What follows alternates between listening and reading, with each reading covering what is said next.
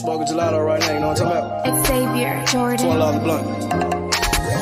I wanna be the richest nigga in the room. Got it out the mud, ain't had no silver spoon. The really nigga in the room. Got it out the block, I came a long way from a goon. The richest nigga in the room. The really nigga in the room. The really nigga in the room. The richest nigga in the room. My nigga in the room before I knew where I was at. We were catching Noble, I was on the block chasing steaks. I was in the schoolhouse, had that scrap in my backpack. Teacher get on the nigga ass, fuck it, I'm skipping class. Ayy, back to the block, I'm back to the hood, it's back to that bacon, nigga. Back to the bacon. Now I ain't playing, I ride with the K, and it's out safety, nigga. The richest nigga in the room without a bank account. The realest nigga when I move, said battery. I ain't gotta shout, ain't gotta make no noise. I just made one phone call and hit on my boy. You know yo come through in that 2-seat. He got Vino with him, that boy got 2 hits. I just hit Lil Savage up, he blowing reefer. See they got a new plug and he cheap. This Sosa just shot me a test, got what I wanted. Told him pull up, I got cash, don't do no front. I wanna be the richest nigga in the room. Got it out the mud, ain't had no silver spoon. The really nigga in the room. Got it out the block, I came a long way from a goon. The richest nigga in the room. The really nigga in the room. My shoe. The really nigga in the room. The richest nigga in the room. My move. The really nigga in the room and I ain't gotta lie. Nigga crawl a can, he gotta die. Put that on Mom Deuce, you know that I'm talking. Shout out to that Deuce, my little nigga bloody. Still in the mound with some folks, nigga. In my crib, niggas cut throat, nigga. You know what the bid, come and get a boat. I got gas, I got Reggie, I got blow. In the summertime, I'm still serving snow. DJ for the high, I don't do the low. Can with the move if it make a profit. That boy coming brown, so we call it Bobby. Steak props, ABM, but the team's the rock. I'm like Shaq to the youngins, I still get the blocks. All these bitches jockey, whole team fly like choppers. And we came with choppers, keep big legs just like whoppers. I wanna be the richest nigga in the room. Got it out the mud, ain't had no silver spoon. The really nigga in the room. Yo, what up, Cam? What's the up word, with H? I'm tired of these bitch ass David Benavidez fans, man. Niggas pissing me off around this bitch. Weak ass nigga, man. Bro. Get it off your chest. This nigga got double the fights that David Morrell got, and David Morrell got double the title defenses he got. Make that shit make sense. Nigga. If I ain't quote unquote fought nobody, why the fuck I got more title defenses than you? Facts. Yeah, man. These guys say everything but let's fight, man. Benavidez swear he the boogeyman. Nobody want to fight him, but when somebody call him out, he don't keep that same energy. The same thing with Devin Haney. Devin Haney said he was the boogeyman. Nobody wanted to fight him. Shakur called him out, and now he don't want to fight. He's saying everything but let's fight, man. This you know what I mean? 27 fights and 2 title defenses. Fuck on, man. Who the fuck you fought, nigga? Exactly. That's what Canelo says. Canelo says the same thing about him. So when Canelo says Benavidez ain't fought nobody, this and that, they get mad and say, oh, Canelo ducking. But Benavidez says the same thing to David Morrell. You know what I mean? Come on, man. I thought they got a contract to sign him. Why is Benavidez saying that Morrell is such a great fighter if he ain't fought nobody? Why is Benavidez praising him, saying, oh, man, he a great fighter. He's this and he's that. You dig? You can't have it both ways. Now, either he's a great fighter. They said they had a contract to fight him. So if he ain't fight nobody, why do you guys have a contract to fight him? Why is his promoter Sampson saying that fight gonna be next? You know what I mean? And y'all hit that like button. Cause they capped him, man. Errol Spence press conference. That shit was. I liked it. They was talking a lot of shit. And anything stood out to you? Anything that you noticed or something that somebody said? When Earl got to talking about the sanctional bodies and shit, I like that. Oh yeah, he did. He did say When he something pulled about the that card, sanctioning he bodies said taking 3%, 3% of their money. yeah. He said, like, where's the money going? And yeah, shit, I never thought about that shit. Where does the money go? Who is getting that money? Right. Nigga. That was a good question. Ain't we nobody ever asked that we question. gotta pay that shit. We gotta pay that shit just for keeping the belts. Where the fuck is going? What about like with the back and forth, like what Crawford said or what Spence said about the fight? That shit was funny as hell. That nigga, when they was talking about I like with the shit they going with, like the mottos they going with. That nigga Spence like shit. I got this bud pack. We about to roll up and smoke, and Bud going with I'm about to hook this nigga and put him on the hook and shit. That nigga Spence said you gonna need a fucking submarine, nigga. Yeah, Spence he started turning it up for a second. Because I don't know what Bud said that kind of ticked him off. Or Bud was just talking about how great he was, and you know what I mean?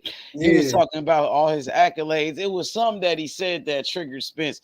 And Spence Cause that nigga was like, man, who you fought? He was like, the nigga you fought for undisputed at 140 or one. You feel me? That nigga wasn't shit. Prograis stopped that nigga the same time you did. He was mad as hell. I know he did say that shit. And Crawford was like, well, he a 2-division champion. He took the belts from 2 champions. And I don't think you ever beat a 2-division But he was like, who was them niggas that he beat, though? Like, who did he beat for those belts? That shit was kind of funny. Crawford said a name I never heard of. I'm like, who?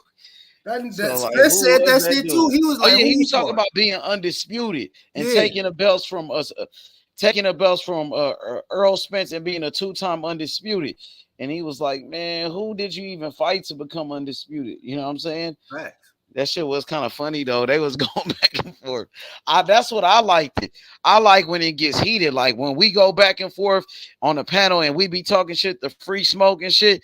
I be liking when the fighters do that. They didn't really do that like until like I guess the questions and shit like that. But to me, that was my favorite part in the whole press conference. Yeah.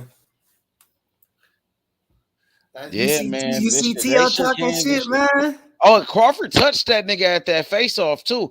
Crawford touched his belt. He touched that nigga clothes, and I was kind of surprised. Like, EJ let that nigga touch him, and he was kind of playing or something, but dang, he did make contact with that nigga. He did put his hands on Spence, though.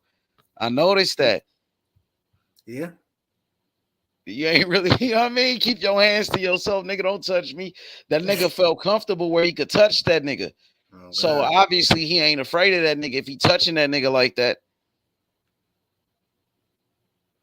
He putting his hands on him. You saw what that nigga T.O. said? What'd he say? That nigga was talking, man. That nigga talking about Tank and shit. Niggas, riding that rehydration. What'd he say about Tank? What'd he say? He was just talking about the rehydration clause and shit. Tank Davis and Teofimo Lopez, bro. I think that's gonna be a huge fight. Floyd Mayweather came out and said that's the fight that he want to see for Tank Davis. After that Ryan Garcia fight, he want to see Tank and Teo. Now that Teo beat Josh Taylor, Teofimo's back on top of the game. Teofimo's back, bro.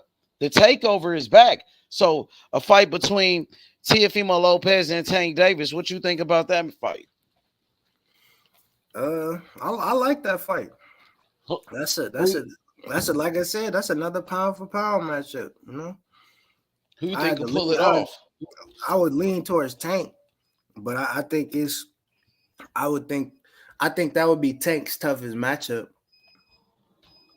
Teo tough, bro. Yeah, that would be his toughest matchup. The thing about Teo got his confidence back, and a lot of Teofimo, he go off of confidence, my nigga. Yeah, a lot of his shit be off his confidence, and when Teo got his confidence, Teo dangerous than a motherfucker. You know what I'm saying? Facts.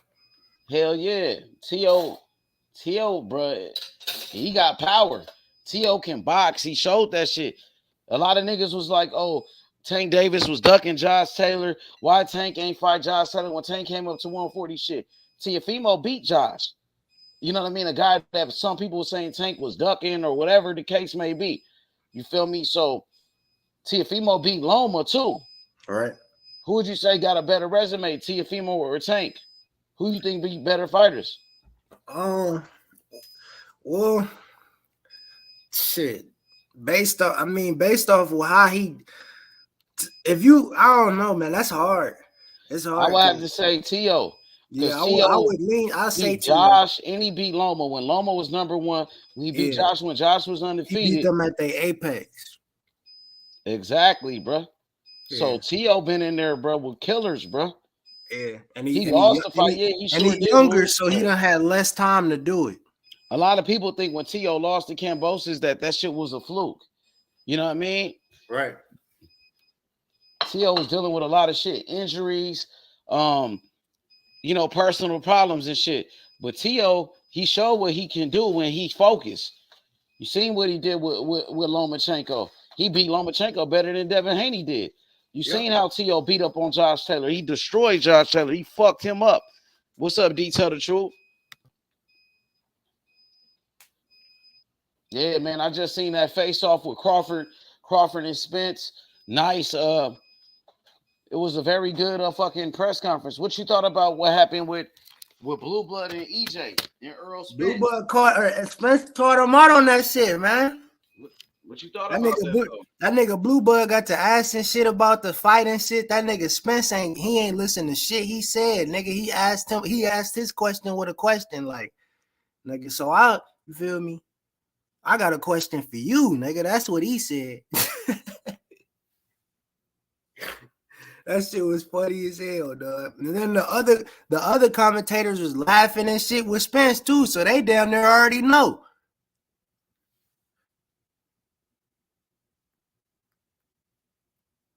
Feel me? Yeah, niggas flip-floppers, man. He was on that nigga. He was on that nigga. Pick a side and stay there, punk nigga. Don't switch up now, nigga. Damn. Blue Blood looking bad out here, bro. It's the same shit with Fulton and Inoue, bro. Niggas saying they fuck with Fulton so heavy, but they got Inoue beating them. How you fuck with me then, nigga? You feel me? You talking to boxers when you saying that, bro. These niggas think they the best on the planet. So why would you feel me? Yeah, I fuck with you, but I think bro gonna knock you out, nigga. That's how you fuck with me. No, I'm just using examples. Okay. You feel me? Like that shit fake love. Don't nobody need that shit. Don't nobody want to hear that shit.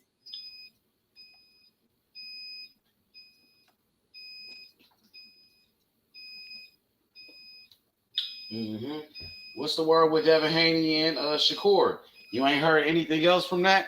I ain't heard going back and forth. No, I ain't heard shit about Devin for real, other than, the shit that happened that day of. They ain't shit happen. That nigga deleting tweets and shit.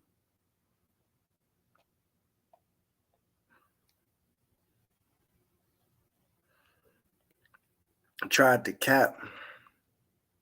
So he ain't said shit since that deleted tweet. Nope. Jay Prince got on his ass. He retweeted something. He retweeted that little weak ass dinner that Bill had with Bob, and that was it.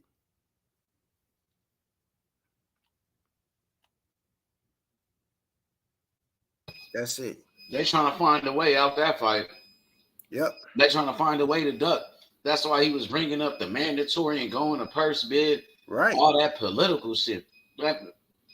What that nigga didn't say? Because Shakur ain't said shit about a mandatory in forever. Nigga, he's not the mandatory no more. So I'm not going to keep speaking about it. I'm not the mandatory. What the fuck are you talking about, Devin? They moved Loma back to number one. So I'm not, what the fuck are you talking about, nigga? Niggas just talking. I ain't heard Shakur say shit about a mandatory. I heard he say he want to fight you, nigga. That's what I heard.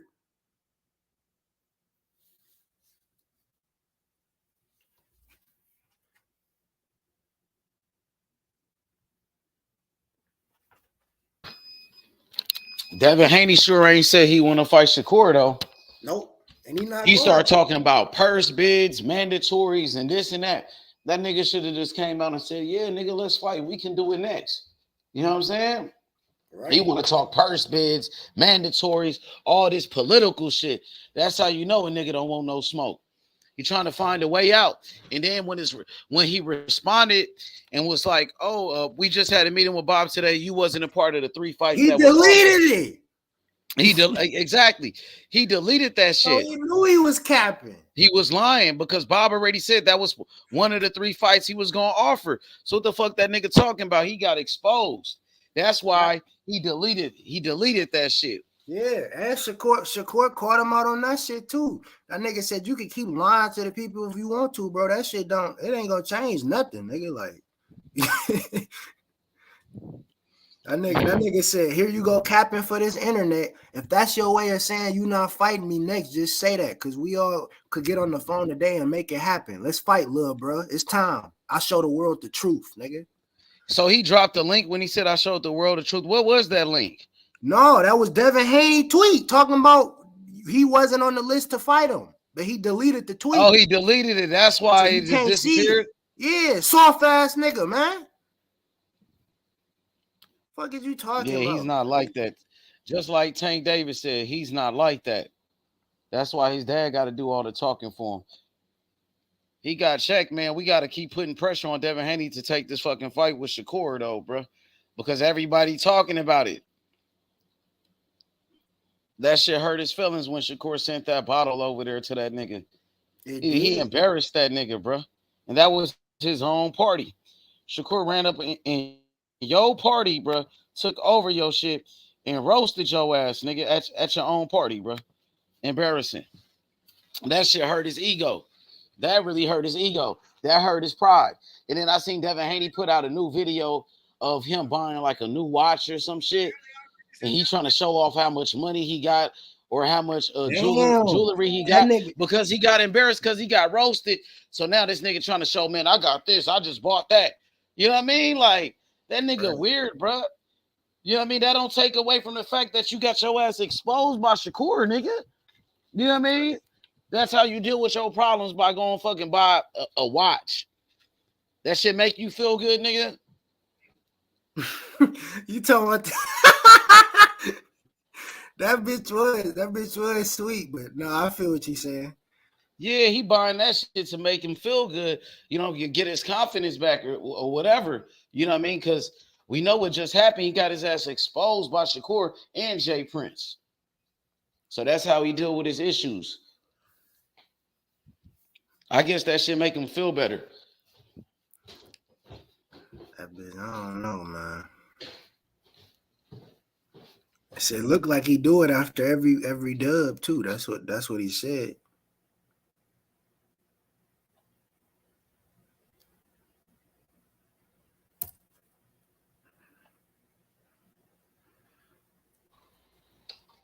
Them niggas is not like that, dog. Them niggas was in a club in Houston with a bunch of bitch ass niggas. Like, them niggas he was with was not gonna shake nothing, bro. and then his homies was laughing at him when Shakur roasted that nigga. They was over there clapping for Shakur.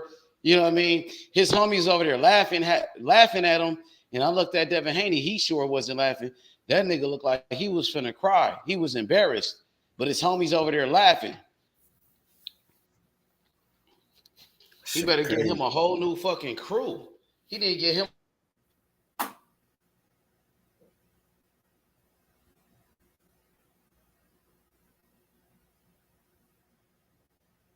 Shit crazy, man.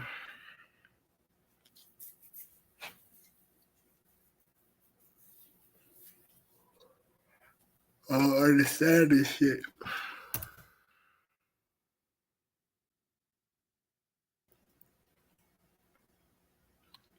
Nah, I guess he about to go Raj Riggaroo fight this weekend. He gonna try to run off a top rank though.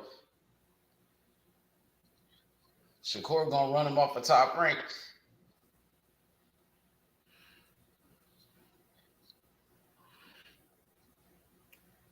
That's what it's looking like.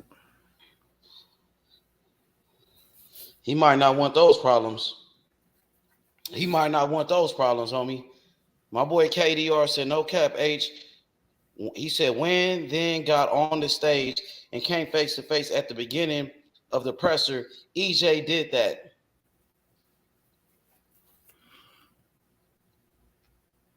That nigga Crawford touched that nigga belt. Nigga Crawford put his hands on that nigga. I was kind of shocked. I was kind of surprised EJ let that nigga touch him like that. You know what I mean? Gonna see how that shit go, man.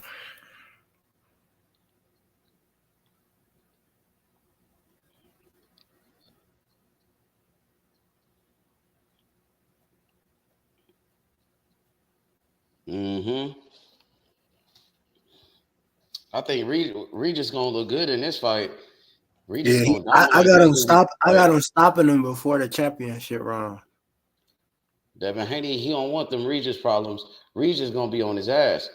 If he show up to that fight, he better get up in that ring.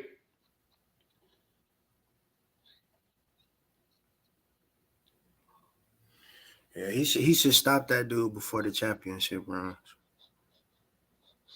I seen that dude fight against Arnold Barbosa.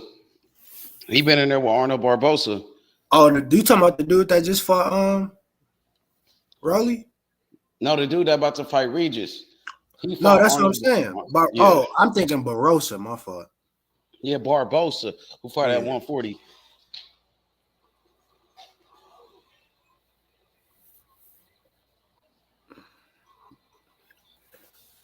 Damn.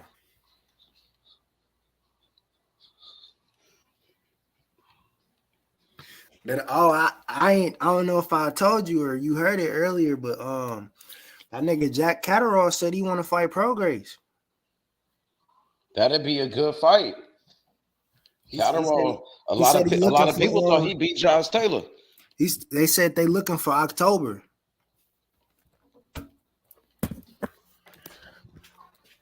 That'd be a crazy fight. Shit, it'll be a good ass fight. Because if he would have beat Josh, because they both was on Pro Bellum with each other, they had the same promoter. Catterall, bro. If he would have beat Josh, that nigga would have been undisputed, man. That shit really fucked up. A lot of people thought he beat Josh. Yeah. He dropped Josh Taylor in that fight too. He dropped him in everything. Yeah, I don't know. And it was in Josh Taylor's hometown. So a lot of people think Josh Taylor got the home cooking. Shit, based off them judges last week, they were still trying to fuck with the home cooking. I don't know how you gave that nigga a one. How you gave Josh 5 rounds, man. I didn't see him win 5 rounds.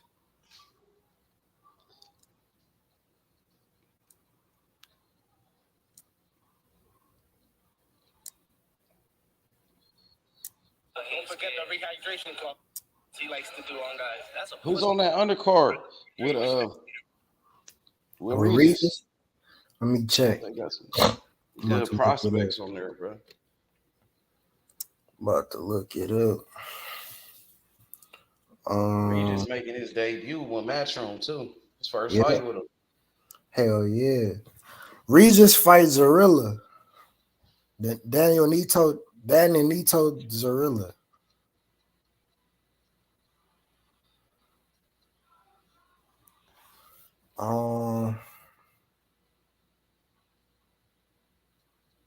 They only show the co-main on here right now. Oh no, they don't. Hold on. Rama Ali.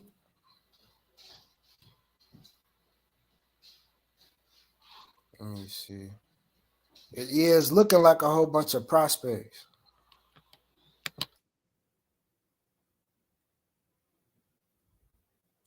That's what it's looking like. You got Aaron Aponte versus Xavier Madrid. You got Rama Ali versus Jusila Guzman.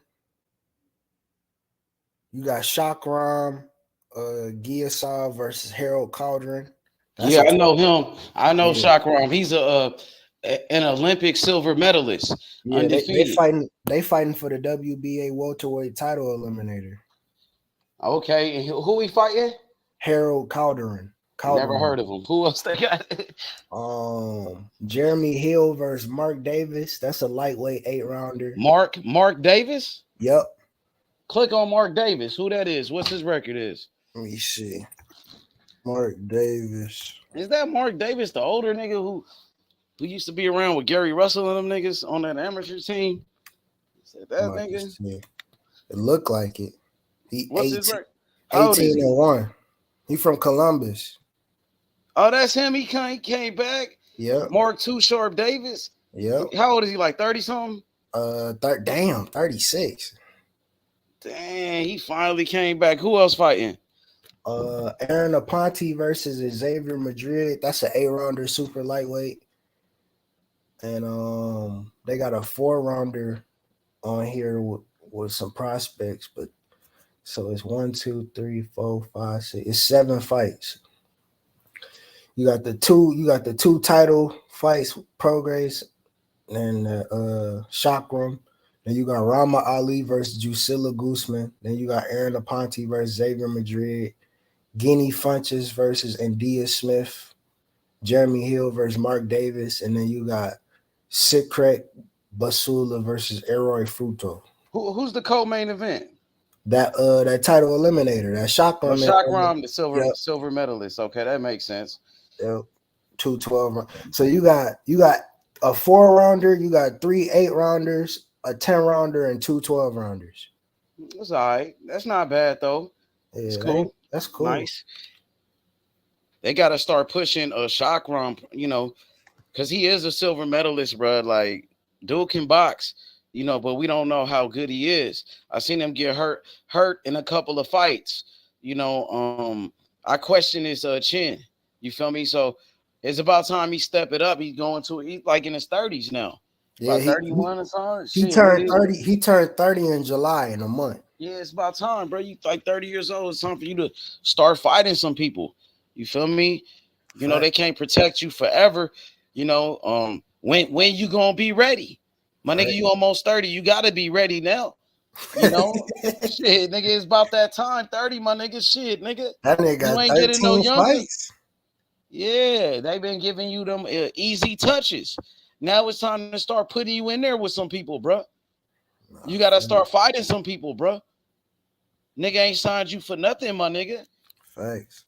He gotta go. He gotta go at the World Championship too. Okay, so let's talk about Terence Crawford real quick. Terence Crawford at 36 years old, fighting a fighter like Errol Spence. I mean, are you still picking Errol Spence after that press conference? Are you still confident in your pick? Earl. You still feel like Errol Spence gonna take this shit? Yeah, I'll lean towards Earl. Man, Crawford look confident though, bro. No, that shit is that shit. Nigga that's moving up even to even when Earl was sitting there talking about man. Even when Earl was sitting there and Crawford touching that nigga, Crawford grabbed that nigga belt, nigga. And EJ's supposed to be the boogeyman. He's supposed to be like the nigga that people are scared of. Crawford, he ain't scared of that nigga. He over here touching that nigga, grabbing his belts and shit, making contact with him. He made EJ feel uncomfortable. Crawford is like a real fighter, a throwback type nigga. He got his shit out the mud. No Al Heyman. You feel me? Fact. He didn't come out the Olympics like that nigga EJ. And, link up with a big promoter like that. He had to get his shit out the mud. He got his shit the hard way. But go ahead. Continue. No, I wasn't gonna say nothing. I was just fuck. I forgot what the fuck I was about to say. Damn, I hate that. Yo. What up, What's up with it? What up, man? Y'all hit the like button, man. Y'all see how hard my nigga be working, bud? Hit the like button one time.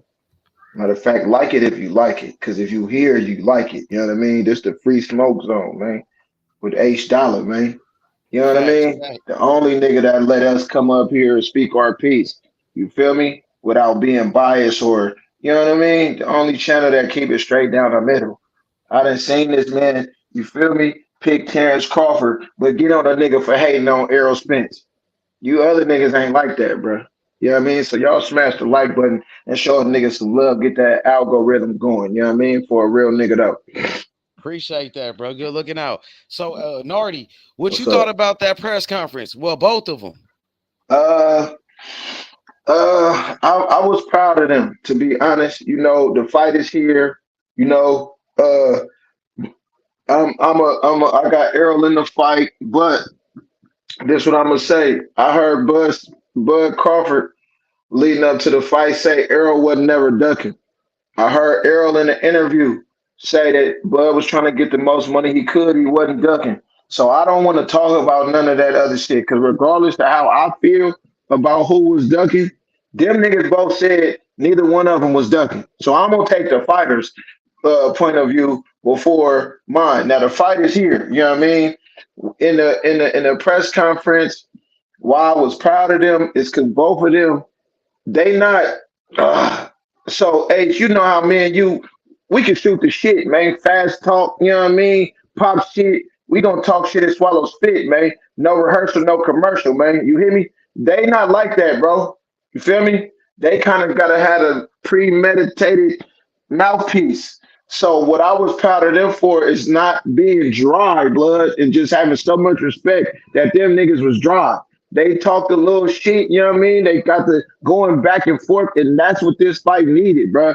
That's what this fight needed for the casuals who don't really know shit about boxing that's hearing about this fight from the hardcores, you know what I mean? Now they seeing the clips on YouTube, niggas talking shit, going back and forth without getting too personal like some girls, you know what I mean? And I think that's just gonna build the fight. Now, when I look at how the both of them conducted themselves, I see two niggas that's confident. At first, Bud and Bomac looked nervous yesterday, but they settled in. You know what I mean? Errol and Derrick James, they looked comfortable from the gate.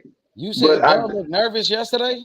yeah, I seen him and Bomac when they first got up there, they was doing a lot of stuttering. And if you look close, they both sweating, boy. You could see their forehead dripping, boy. So for me, that showed a little bit of, and it ain't. I ain't gonna say nervousness like a nigga scared of the fight. That ain't what I'm saying. But sometimes a fight of this magnitude, when it's unfamiliar territory for you, you know what I'm saying, you got to get settled in. And I actually think Errol got Bud settled in when he cut him off. Like, nigga, who you fight? Because then we seen the real Bud come out. Like, yeah, nigga, and he got to go start going crazy. And then Bud, it seemed like Bud got comfortable after that. And today they was both comfortable, you know what I'm saying? And they, you know, they showing respect, but they talking shit, man. But it just looked, to me, I seen Bud touch the belts. I think EJ not trying to bite no Touch bait. that nigga belts though. How you let that nigga touch his belts like that? Even the commentators was like, "Dang." I mean, how you like? He ain't gonna bite the bait. See, Bud and them. Oh, Bud crazy like that. Bud making contact with him though. And hey Nardi, I disagree when you said that Bud looked nervous, you know, at the first press conference. I didn't see that though. Well, but maybe you see something different. You know what I mean? But I didn't see that. But to me, Bud looked comfortable.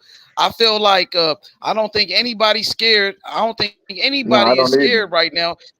I believe both fighters believe they gonna win 100%. But both fighters look confident to me. I agree, and that's why I was saying when I said nervous, I don't mean about the fight. I know both of them niggas is dogs, bro. They'll fight anybody, and they ready to fight. I'm just talking about the magnitude, all the press that, you know what I'm saying? That them niggas not used to no fight of this magnitude, and while Errol and them, you know, they ain't never fought no fight this big either, but they didn't have bigger fights like the Mikey Garcia, you know what I'm saying, fight, the Sean Porter fight. Them was humongous fights. Well, Bud fought Sean Porter too, though, and that was a pay-per-view too. So that fight was big too when he fought Sean Porter. That's it was. You're right. You're right. That's the same guy. I mean, I feel like, but EJ has been in like, you know, fought in front of more people. Right. That's what I'm talking about.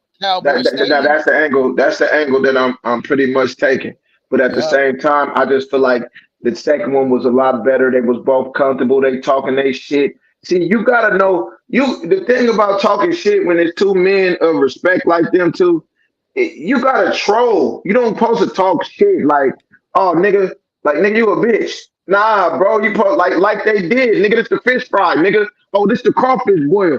Hold on, nigga. I'm gonna gut this nigga and then I'm gonna serve everybody. It's enough for everybody. Hold on, nigga. We finna smoke. This the smoking bud tour. How they did it?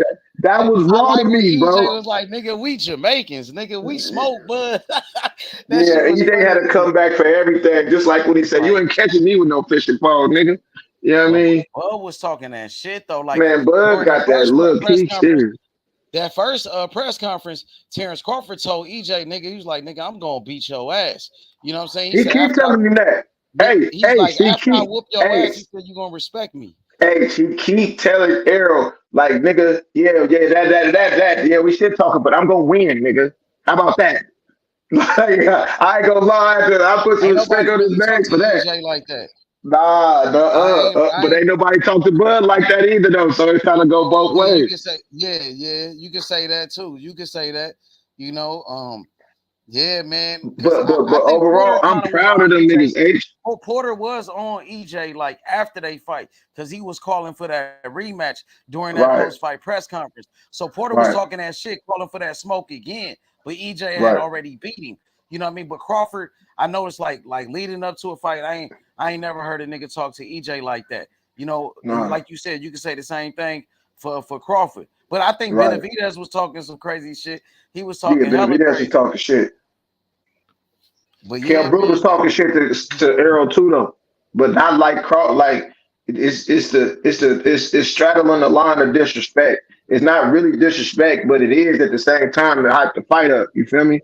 And that's what I like about it. You know what I mean? did you watch Derrick James interview like after the press conference was over with Showtime? You seen that? Yeah, yeah. Which one, today or yesterday? Oh, today. What you got, mommy? What he was saying? Because He said something like about Ugas. Did Derrick James say something like Ugas is more difficult than Crawford or some shit? Or did he oh, say something like that?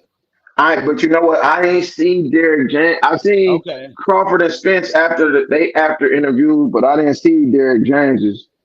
I ain't see Derrick James's or Bo Max.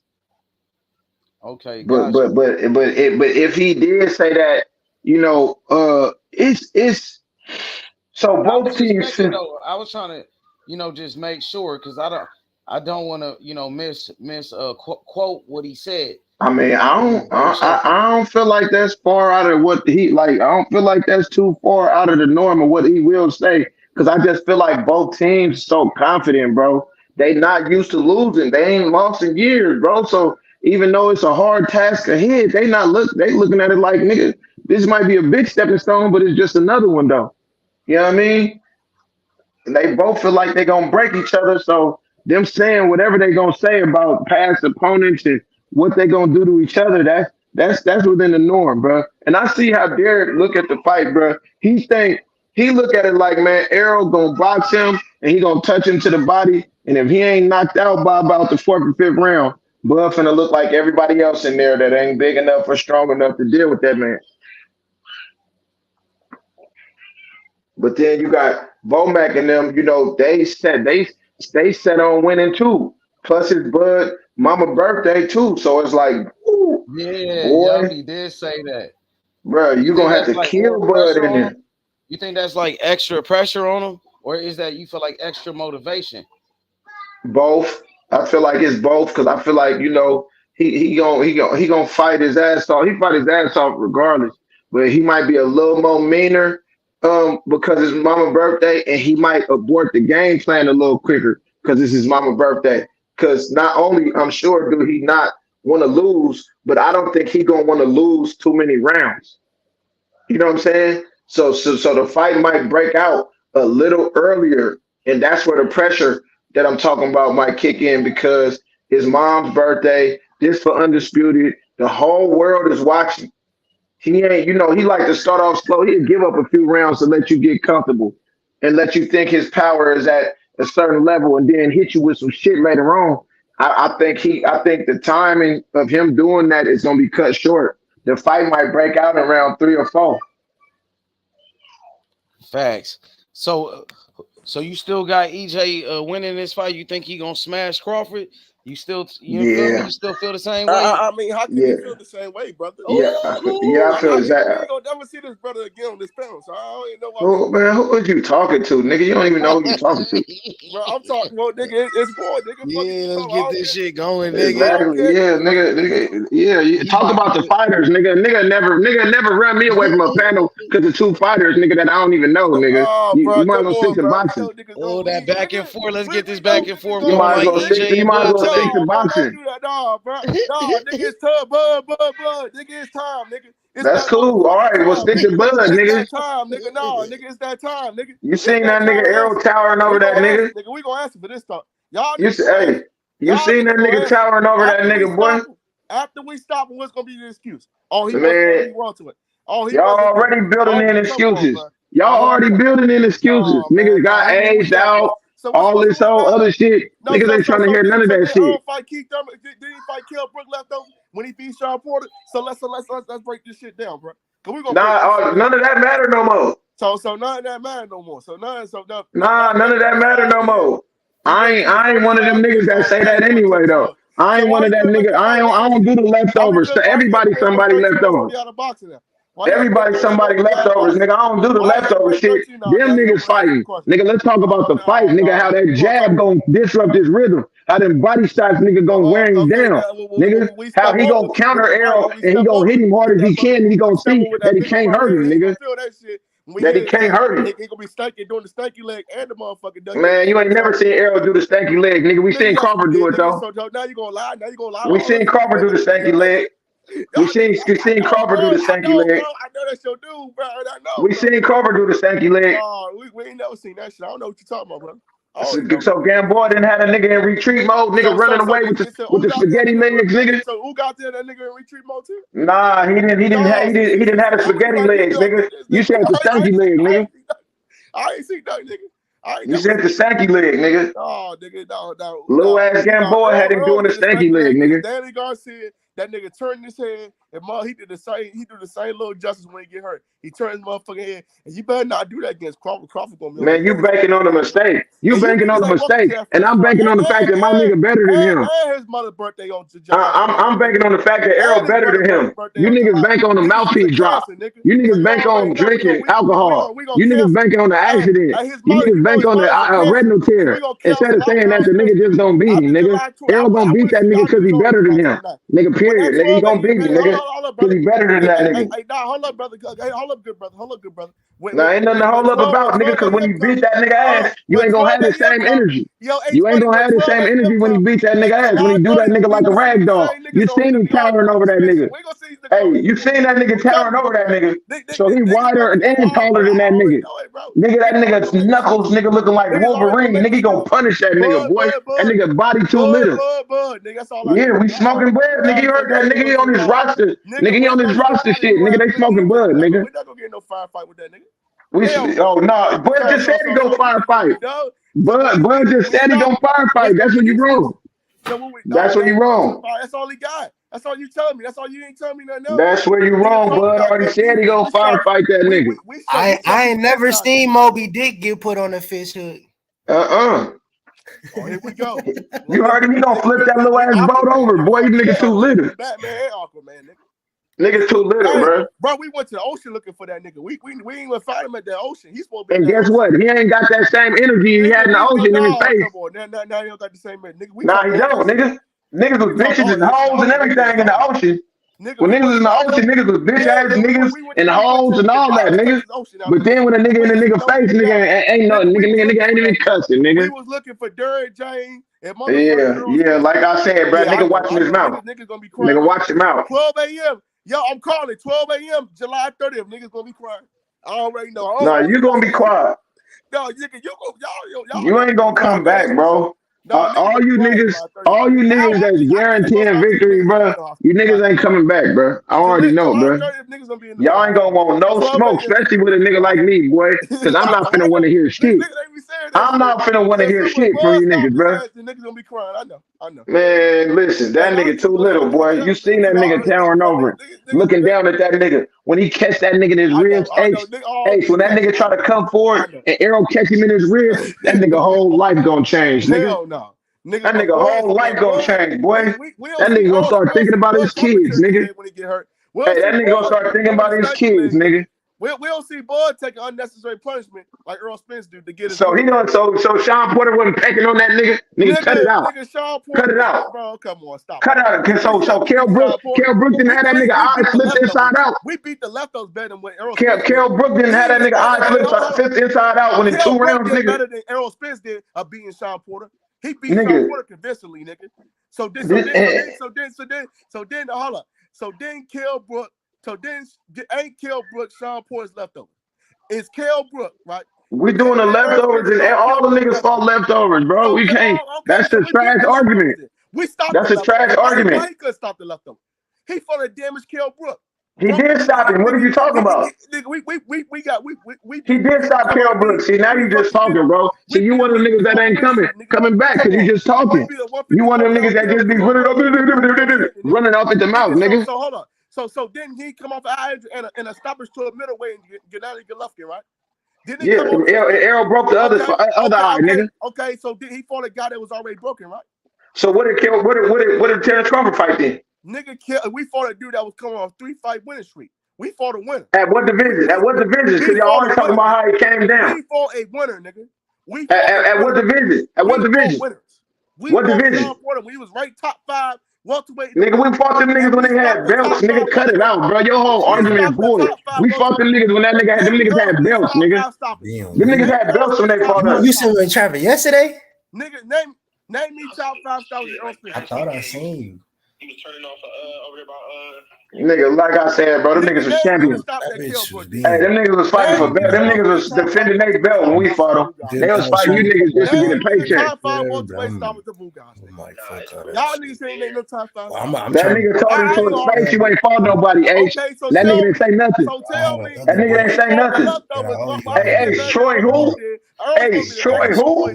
I know you heard that part. Nigga, Troy who? Nigga, cut it out, nigga.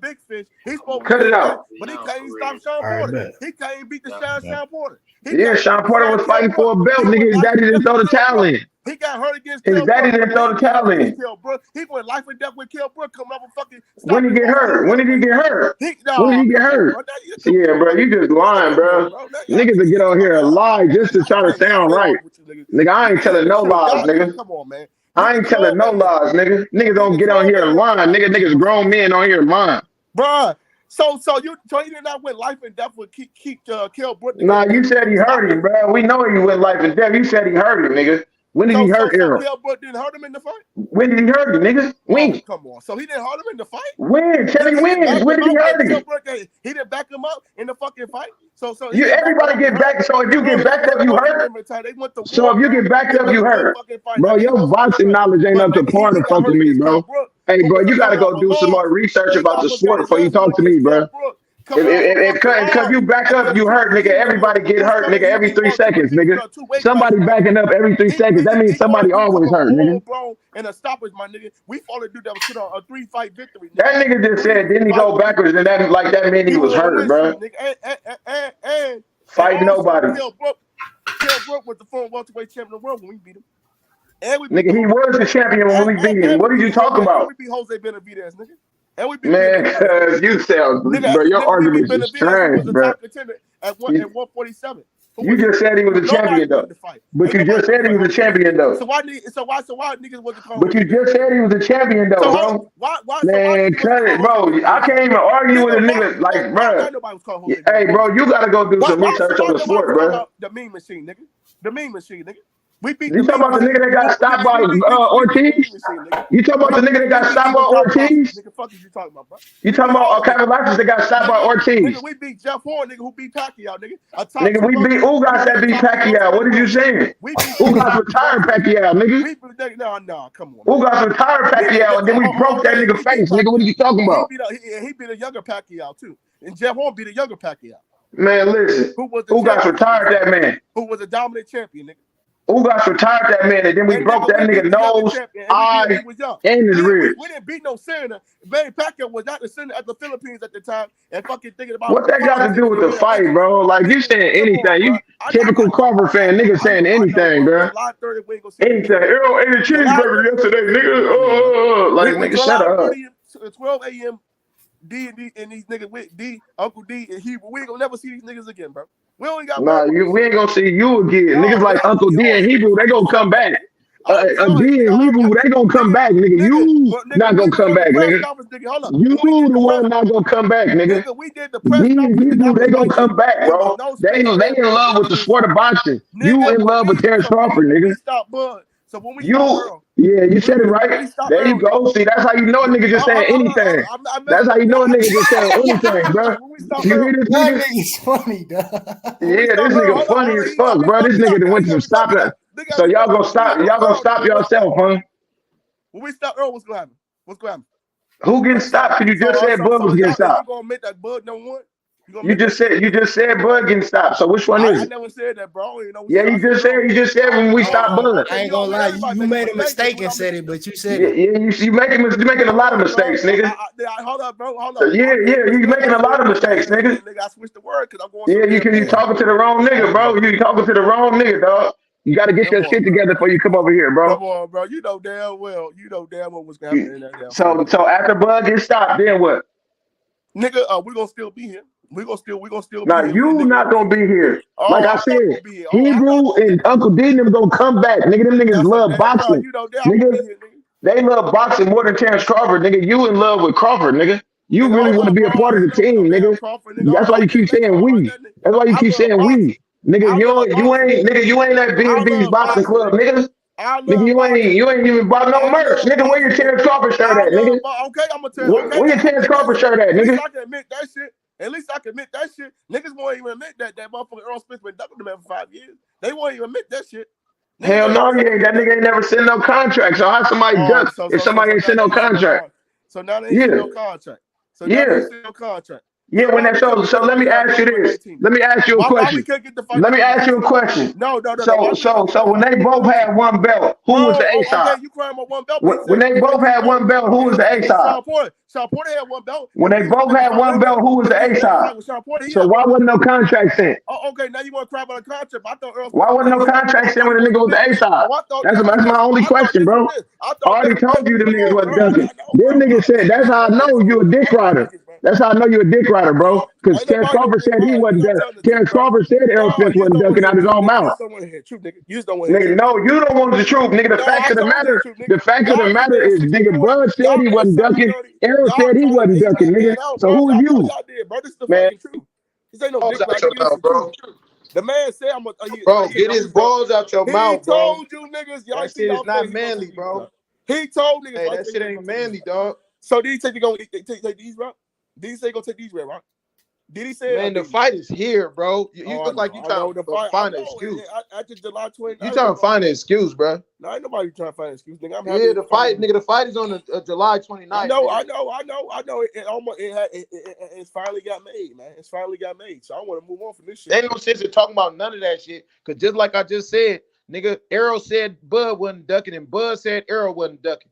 Now, do I feel like nigga with Bud was ducking? Yeah, but that's cut short. Cause the nigga who I'm backing, that nigga said he wasn't ducking, nigga. So after he gets stopped, like I said, nigga, you can go hide in the cave, nigga. Nigga, I'm gonna be here, bro.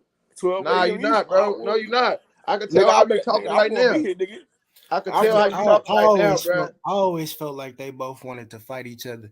The reason why I felt neither side was ducking, because when Bob didn't make the fight, he left Bob. And I said that shit. I said Bob was one of the blames. I mean, Bob. That's facts. Bob fucked up a lot of shit. Hey, because in that same sense, bro, they just tried to make Errol fight Keith Thurman, and he didn't, nigga, just to make the fight. So it's like I said, bro, the niggas said, both of them said the other one wasn't ducking, bro. So who am I, bro? Fuck how I feel. Them the niggas that got to make the fight. Them the niggas that called each other and made the fight. Bro, so if they say they wasn't ducking, nigga, they ain't ducking. Okay, bro, that's okay, and I feel you, right? But what I'm saying is, he said it out of his own mouth. Okay, well, that's all I'm saying, right? That's all I'm saying. He said this shit, so we got help. But the fight hit, so we no more excuses. The fight hit, we don't got to keep on talking about that shit in that past. We'll nip that shit down the butt. Yeah, and then we gonna smoke Bud on July 29th, nigga. And we Lobster gonna have a style, good old nigga. fish fry. I love eating fish. Yeah. Crawfish boil with Bud, nigga, getting passed around, nigga. Crawfish boil with Bud getting passed around, nigga. Nigga, the fry. Ray Vargas about to fight Brandon Figueroa. That's a good ass fight. Good ass fight. And they probably gonna have Barrios versus Rashidi Ellis on the undercard. Yo, Rashidi Ellis, man. Hey, detail, yeah, you gotta save this nigga because he need a life jacket.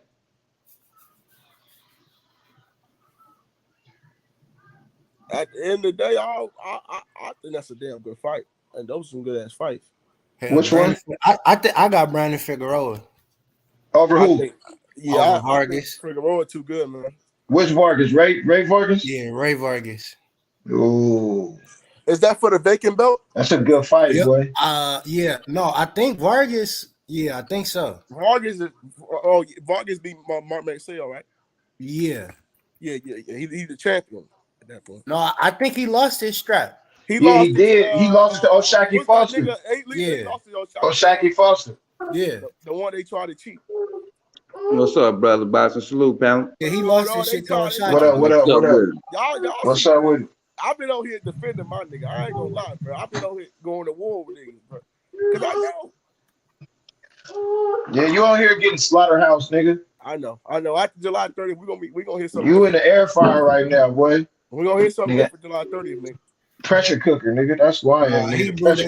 Brandon Figueroa about to fight Ray. No, man, boiled fish don't taste good, bro. I'm just gonna tell you. Yeah, boiled crawfish is nasty, bro. Boiled fish don't. No, I'm talking about fins and shit. That shit don't taste too good. It don't make right. That deep fried. You gotta fry that shit, bro. You gotta fry that shit, brother. Boxing. Tell him again, bro. Nigga, we gonna have a motherfucking cement truck full of motherfucking cooking oil, nigga. For this big fish, so-called big fish, nigga. Man, we finna roll up the pack, nigga. Yeah, bro, what you mean? Nigga, we finna be on the bud pack, nigga. Big pack is going down. That makes sense, bro. Yeah, nigga, we gonna know. Our robot, we gonna see him. We gonna need some loud pack, man. Nigga. We loud pack, man. Moby Dick shit, nigga. Flash Gordon. Ain't enough oil for Moby Dick, man. Yo, my nigga. Ain't enough oil for Moby Dick, Flash Gordon's versus C-3PO, nigga. That gold motherfucker on Star Wars, nigga. That's what we gonna see. Man, we gonna see that nigga get beat down, bro. Every time a nigga fight Errol back, bro, he breaks some on they he break bones. That's when they ain't throwing their hands though. He break bones. No, that's the only when he's standing in front. That's only when his opponent's standing in front of him, bro. No, that's not true, bro. That's not true. Motherfucking hands. That's not true. That nigga Sean Porter had to get hip surgery. Bro, he's a fucking loser. He's not. That nigga had to get hip surgery, nigga. After fucking with EJ, nigga. How you know this? Is this documented? Yeah, it is, nigga. Go do your homework. I told you, nigga, do research before you come talking to me, nigga. Yeah, he did, nigga. Before he fought Fort Miller. Yeah. Come on, man. But see, when we it's always like when we beat. This nigga hitting around the back, hitting the nigga on his kidneys and on his tailbone and shit, nigga. Damn right, he nigga hip surgery, nigga. Hey, just like the nigga on his thigh 15 times, nigga. Damn right, he need hip surgery. Just like Bud hit niggas behind their ear, nigga. We aware of all that. Get that motherfucking Charleston White eye fixed, then, nigga. He'll see where the fucking hit him at, nigga. Nah, he hitting him there on purpose. He hitting him there on purpose, nigga. What you hitting him out? Is that cheating or not? Is it cheating? Yeah. When a nigga do some shit they don't supposed to do on purpose, like you just said out your mouth. I mean, is the ref calling it? Nigga. Is the ref calling it? Okay then, nigga. Have you ever got a warning? Have you ever got a warning? You say what? Have you ever got a warning? Have you ever got a warning, a point taken, or anything? No, it's on the other side of the ref. That's some veteran shit. Yeah. What you talking about? I fuck with Earl. I'm just saying he gonna get his ass whooped on the 29th. I fuck with Bud. I just know he about to get smoked. July 15th is another stack day. You got that Alicia Baumgartner card. Then you got Nonito Donaire fighting that day. Then you got Frank Martin fighting that day too. God damn. Oh. Damn, but that's Robisi still on Ramirez, he fight the week after, July 25th. He fight the same day as H Money, H Money, put a that's body on on my Tuesday, bro. H Money. Robisi on the undercard. He on the Hey, Fulton undercard. H. I kill a cam. That's on a Tuesday, brother. Where H Money at? That ain't in the U.S. then, is it? No, hell no, that's With it. Japan. What's up with it? What's good? Hey, put a body under my belt, man. I just ran the nigga off the panel, man. Oh, knockout, brother. Boxing, that's a knockout, man. Yeah, that's a knockout. Stoppage, nigga. Got me a stoppage, nigga. Damn, bro. That shit was fire, though. I like that shit. Hey, that nigga Hebrew had to come save him, nigga. He already see how naughty I fuck with naughty, man. He know that ain't shit but chill smoke. You heard me? I fuck with him like that. You already know we gonna talk our shit. That's the free smoke zone, blood. If you can't see, the thing about it is, man, if how you gonna dish it out but can't take it, nigga? I was listening. You know what I mean? I was eating though, man. I was eating my food and shit. It was funny as hell. It's the free smoke zone, blood. You gotta have more facts than that, nigga. My real Crawford fans, nigga, them niggas gonna be going head up with me, nigga. I ain't mean to come in like that. That shit was just funny to say, man. You heard me? Man, that nigga got to say, brother, boxing, man. What the fuck is your energy? I said, nigga, Hebrew had to go. Hebrew came through with the life jacket, man. Damn, man. H Money boxing channel, man. Yeah, put a body on my record. I'm glad I joined. I'm glad I joined the channel, man, because it's been great for me this whole time. I've been having fun, man. Getting correction and giving it. You hear me? Right, bro. You know what I'm saying? Right. That's what make us better, man. Right, that's true, bro. Straight up, bro. Very, very true. Iron sharpening that iron. Don't ever forget that. So if you taking it personal, just think for a minute, like, oh, this nigga ain't on there. Nah, hell no. That's why I get on this bitch and learn from y'all niggas, bro. That's what I'm here for. Hey, and I'm learning from the young dudes too. Right, you ain't never too old or too young to learn. That's what I'm trying to tell y'all, bro. When you stop learning, you either one or two things. You God or you dead, nigga. Facts. Fuck you mean? Big facts. Big facts. Go ahead, cook, bro. I was just listening, man. I'm trying to digest my motherfucking food. I need July 15th gonna be a Go great ahead, man. day for boxing, man. I didn't know BC fought on that Fulton Inoue undercard. That's clever. Hey, so that's on the 15th? No, that's that's on the Tuesday. Inoue and Fulton fight the 25th. Oh, okay. The 15th, you got Frank Martin, Alicia Baumgardner, Richardson Hitchens, Nonito. Oh shit. Yeah. And that's on a who Frank Martin fight on a Sunday, nigga. That's this month, right? He fights some dude, Artem Haru Tunyon. That's on this month. Next month, and a month from now, act on the dot. On the 25th? No, the 15th. 15th. Oh, yeah. That's a Tuesday. And then the week before that, you got Boots, and you got Boots, you got Edwin De Los Santos, and you got Stellionis and Virgil Ortiz. De Los Santos. Hold on. That's the 8th of July. Is De Los Santos the dude that knocked out O'Reilly? Okay, he fight on Boots undercard. Oh, okay, I've been waiting to see him. Okay, I see it. Yeah, on the 8th. I think he the co-main event for that fight. I've been waiting to see because he was calling out Shakur too, bud. Yep. Me personally, I think he need to avenge his L. Who he lose to? Fuck. He lost his. I forgot the nigga name. He undefeated though. Who? Edwin De Los Santos, the nigga he lost to.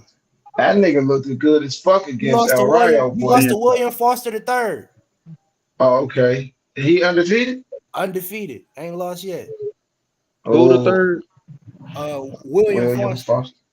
Oh, okay. Billy. Yeah, that boy De Los Santos got some heat coming behind him, boy. I ain't gonna lie, that nigga knocked O'Reilly ass out, boy. I gotta check him out, man. Yeah, check him out because he been calling out Shakur ever since. He trolling that boy on Twitter and everything. He a southpaw? Yep. Oh, he a southpaw? Yep, he sure is. Yeah, that's what's up. I gotta go check him out. What's his first name? Santos? A couple of the sanctioning the bodies, I believe. He what? I said Edwin De Los Santos, he ranked in a couple of the sanctioned bodies. Yeah, he is. He is. That's why he been calling people out. And the motherfucker hit hard than a motherfucker, boy. I'm talking about, boy.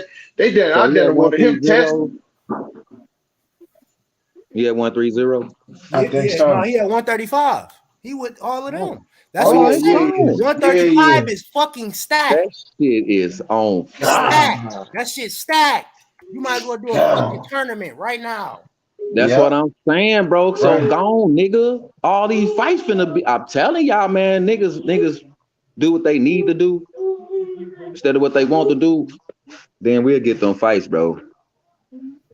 Man, you ain't nigga, lying, get the fuck on, nigga. If you ain't, I'm tired of talking about that shit, nigga. Get the fuck on if you gonna be gone, nigga, so we can get them belts out here and get all them fights. Right. I'm just about to think of niggas to name at 135. You got Devin, Shakur, Tank, Pitbull, Frank Martin, Cambosis, Takeda, Maxie Hughes, Keyshawn Davis, Jermaine Ortiz, Edwin De Los Santos, Giovanni Cabrera. The list go on, bro. Floyd Schofield. Like, how many niggas I'm gonna say? Oh, Schofield at 3'5"? Yeah. Oh, Gomez at 3'5" as well, ain't he? Oh yeah, go on ahead. Throw Andy Cruz in there too, boy. Yeah, Andy Cruz too, right? You feel me? Like, shit crazy, bro. Yeah, it's man, that right there. And then it's an opponent for every last one of them to have a fight. Every single one of them. You know what I'm saying? That's that. Now you know what I mean by conveyor belt. Right. Loose the belts then, nigga. Go on your ass up to 140 then, so we can get the tournament and all them fights, and then we gonna really see what's going on. Yep. By that time, Hank will be out. He'll be back in the ring, nigga, and then we can get GTD back. You got a lot of fighters from 135 coming up to 140, so it make 140 better too. All them big old motherfuckers, Killer Cam, yeah, they got to go on. Richardson Hitchens, he's top 5 in the IBF. Oh now, yeah, too, Rich. He had 40, ain't he? Oh, he's top 5 in the IBF now. Hey, hold on, Richardson Hitchens fighting Montana Love, ain't he? Yeah. On Alicia Baumgardner undercard. I just said it. Yeah. Oh shit, boy. I'm watching that. Yeah, bro, that little card gonna be fat, boy. That card gonna rock. Man. Hey, and that's still on that Tuesday. They rocking on Tuesday, bro. No, that's the weekend. The 15th, that's the Saturday. That the 25th is the Tuesday though. What? Yeah. Man, I hate my girl Katie Taylor lost, man. I missed the motherfucking fight. July 15th, Alicia. That's at the Masonic. All right, I got that. That's this month though, on the 25th. That's Sunday, right? Oh, you talking about what? Anyway, fight. Then no, that's next month. July. They fight. That's why I was saying, Hebrew. They fight 4 days before Bud and Spence. That week is gonna be crazy. Yeah, I heard, but it's right. 4 days on that Sunday. Hey, so what's the next fight? What's the closest fight to us? 25th. What's the closest fight to us? Like, what's the next fight? The very next fight. 17. Regis, ain't it? Regis and Zarilla. When do Regis fight? This weekend, the 17th. Inoue ain't winning shit. Fulton gonna fuck that boy up. Man, gonna beat his ass. That's on the 25th. That's a Sunday of June, bro. June 25th, right? Yeah. No, that's July a Sunday. 25th. July 25th. You said July 25th? July 25th. That's a Friday, bro. That's a Tuesday. Man, this motherfucker broke. That shit on the Saturday like a motherfucker. Nigga, that shit broke. Told you my calendar was broke, so everything he said was right. I was wrong. Looking at the wrong shit. Okay, so man, fuck all that. Look. Okay, so he got it right on the 15th, and then, yeah. So I got this one, man. Fuck that calendar, man. Motherfucker got me all fucked up and shit. Yeah, man, that shit on the flow. I got Fulton. I don't got him. I got him putting on a Maxter boxing performance versus Inoue, bro. I feel like the work that Fulton is putting in and Inoue is putting in, they both putting in that work, but Fulton gonna show that nigga his levels to this shit, bro. Yeah, he gonna learn something in this fight right here, boy. That everybody Both of their ass is. counting that nigga out too. So it's gonna make it even more better when he beat that nigga, bro. Cause he gonna be top 5 pound for pound, and you ain't gonna be able to argue that shit then. The only thing is, I believe he gonna cut the ring off on Fulton, but he gonna have to escape, but it's gonna be to the wrong side.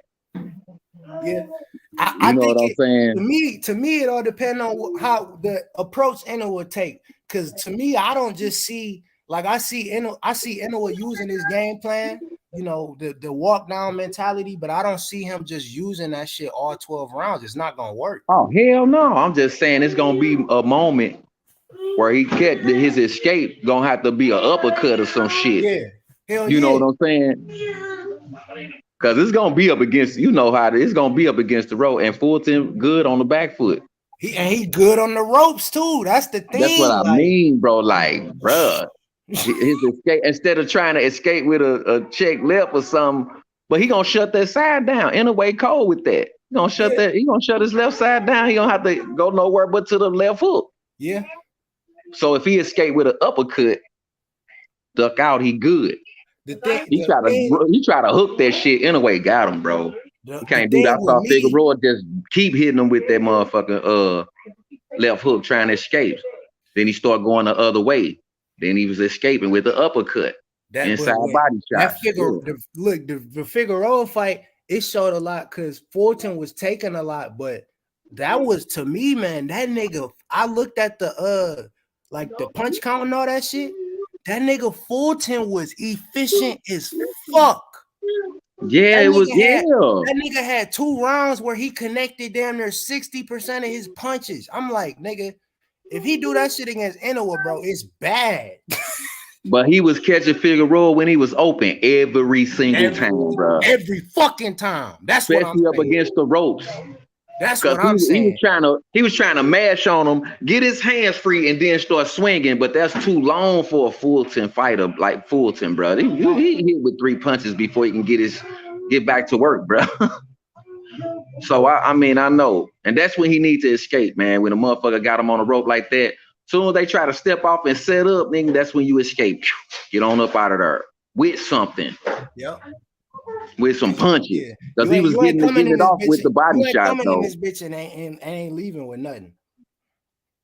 I don't know, man. I think he need to go to Inoue body, bro. I want to see how he look against that jab. Both of them. Yeah.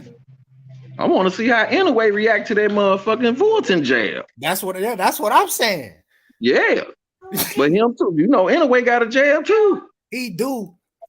But when everybody result back to they same shit, I seen him do that, and he still was champ though. You know what I'm saying? I'm like, damn, he ain't even see that shit. It's just, I think it's just gonna be a motherfucker, man. That nigga.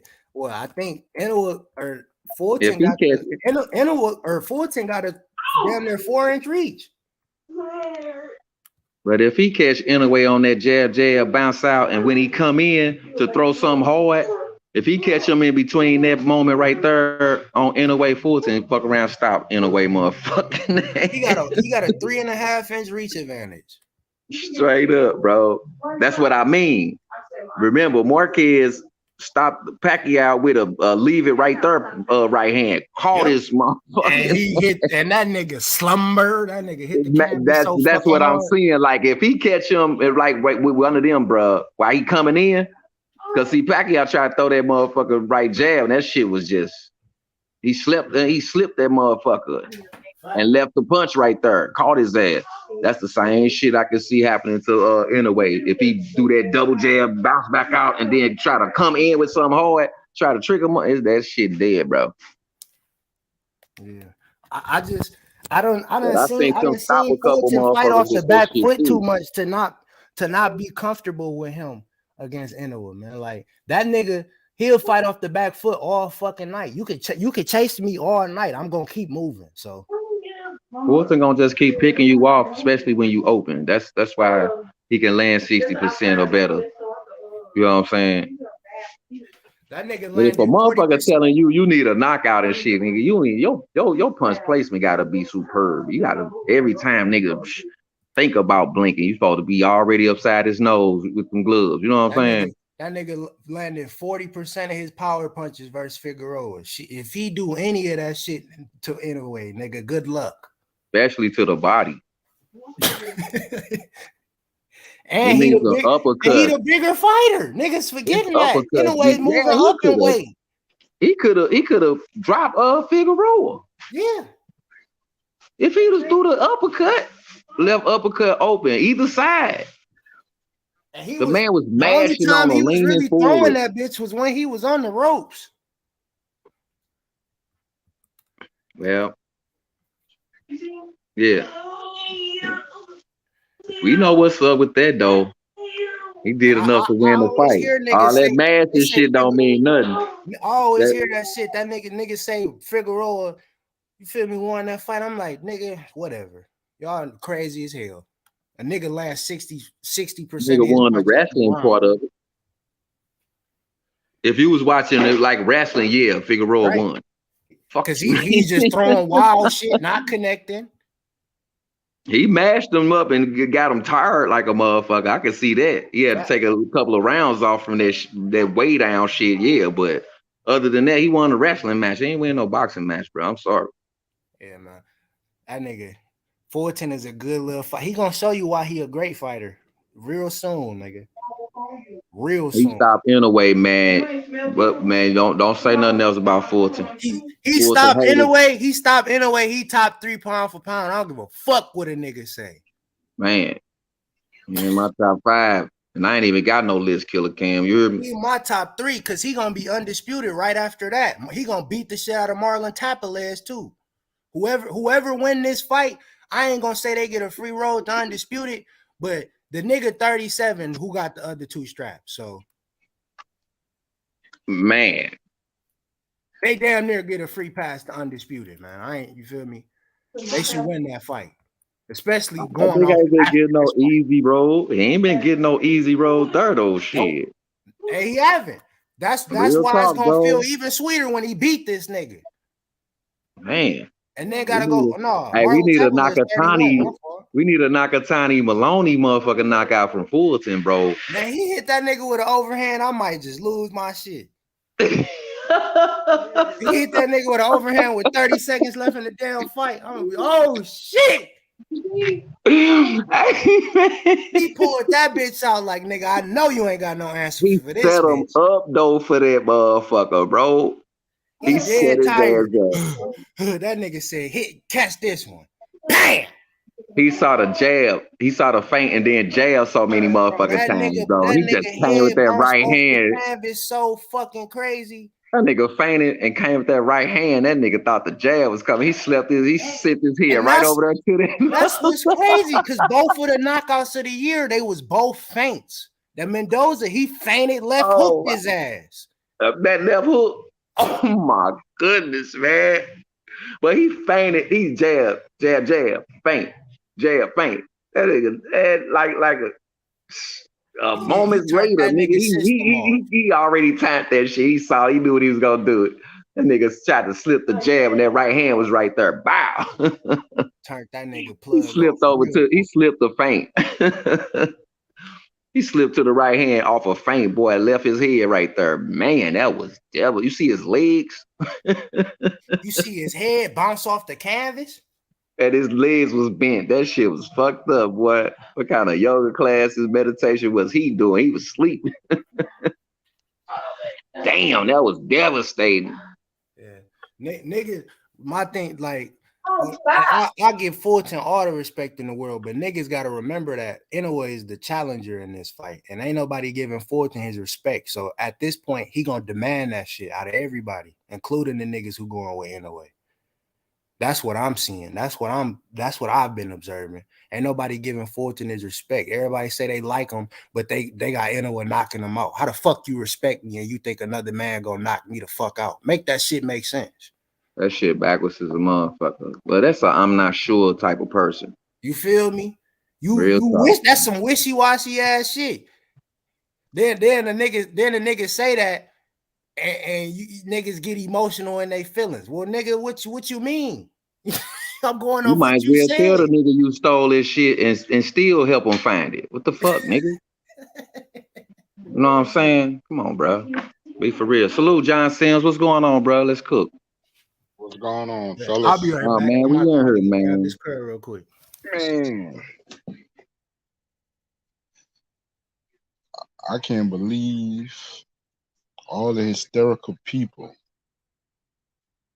behind this fight that's coming up in July, which is not that serious. And it really doesn't make sense to me. You can hear me, Brew? Brother, I'm listening. Go ahead, brother. For years, they ostracized this man behind who he didn't fight and who's not on his resume. Now all of a sudden, they making a case of how small Terence Crawford is. Oh, he's little. Besides Earl, he's too small.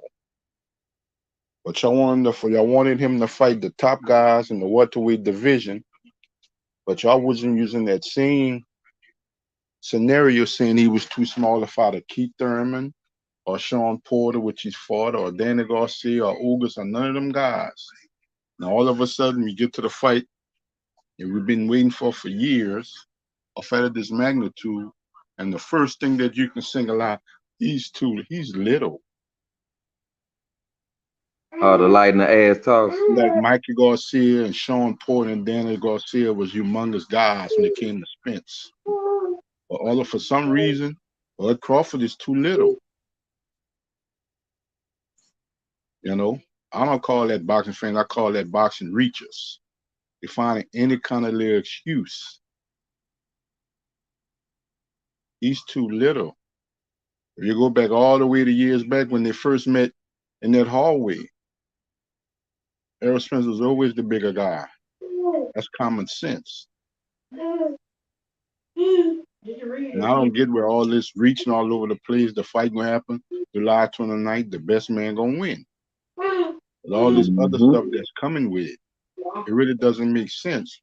For years, people been complaining that Terence Crawford ain't fought nobody at 147.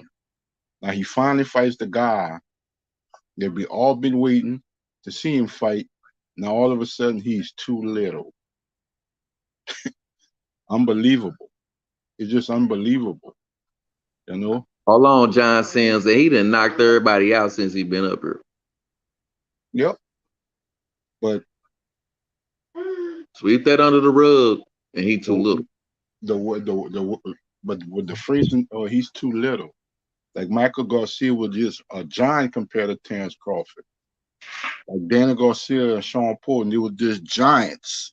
Well, they were 10 times, they was Paul Bunyan.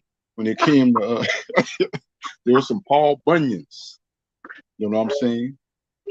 Paul Bunyans when they fought Kell Brook. There was Paul Bunyans when they fought Errol Spence. And Terence Crawford is Mickey Mouse. He's little. Speedy Gonzalez says you are talking about Mike. I'm starting to see. Damn. I'm starting to see nervous energy in the fans. I'm not seeing that in the fighters. I'm seeing that in the Spence fans. Regardless who I think go win, who I predict, well, you know how to make predictions. I break it down. Each fighter down their strengths and their weaknesses. But I'm sensing some nervous Errol Spence fans more so than the fighters itself. I'm noticing them, they're a little nervous. You know what I'm saying? Because that looks like a cop-out to me. Well, where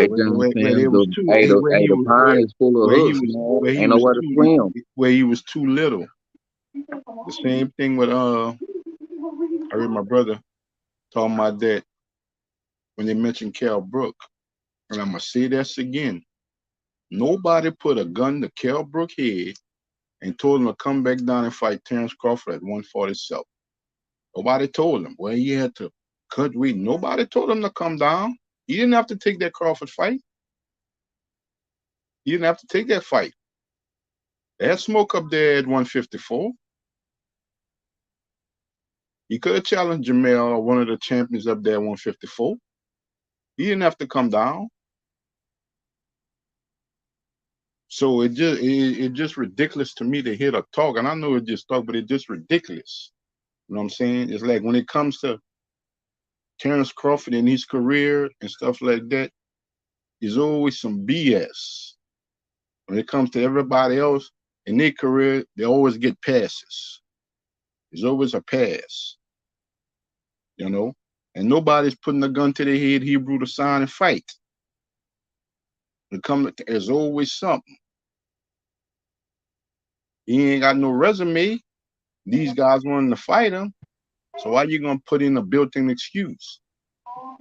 You see, that's the shit that messes up the sport of boxing. Well, That's what we see, bro. yeah, well, he had to come down and wait. And nobody told him to come down. You was on a 3-fight winning streak at a comfortable weight that you've been at for a minute. Nobody told you to come down, just like nobody told his ass to go up there and get banged up by Triple G. You know damn well you were no middleweight. But you see, we don't talk about that. We don't talk about that.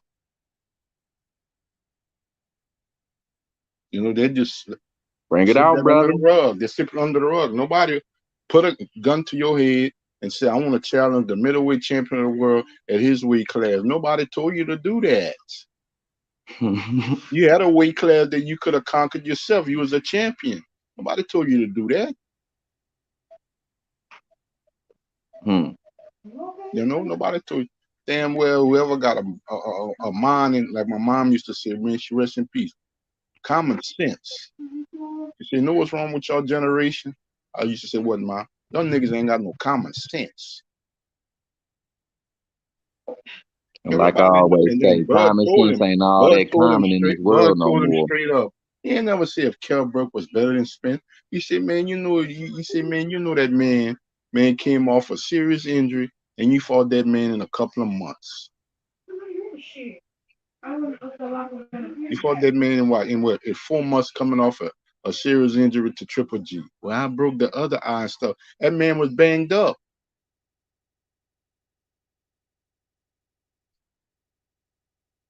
Why Kell Brook took that fight? People don't want to talk about that though, bro. Why?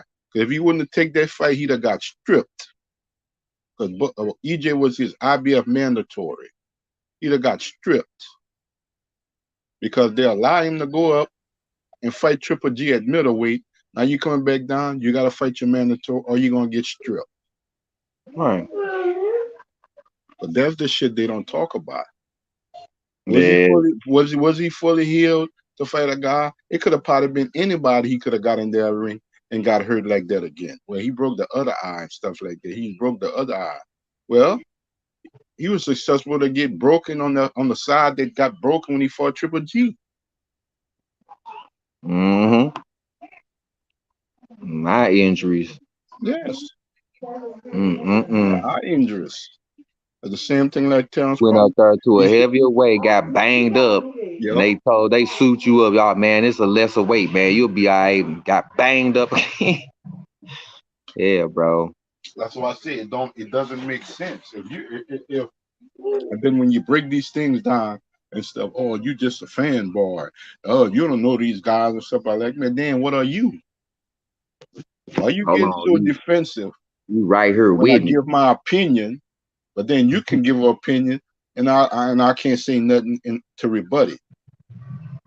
You can say what you want. Oh yeah, you're right. You're right. Knowing damn well you're not right.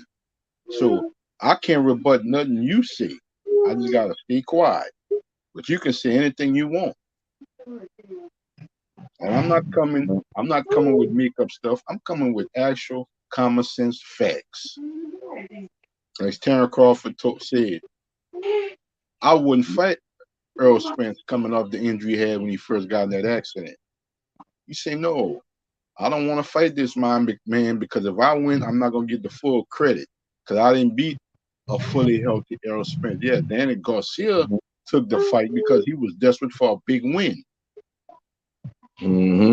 That's why he took that fight. He was desperate for a big win in his career because every time he stepped up to the plate in welterweight, he lost. You figure out this is my opportunity. This is my opportunity to get that win. And it's a big name, and he kind of weak, a little weak, and that shit didn't work. So I don't know what boxing they looking at or what they see in this boxing, but I look at boxing from the whole spectrum. Hold on, let me get back. Let me see what it's called. I'm gonna be back.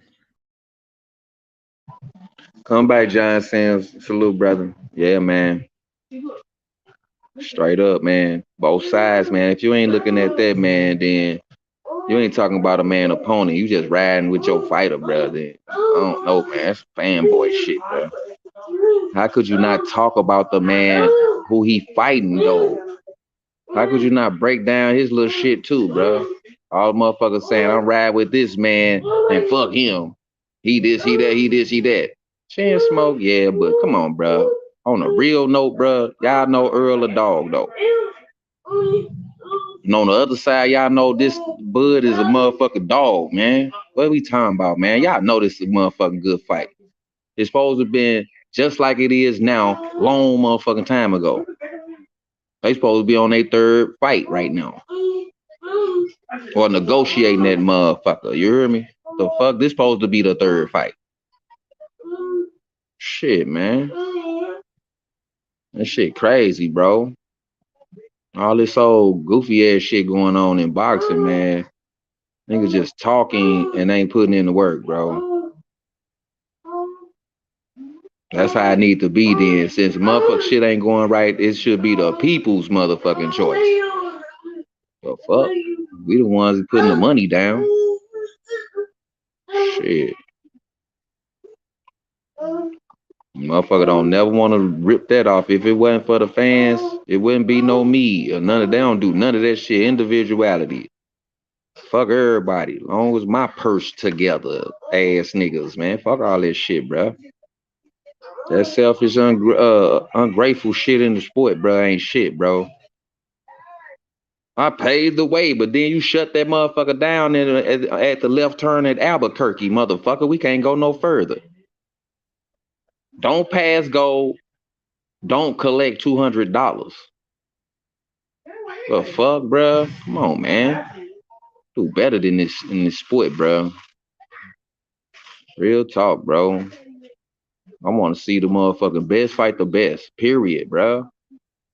And all the contenders, prospects, and all them up under that, bro, need to put in that hard work to get there, bro. No cowards, bro. For real. I don't know, man. I'm finna sit back and relax, man. Somebody hit the panel with Cook H Money. You there, brother? No moments get like this moment. It be real shit moments, man. Straight up. What a motherfucker need to hear sometime, man. Y'all need to just sit back and listen some motherfucking time. It's your choice to say it's some bullshit or not, but hear the whole fucking situation first. Don't cut a motherfucker off right in the middle and oh man, fuck all that. Damn, man, listen to the man. Then you'll see what the fuck going on. How he thinking. Motherfucker, this shit chess, bro. The reason why motherfucker you play chess, I play checkers. Wanna know why they say this shit all the time? Because a motherfucker can really see what you thinking when you play the game. Checkers, yeah, it's jump. Only motherfucker thing getting jumped on the board is the knight. He the only motherfucker jumping around on the board. Everybody else slide. Know what I'm saying? So yeah, bro. Motherfucker need to wake up to this shit, man. These niggas is phony, bro. They putting it right before our face. They ain't even hiding the shit, bro. They're hiding in plain sight shit. They ain't even hiding it no more, bro. They just showing you. You still ride with it. You with it. You is it. Fuck you mean? Straight up. Real recognize real. That's some real shit. That's a true statement. And fake recognize fake, nigga. They flock together. Just like the real flock together, nigga. Fuck you mean? Bet you ain't see Big Baby over there with on the Devin Haney side though, did you? He saw it on the real nigga side. Hey man, that shit funny in the motherfucker, bro. Damn, y'all. H Money Boxing channel, man. Like and subscribe if you haven't already. You know what I'm saying? Everybody welcome. But if you got goofy shit, keep it behind your tonsils, my nigga. It'll be all right. You know, some real shit, bro. Straight up. Salute H Money, man. I'm finna jump off, bro. I hope everybody enjoy the rest of their day, man. Sit back and observe, man. Hold your tongue, man. Start listening to these motherfuckers, man. Then you go somewhere in solitary and get your motherfucking thoughts together about what you heard. Then, but if you can use it, apply it to your motherfucking repertoire. You know what I'm saying? Your motherfucking armory in your mind. Then you'll be all right. Filter other the shit out, nigga. The shit you can't use, you know, you throw it away. What the fuck, nigga? Shit. Simple shit, bro. Niggas be simple, bro. Can't get it, bro. Facts, No, big man. bro. Facts. Hey, what's up with it, H Money, man? I hear you preaching, big bro. That's Yeah, you all know, man, facts. this real nigga That's channel, all man. facts, man. I feel like boxing right now is in a great position, bro. Everybody, Oh, you know, pretty much fighting each other. We still got a few fighters out here ducking, but you know, we got to separate the real from the fake, because it's a yeah. lot of fake motherfuckers out here, And the truth and from the they not lies. ready. They not trying to really fight the best. These dudes been perpetrating. You know what I mean? And there's real fighters out here that's willing to put it all on the line, bro. For real, for real. You know what I mean? And you know, I respect what Teofimo did when he beat Josh Taylor, bro. He really shocked a lot of people, man. I know he shocked me. You feel me? That was a man. hell of a performance by Teofimo, bro. When he really started came talking back. though, I had it in a little spot like this nigga is trying to fool us, man. He training too fucking hard. But I still had Josh. Ate the crow though, man. That was a good fight, man. Damn, T.O. showed his ass, man. He did did, exactly and it's what he crazy needed to because he do to back win like that fight. he Yeah. right back, man. Like, you know, that Yeah. shit is really He asked me, amazing we because still got it, man. Hey everybody, man, that dude is everybody was crazy, counting bro. him out, man. Shit, everybody counting that man out, bro. And that dude Hey, just he showed us fought his too, heart though. out, Hey, bro, against a tough opponent, against a guy that a lot of people wasn't trying to fight. yeah, he showed us what was up, man. Hell yeah, but hell yeah, go take care of your business, Hebrew. I heard you, bro. Yeah, You gotta man. go take care of you know, feel me? Oh, yeah, for Come back, sure, holler man. at Hey, your boy. man. All right, man. If y'all You still on, already man, know, you know I tap come in. back. All right, For salute, sure. y'all. Okay, Hebrew. Holla at me. But hell yeah, man. Errol Spence, Terence Crawford, they ready to fight for everything. The undisputed welterweight championship. Undefeated champions. Two of the best fighters in the world. Terence Crawford and Errol Spence. July 29th. You don't want to miss it, man. I can't wait for that one. This fight right here, 5 years in the making. Terence Crawford moving up to his third weight class and challenging the toughest guy. Man, I can't wait, bro. I respect Terence Crawford for moving up in weight and fighting the best competition, bro.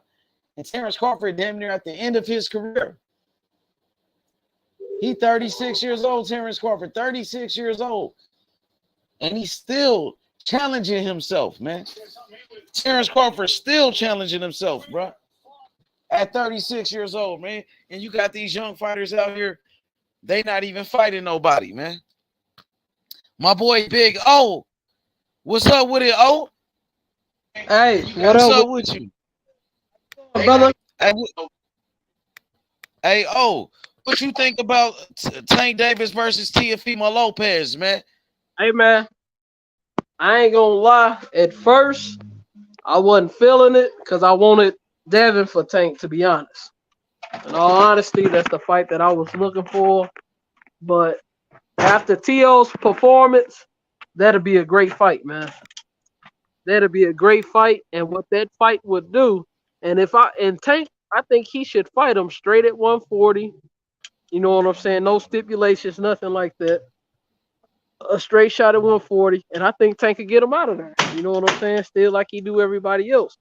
And I think that fight right there would help Tank. You know what I'm saying? Like he already to face a boxer, but that'll just put a stamp on things for him. That'll just stamp it. And that'll put a lot of these naysayers mouth, shut their mouth, man. That'll shut up a lot of people's mouth. If Tank get up in and he put Tio. Have you seen that video? Yo, have you seen the video of Tank Davis and Teofimo Lopez sparring each other? It's on YouTube. I actually just watched it yesterday because I seen his daddy work, and Tio was much younger than Tank Davis at that time. Yeah, and I seen Tank. See, this the funny thing that I noticed. Tank personality has always been his personality because his daddy said so. He's trying to go for the one punch. Tank stopped in the middle of that. No, I'm not. I was like, see, that man true to himself, bro.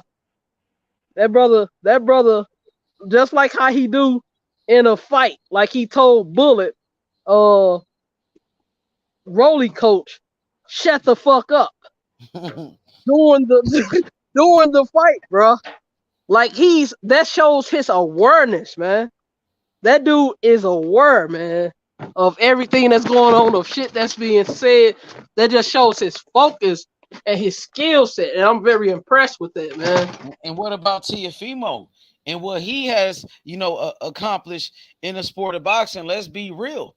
He beat Lomachenko when Lomachenko was the unified champion. When they had Lomachenko number one pound for pound, Teofimo he is the one that dethroned Lomachenko, not Devin Haney, and he beat him. He beat him with no controversy in that fight. You know what I mean? And then Teofimo suffers his first loss. One of the biggest upsets in the history of boxing with George Kambosos.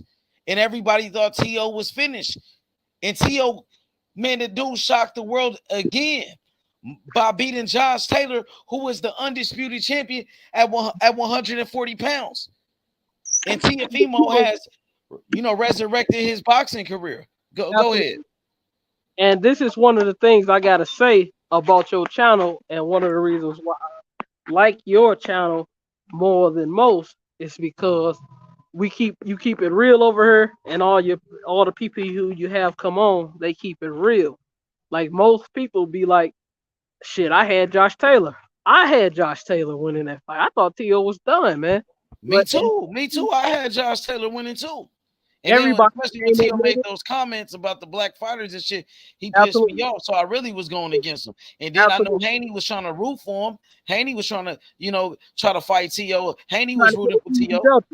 Yeah, trying to think he's going to get an easy W after that, And that's one of the things that I like, is because everybody came over here was like, shit, I was absolutely incorrect. And you don't see that out of a lot of these other guys with their channels, man. You know what I'm saying? They don't admit when they was going off and that they had made possibly a biased opinion, or the reason why they were choosing the other opponent. You know what I'm saying? Because of some bias or whatever.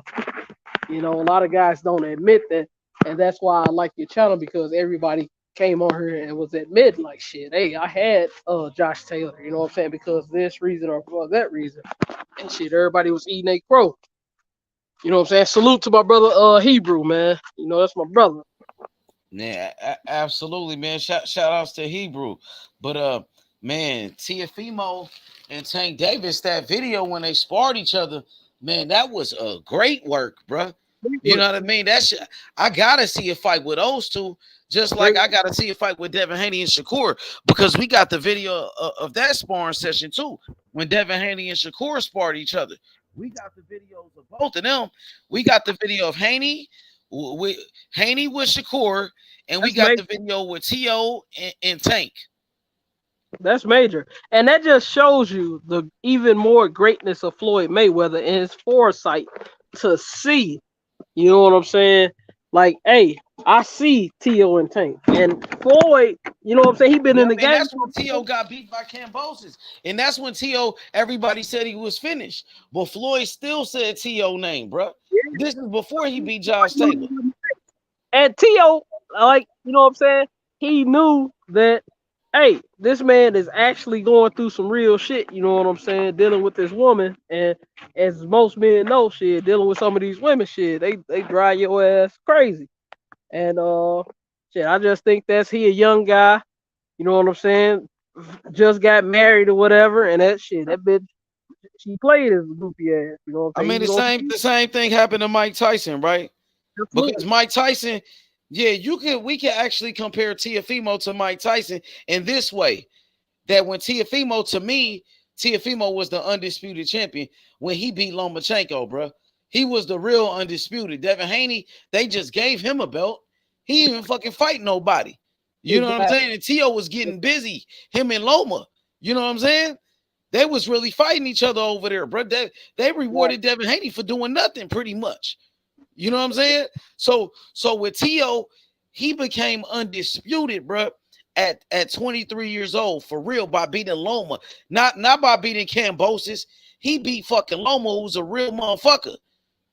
He didn't have to beat no fucking weak-ass Cambosis to become undisputed. Even though he lost to Cambosis, that was after the fact.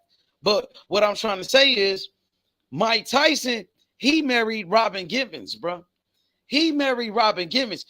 Mike Tyson, he was undisputed champion at 2021. So Mike Tyson, he got with that woman, Robin Givens. And that shit really fucked up Mike Tyson, bro. For real, for real. Just like that woman fucked up Teofimo, bro. That's why I compared the two. Absolutely. You see where I'm coming from? Hey, because look, if you look at Mike Tyson, shit, after that woman, he was never the same after that. Huh? Exactly. He was never the same after he got with. Are you kind of breaking up? Go ahead. Yeah. Would you say that? Yeah. Well, I'm gonna ask you this. Would you say that it was kind of like too much, too soon for Teofimo Lopez at that time, only at 23 years old? Yep, I would say that. You know, and you know what I'm saying? The thing is, if he would have had his father being more of a responsible individual and not being a complete degenerate that he is, Tio might have had more sound advice and wisdom behind himself. You know, if his father, but his father is just as out of control as the son. So the son damn near raising the father. So that's kind of why he didn't have a lot of good guidance, you know, at that young age. And that was the same thing with Mike Tyson. Mm-hmm. Shit, as soon as Gus D'Amato died, as soon as Gus died, shit, Mike started falling apart. Exactly. Too much, too soon for Mike Tyson. Mike Tyson was undisputed at 21. Mike Tyson became heavyweight champion at 20 years old, bro. He still holds the record that will never be broken again. So it was too much for him. D'Amato passed away. You know, he got married with Robin Givens. You know, he got with Don King and all of this shit. He had a whole new team around him. You know what I mean? And with Tio, when he beat Lomachenko, he was only 23, man. Teofimo became a superstar, bro, overnight. After that Loma fight, that nigga became a star, just like that. Boom. He beat Loma when Loma was top 3 pound for pound in the world. But Tio became a star, bro, like overnight, bro. Just from beating Loma, Tio became the man. And I think that shit was too much for that nigga at such a young age. And that's how they made some bad choices too. You know, trying that Triller shit. You know, I think that was a bad choice when they tried that. See, he didn't have a good team around him to give him the right understanding and the right wisdom, you know, on how to move his career. One thing I'm seeing his dad is taking a lot of accountability now too. He didn't used to do that. Yeah, he seemed different though. I ain't gonna lie, he seemed different, like he's a different individual now. Yeah, because Tio, he has learned from his mistakes that he made in the past, bro. Tio, you know what I mean? He had to go through that shit, bro. Some niggas gotta go to jail and get locked up and to learn a lesson, nigga. Tio had to go through that shit with Kambosos, lose that fight because we all know Tio is better than Kambosos. But he had to go through that, bro. You feel me? It's kind of like that boxing movie Southpaw, man. That nigga got his bitch took everything, bro. And finally Tio got back to the a top. lot, bro. And he had to go through that situation, you know. And now Tio he's way more mature now, bro. He got way more experience now, my nigga. Like Alicia Baumgardner said, bro. Everybody talk about Tio mental, but that they don't know that's what push him. Yo, I want to read this comment. My boy Low Nose Boxing, salute. He said Tio against everybody. The takeover, TGE, the risk taker, Hall of Famer at 25, born hustler. He says H Money. Tio versus Tank Davis is a 50-50 fight. I don't know why people be sleeping on Tio. He said like he not like that. What's good? What's up, Low? What's up, man? Yo, H. Once again, one of my old videos, I said Teofimo versus Tank is a future fight. I said Tio's gonna get the Tank lottery ticket before Devin Haney or Shakur. And once again, I'm right. Tio's gonna fall back and wait probably till Tank come out of jail, and they're probably gonna do a tune-up each. Tank is gonna do a tune-up, which is not really a tune-up. I predict Tank Davis is gonna fight Pitbull Cruz in a rematch, and I predict Teofimo Lopez is gonna get a rematch with George Kambosos, and that's gonna lead to a mega fight in Barclays Center, New York, Brooklyn. Teofimo Lopez versus Gervonta Tank Davis. Tio was at the he was at the Bud. Yeah, he was at the press conference with Derrick James and Errol Spence. You know, I definitely like that fight. I love that fight. Teofimo Lopez versus Gervonta Tank Davis. Man, I seen them spar each other. It's on video on YouTube. It was epic, bro. To me, I think it would. Shit, it might sell more than Ryan Garcia, bro. It could be. It could. I'm gonna tell you why. I'm gonna tell you why it could. Tio don't got the fight. He don't got the social media following that Ryan Garcia has, but he does have a following amongst hardcore fans. He does have a Spanish community behind him. He also has a lot of black fans behind him as well. He also has controversy behind him as well, and he's actually looked at as an actual threat. Like, as good as Tank's resume is, because I'm not one of those people that bash Tank's resume. Tank has a pretty good resume. He don't got a great resume, but he got a deep resume. He got a lot of former world champions. He don't really got anybody on that resume that going into the fight, you actually say he gonna beat Tank. For me, personally, out of all the fights that I disagree with that because a lot of people did come in saying Leo Santa Cruz was going to I gave him no shot. The only fight that I was kind of worried for Tank, as far as like I felt it was going to be a challenge, believe it or not, was the Mario Barrios fight.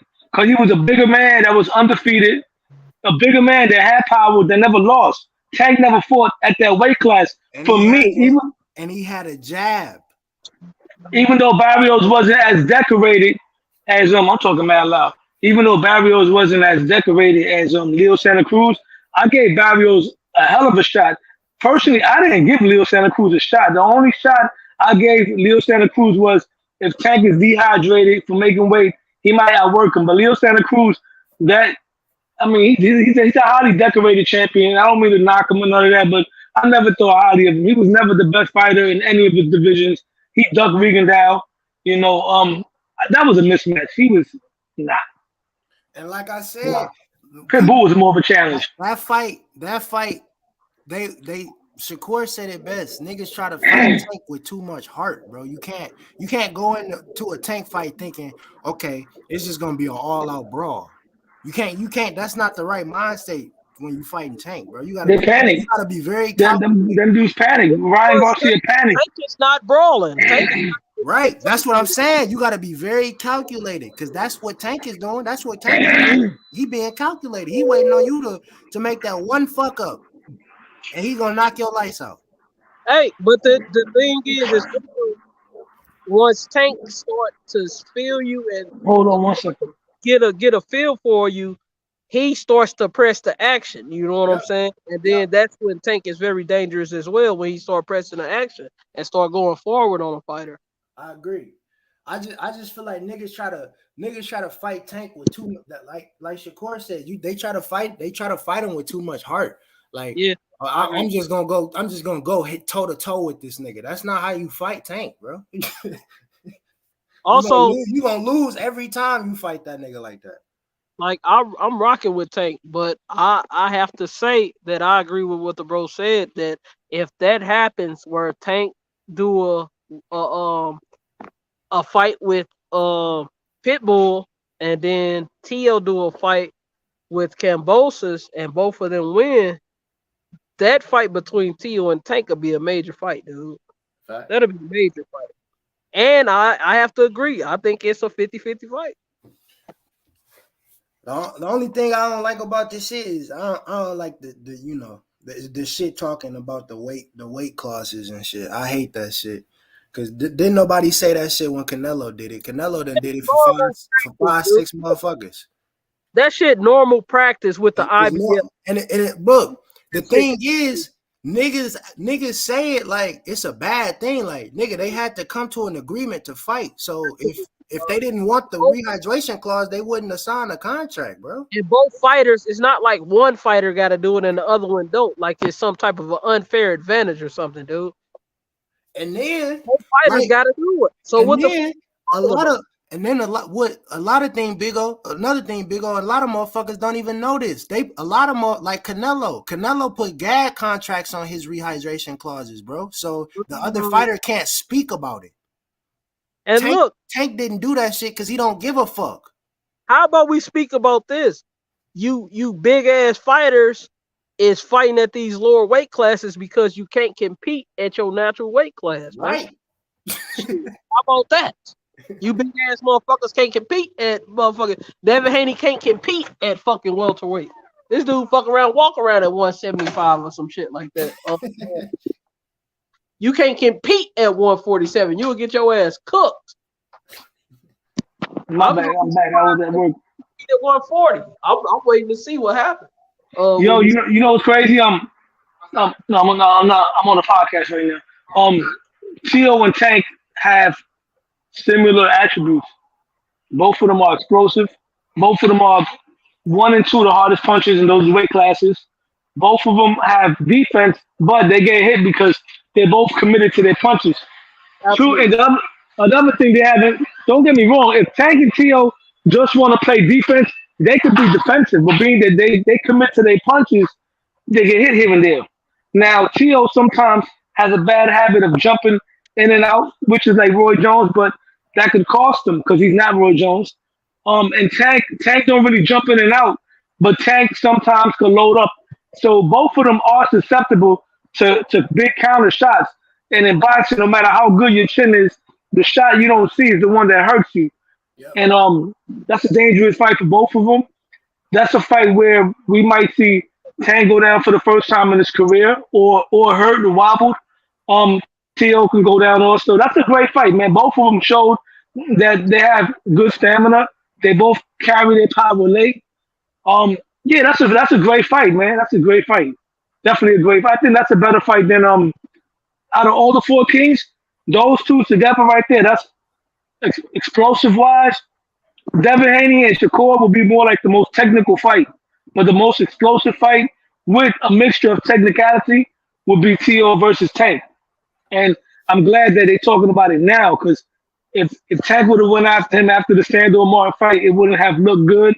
But now that he's coming off of beating Josh Taylor, let's see if Floyd Mayweather still got that same energy. Because he didn't have that energy for Tio when Tio beat Lomachenko neither. He said maybe 2 more fights from now. So we got to see. Well, the one thing I like about it is he said, if I'm not mistaken, Floyd said something about Tio after the Ryan fight or before the Ryan fight? That's a good question. I don't know when that was. That was right. I think it might have been before the Ryan fight. Yeah. Oh, well, yeah, I think it was before the Ryan. Well, no, after. It could have been after. Yeah, I'm not sure, but I remember the fights he Floyd wanted liked Tio. Tio used to go. Floyd Mayweather liked Teofimo because Teofimo, he used to come to the gym. to the Mayweather gym. So he used to see Teofimo around with his Yep. father.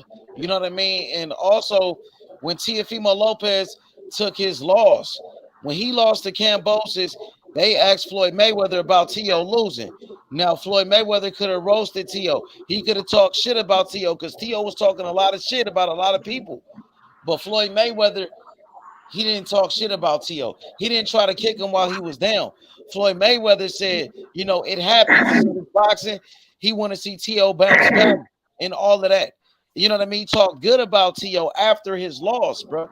And you know what I mean? Even when he said Tank Davis and Teofimo, some people was like, why you say Teofimo? Teofimo ain't shit no more. Teofimo lost to Cambosis, this and He that. just showed the But world. Mayweather That's that something. shit that. Go ahead. Go ahead. No, I was gonna say that's shit. Once again, that's what common casuals always say, man. They go based on what somebody did in their last fight. And sometimes I've done it also. We just gotta wait and see, man. And Teo could have been a bigger star than Ryan Garcia. Like I said, top rank.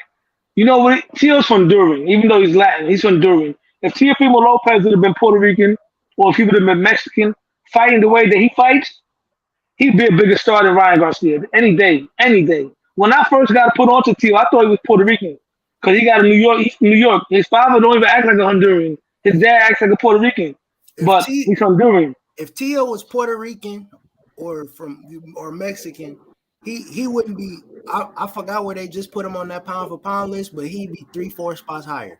Yeah, he will have much more fans too. But the thing is, he does have a Latino fan base, so you know they do support Teofimo. You got a mixture of both. He does. He got a mixture of both.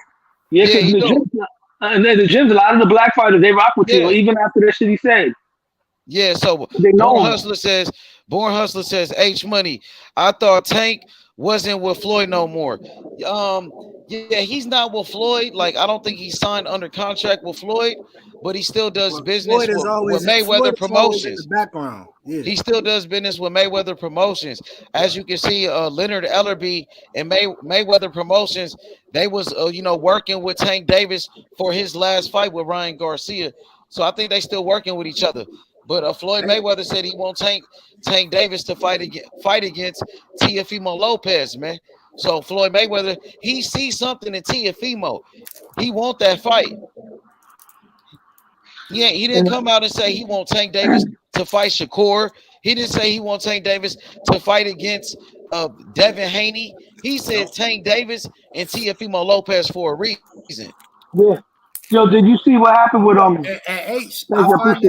I find that very interesting too, H, because he's out of everybody I've seen talk about who they want Gervonta to fight. He's the only one that said Teo. Yo, did you see what happened? Did you see that little face off? Not face off. You seen with the thing with Rolly and Jorge Linares? You seen that? Yeah, I seen that. Man, people be punking Rolly, man. They be treating him like a hoe.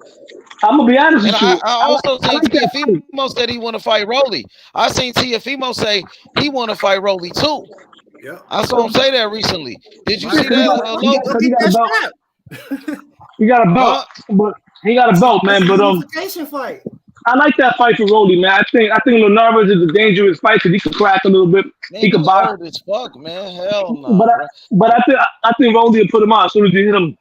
Nah, man. I don't want to see that fight, bro. But he was punking Rolly. You seen that shit? All up in Rolly's face. And Rolly's supposed to be like a knockout artist, like a boogeyman is whatever. Like, people supposed to be scared of Rolly. But, people be punking Rolly, man. People don't respect Rolly. Rolly be getting treated like a hoe. They treat Rolly like a hoe, bro. H Money, what you think about, even though the fight don't mean nothing, but I watched it. What do you think about Linares and Gamboa right now? Nah, hell nah. Come on, man. What about their prime? Motherfuckers fight. What about their prime? Who wins? Yeah. I got Gamboa. I got Gamboa. In the prime of the career would have been a good fight. I would have went with Gamboa. It would have been a good fight, but I would have went with Gamboa. But not Gamboa was right now, the problem. Yeah, hell yeah, Gamboa was a beast. He gave Terence Crawford a tough ass fight before Crawford knocked him out. Yo, let me tell you something. He hurt Terence Crawford. He hurt him. I remember when they was trying to when Top Rank, when they first had Gamboa, right? Top Rank out of nowhere, they had Juan Manuel Lopez, where he knocked out the Mexican guy, I forgot his name, Daniel Ponce de Leon. So Top Rank was like, we're gonna try to build this fight. So what they tried doing was they matched them against common opponents. So they put an African guy to fight against Juan Manuel Lopez. He gave him a life and death struggle. And then they said, let's put Gamboa with him. And Gamboa iced him in 2 rounds, right? So then they put Gamboa in there with Toledo. Said Gamboa beat Toledo. And then they said, let's put Juanma in there with Toledo. And then Toledo destroyed his whole career, man. They marinated that fight too long, bro. Hey, Low. Jack Catterall said he want to fight Rigorou. They trying to schedule that for October. It's a good fight. It's a good fight. Jack Catterall, he's a good counterpuncher. And yeah, that's a good test. I think Rugu will beat him. But Rugu will get hit a lot. I think Tio will stop him. I've been said that. I stand on it. I think Jack Catterall gonna give him some problems, man. He is. He gonna give him that southpaw look. So yeah, I see that. And I want to see Rugu with Matias. Yeah, Matias. Matias, man. Don't nobody want to fight that nigga. He's the most avoided fighter in boxing right now. I think Rugu will fight him. Rugu don't duck nobody. Yeah. He said he would fight him. I do remember hearing that. So they should feed, bro. Think he doesn't. They should feed. You know what I like to see? Gary Russell. Yeah. Gary Russell and Matias. That'd be a good fight. Mm-hmm. I don't know what they be moving. They be dissing Gary Russell brothers. They moving him slow, man. He had a couple of good wins. He beat. I feel like he's. I don't know. Like I like him, but I feel like they just either like. I feel like he needs to just be more like I guess more. Defiant. He got 2 good. He got 2 good wins though. He stopped Victor Post. He was the first one to stop him. I'm talking about like words of mouth. Like you feel me? Like Rolly moved up, got a belt before you. Like Ryan damn near moved up to 140. I feel like he get a title shot before you. Like it's hella motherfuckers that you feel me. Like closed mouths don't get fed, you know? No. Nope. I can't wait for him. One thing I will say is this. There's no way. There's no more going around Shakur Stevenson. You can't go around that no more. Nope. Shakur Stevenson going all over the place. He got to start doing what Shannon Briggs used to do when he was going after Klitschko. Oh, you talking about push that nigga off the? That shit was funny as hell, dog. That's it, man. Shakur. That's it. There's no. You can't ignore the man, bro. You gotta fight him. I don't want to hear the narrative, oh, we chasing Tio. Nah, man. Tio's taking a break until his value goes up. We ain't looking at you. He'll fight you when we're ready to fight you. Go handle Shakur. Go get the El Shakur work. Facts. And hope you get past that. either it's either Shakur or a rematch Loma, bro. One or the other. Yeah. I wouldn't mind seeing Loma and Tank. No, I wouldn't mind seeing that either. How much time Tank got to do? I think he only in there till August. So he probably be back in the ring by December. More than likely, either December or January, I would think. I think Tank gonna fight Pitbull. He's not gonna come out of jail and just fight Tio or Shakur. I think he's gonna come out of jail, fight Pitbull. I think Tio should try to see if he can get his contract reconstructed. Get a rematch with Kambosos for like $5 million. If they can pay him that. I think he can get more than that. For Kambosos? Yeah. In America? Yeah. More than $5 million. The only reason why I think he can get more than that is because, like they said, they're gonna have to start I feel like he gets that shit. Yo, do you think they can put that on pay-per-view? Yeah, if I'm T.O. dad, I'm like, shit, y'all gave us 3 the first time we fought. Why not 6? Yo, do you think they can put that on pay-per-view? They can sell it. They can sell it. They would have to put a fire ass undercard. They can sell it. They can sell it because of the history. Even though T.O. redeemed himself, but still the history is there. Cambosos could talk. Yeah. You know, T.O. says his shit. His father says his stuff. Like you said, they could put a nice undercard. I would pay for that. I mean, I'm a T.O. fan. I pay, all the time. But would you pay for that fight? $80 or $60? Yeah. Exactly. Just because I want to see T.O. get back.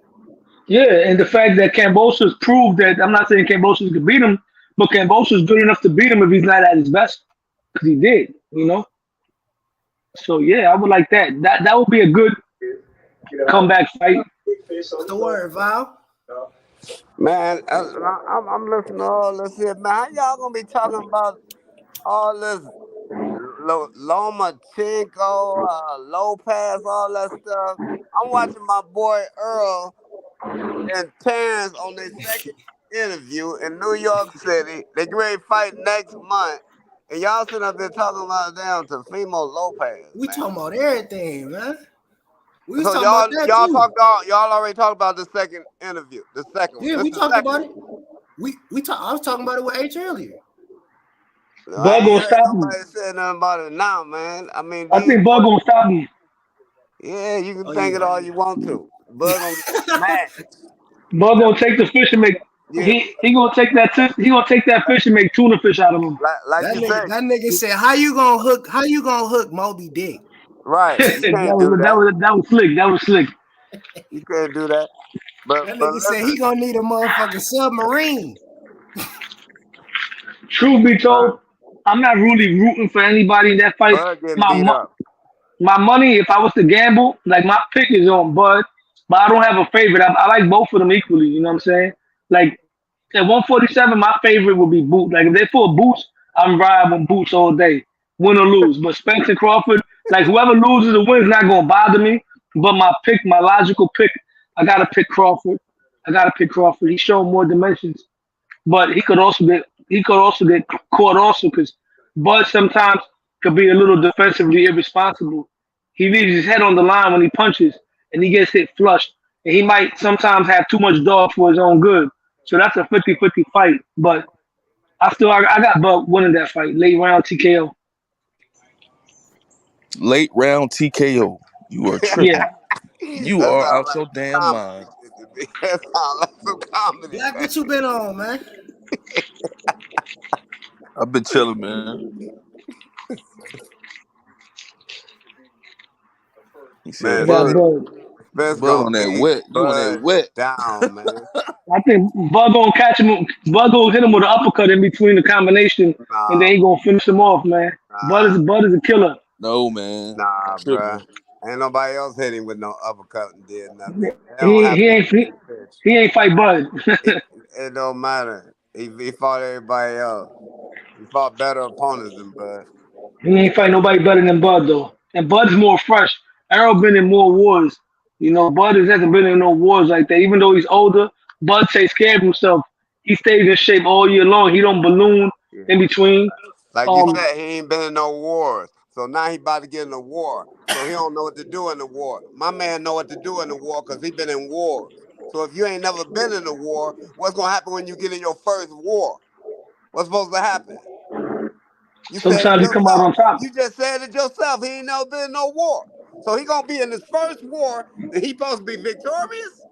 Yeah, so it happens like that. Wars, my man been in wars and been victorious every time he was in a war. It happens like that. Sometimes your first war you win. Not everybody's first war they lose. Sugar Ray Leonard ain't lose his first big fight, right? We talking about Bud. Yeah, but I'm saying about the history of boxing. Sugar Ray Leonard ain't lose his first war. He gonna beat Bud down, bro. He gonna beat him down, man. When he feel them counter shots coming back at him, I don't think his output gonna be that high when he get them counter punches coming in. And Bud hit you with them punches that you can't see. In fact, I'm gonna go on the limb. I'ma predict that Bud Crawford gonna do him like he did Jose Benavidez. He gonna catch him with something like that. He gonna put him down. Nah, Earl's man. gonna get back up because Earl's a soldier, and he gonna die in the steel. And I don't mean literally, but you know what I mean. Bud gonna put him. Bud gonna hold up. Hey man, y'all y'all got a thing against dark skinned dude. I think dark skinned dudes scare y'all, man. For real. If Bud, if Bud was lighter, would nobody be going with Bud? You know, some people come up like that, man. Them dark skinned dudes be scared niggas, man. Bud gonna get the shit beat out of him. I'm gonna tell you that right now. He gonna get smashed, bro. I'm seeing it Hey, all on Earl Val. Spence face. I'm seeing it all on So Earl's Val, face. He's what you thought smashed, about the bro. press conference? Wh- So you still confident that EJ gonna take care of business? Yes, I'm more confident, man. Cause they calm and they ready, man. Derrick James is calm and he ready. Bojack trying to talk all that junk cause he nervous, bro. They gonna beat him down, bro. They gonna beat him hard, bro. They gonna beat him hard. I ain't never seen Spence so serious, boy. What about Crawford? He looks serious. No, Crawford got to hype himself up, man. He Crawford was coming. talking, man. He said that he going for two-time undisputed. He said this is my era. He said I'm the best fighter of this era. That's what Crawford Right. said. Yep, that's what he said. But I like what your man that just left the show said. Bud ain't never been in no war, and Spence done been in wars. Crawford And been in Spence, dog fights. I mean, his fight with Gamboa, his fight with Sean Porter. Those are some serious fights that he was in. Terence Crawford. yeah, He had a war with Sean Porter. I thought that was a good fight. Sean Porter. I mean, who did Earl Spence go to war with? He went to war with Ugas. He went to war with Sean Porter. And Crawford, he fought against Sean Porter too. He Spence been in went. there with the same peoples.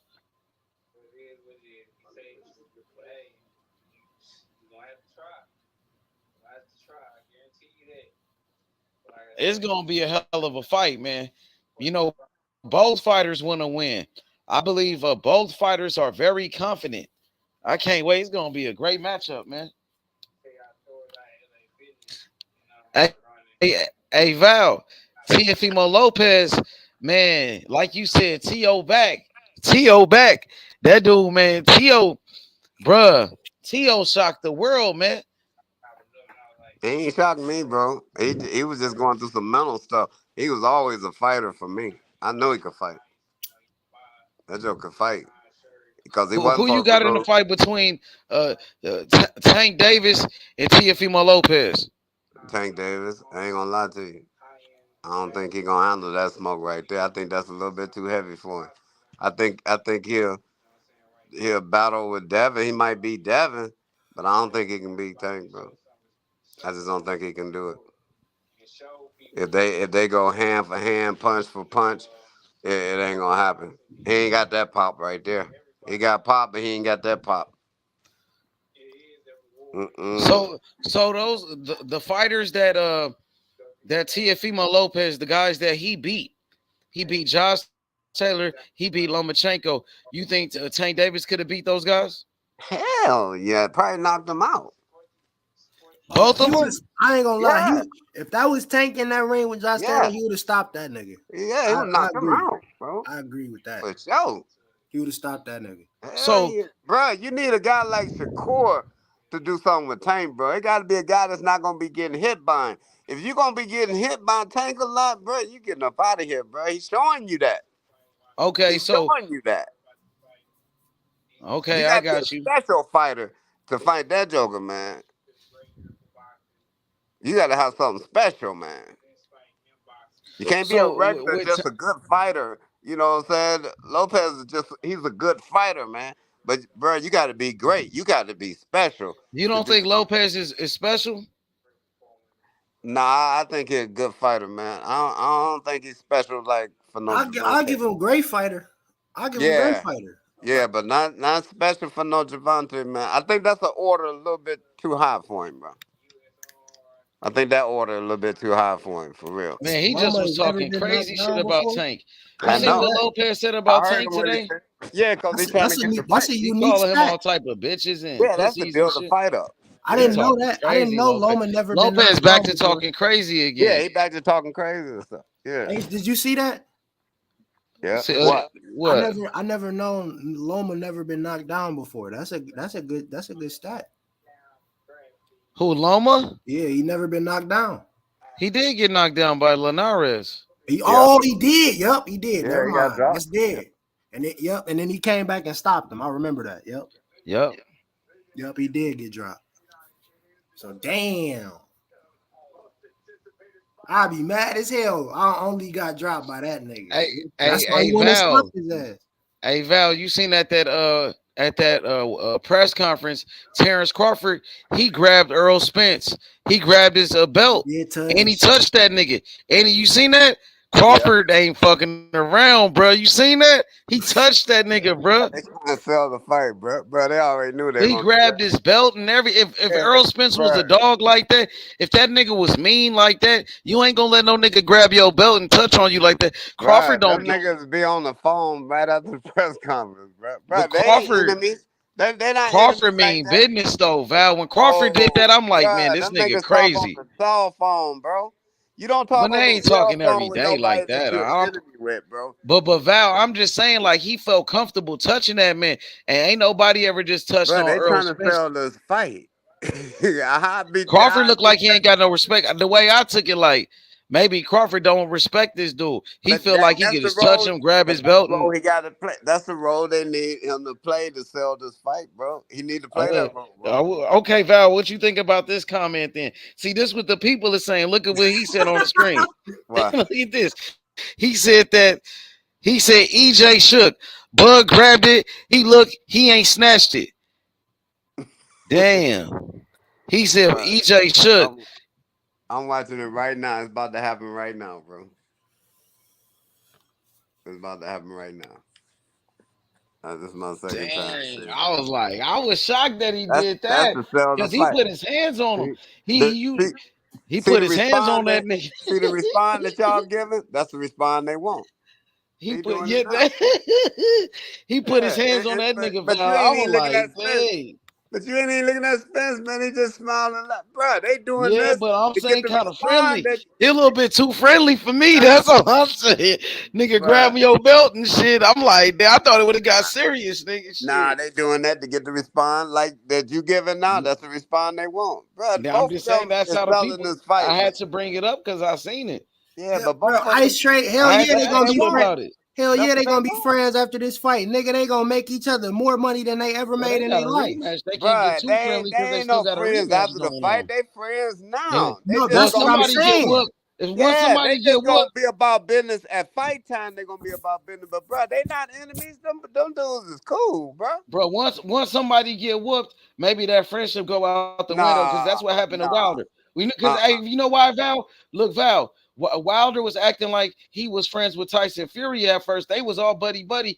Once Fury Bruh. knocked him out, and whooped him, Wilder said, "Oh, I hate him. He ain't my friend. He cheated me and all of that." Yeah, but they wasn't no friends, bro. I'm just like, They come on. was saying they was brothers. Nigga, I seen a Wilder kiss Tyson. He kissed him after they first fight. He actually kissed him. Said, that's my brother. And then he whooped him. He said, this ain't Yeah, my for the brother no more. rematch. He kissed him to get the rematch. Get that Hey, Val. payday. That Hey, money Val, act once he do all whooped him, kind of stuff. hey, Val, once Fury whooped him, he said, he ain't my brother no more. He cheated me. He said, that nigga cheated. Oh, Yeah, man. he just can't get him, man. He can't. If they fought again, he still can't get it. He just some fighters you just can't get, man. So what you think about Fury? You like Fury? Over who? Just in the heavyweight division. You like him? He You doing think he doing too much you, talking for me, man. you That think nigga Fury the best he heavyweight talking after about what he did to UFC Wilder? fighters and shit. I'm tired Yeah, of that shit, bro. yeah. Until Big Baby get a little bit more experience. What about Usyk? Yep, Usyk. You like Usyk too? Yep, but I don't think he's ready for Fury today. If they fought next week, I don't think he's ready. I think Fury too big. They saying he about to fight Daniel Dubois in Saudi Arabia, or not Saudi Arabia for Why is Poland. Canelo running from? man, don't want to do that Benavidez fight again. Shit. I want to know why Benavidez don't want to running do that from Morrell fight. I want to know why Benavidez he talking all that. Look, I'm happy. I'm happy Canelo ain't fighting him. So Benavidez got to fight my fighter now. He talking so he all ain't that got no bullshit. choice but to fight my fighter now. Look, I'm about so to I got to get that fight, bro. Morrell got 9 fights. Want, Morrell got 9 fights with 6 title defenses. David Benavidez has 27 fights with 2 title defenses. You got double the amount of fights, and I got double the amount of title defenses. But see, one thing y'all don't know. See, but if it don't make dollars, it don't make sense. If the real money don't add up, to make that fight, ain't nothing Benavidez can do like that about that, bro. He ain't taking no. They said they. David Morrell sell out arenas though. They wouldn't have no problem selling that fight. Yeah, and the thing is, he do sell. It is money in that fight. That's why Benavidez and them said they got a contract to fight Morrell, and they said they signed it already. So that's why we saying they can't say that because they said they wanted to fight him, right? And they got a contract and they signed it already. So when they now fight, you can't go back on your word when you say they said October. They look, hey Val, they said October and Mendoza and Figueroa was gonna be on the undercard. Yeah, they said they had an undercard. They got a contract and signed already to fight him. So that's why we saying okay. So why Benavidez was talking about Canelo going up there? The cloud chasing, bro. What he gonna cloud chase? Well, they said he got a fight in October. Why he gonna cloud chase if he got a fight in October? I guess he's trying to get a Canelo payday or trying to do something with Canelo or some shit. But we knew Canelo wasn't gonna fight him anyway. I think he really running from that Morrell though. I think he ducking Morrell. That's what I think it is. I think he really don't want to fight Morrell. He really don't want that fight. Canelo said he gonna fight Badu Jack at cruiserweight, at a catchweight. You know that, right? Next fight. Yeah, that's his next fight. I already know. They got the fight. Will Badu Jack at a catchweight in Saudi Arabia? In Saudi Arabia, Canelo. Yep. That shit crazy, bro. But that's gonna be money for him. Man, them dudes jokers chasing them bags, bro. But he that's not the guy that people don't want to see him fight. That to me, it's still Saudi Arabia. To me, it's still a dangerous fight for him because he's moving up in weight. Man, that dude 40 years old, man. Come on, man. No, it's the bag, bro. That's it's the bag that he going after. You know what they offer? He's old, but he's probably gonna get 50 million off that fight. He moving up in weight. That nigga ain't never fought at 200. He ain't never fought at 200 pounds. He might hurt that nigga. Well, he ain't got to go to 200. Cruiser start at 175. No, 180 something. 180. 183, I think. He ain't got to be no 200 pounds. That's still 15 pounds. Dude coming in there at 200. The dude he fighting coming in at 200, especially after he eat.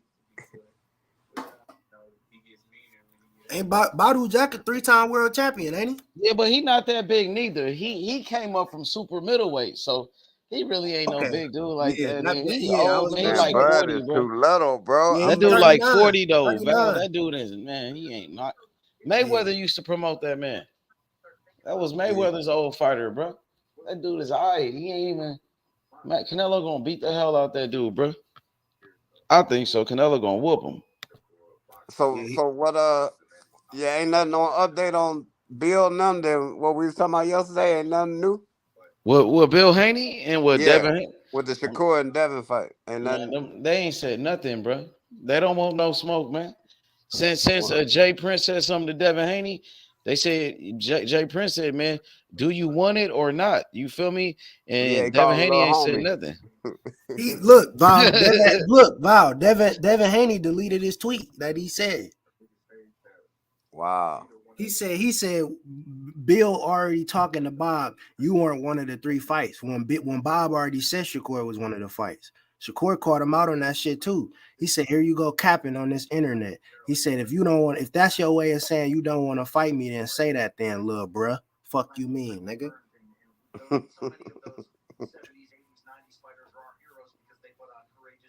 We gotta get on that Shakur. nigga. Gotta get a fight though in a couple months. I'm Shit, trying I mean, the niggas who calling him out weighing in at 140 and shit. Who calling who out? Jermaine Ortiz. You feel me? He was talking about Shakur coming in on the scale at 139.5 and shit. Hey, I don't Coming in mind at fighting 140. Jermaine Ortiz. I don't mind that fight. But I'm saying, can he make? He got to make weight. He'll make weight for Shakur though.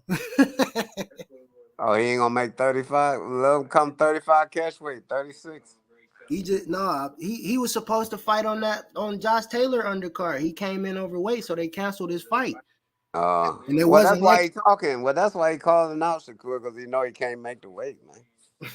The Joker know he can't make the weight, then they gonna call you out. You know, that don't make no sense, man. I'm joking. But Shakur need to get a fight. I want to fight Pitbull Cruz right now. Nice little tune-up. They was saying I was hearing Edwin De Los Santos, but he got to fight July 8th. He fight on Boots undercard. I think he the co-main.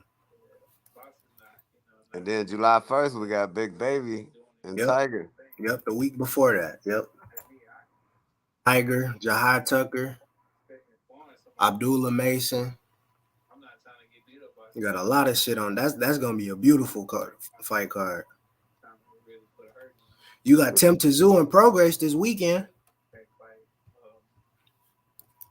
You got who? Tim Tszyu fight Ocampo. Oh yeah.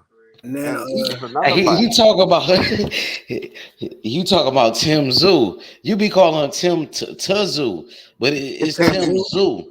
Yeah, I'm gonna just call that nigga Tim. No, look. Hey Kim, it's Tszyu. Tszyu. His last name is just Tszyu. Tszyu. Yeah. Damn. So that Tszyu. So the TS is silent. Yeah. Yeah. Well, you didn't say Tszyu. Tim Tszyu. Tim Tszyu. Yep. Tszyu. Yeah. Somebody else fighting this weekend, eh? Prograis. Yeah. Regis. He got a what's the dude name we was talking about? H that fight as the co-main? Shakram He's the co-main, Val. He's a silver medalist. But I don't know what he's gonna do as a professional, but he's a decent fighter. He kind of remind me like a Amir Khan. Well, wait. Kind of like Amir Khan or some shit. Welterweight. Welterweight. He's a decent fighter. Super welterweight. Yep. Mm-hmm. Super lightweight. And who Regis fighting? He fights some guy named Zorilla. He's like a tune-up fight. He's 17-1 and like 13 knockouts, I think. It's a tune-up fight, really, because his real opponent, pulled out the fight, got injured. So he's like a replacement. And Val, now Jack Catterall saying he want to fight Prograis. They trying to schedule that for October. Wow. What do you think about Jack? That'd be a good fight. I know. Devin Haney's supposed to be going to that fight. A lot of people feel like he should be undisputed right now. Who? Jack Catterall. Feel me? He should have beat Josh Taylor. Yep.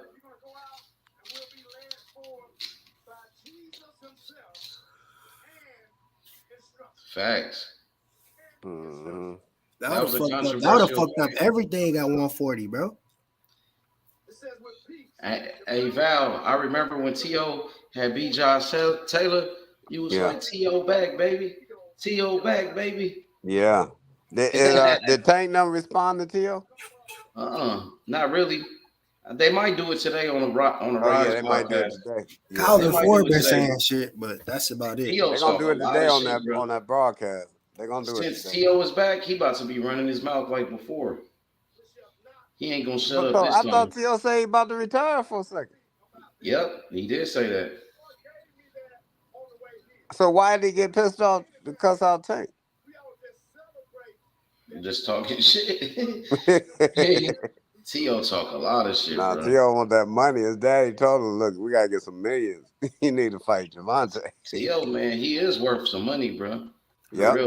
He actually fucked that shit. They got ESPN got 980,000 views on that boxing. That's the most in 2023 so far.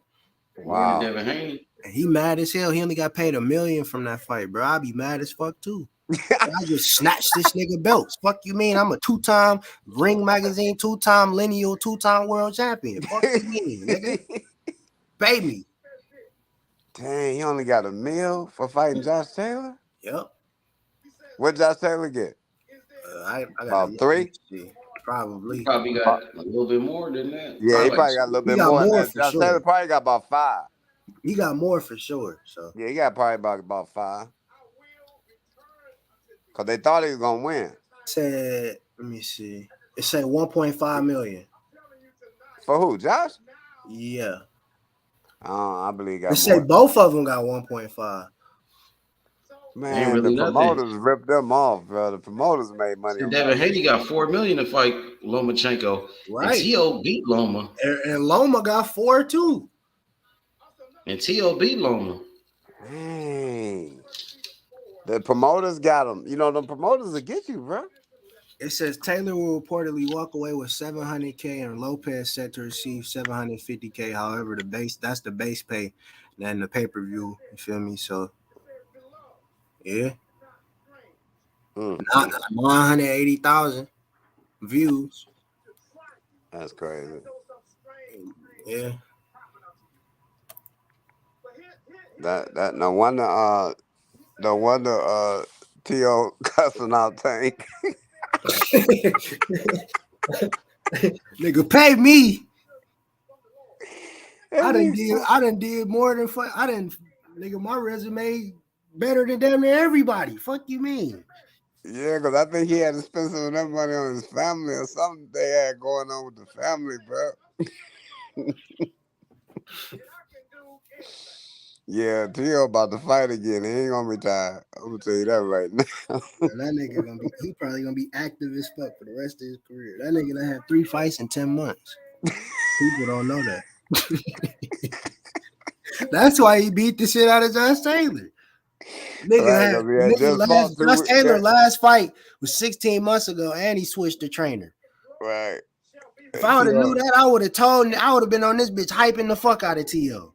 If I knew that before that fight. I would have been like, T.O. about to whoop this nigga ass. I swear to God, Val. I did not know that. You seen that shit immediately, right when the fight started. Like, even around Josh Taylor won, T.O. was still hitting his ass with some shit. Then after that 3rd round, it was nigga kumbayas. Fuck you, nigga. That shit was over. T.O. landed like 17 punches that 3rd round. I'm like, shit. That nigga then got comfortable.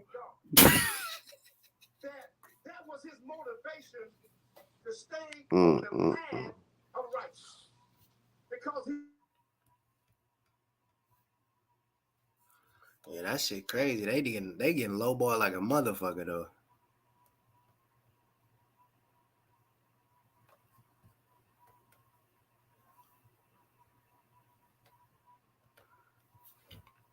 That's insane.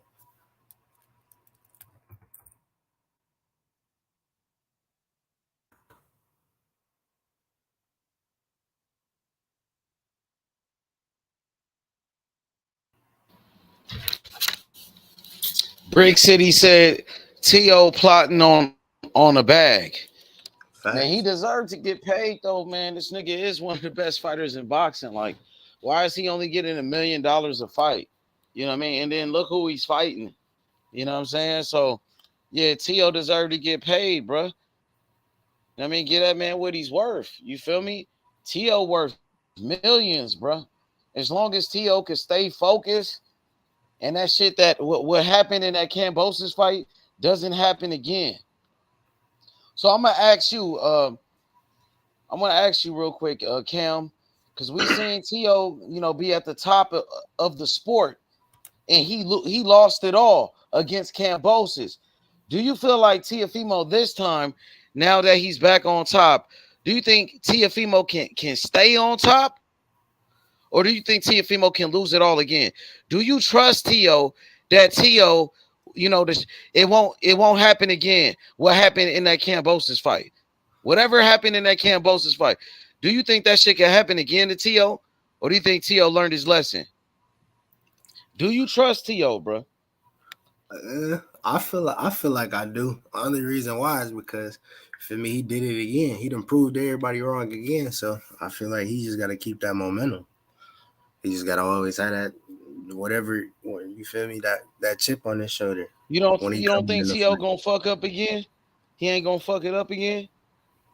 I hope not. If he want to stay at the top of the game, he can't. He can't allow that. Was talking plenty of shit today.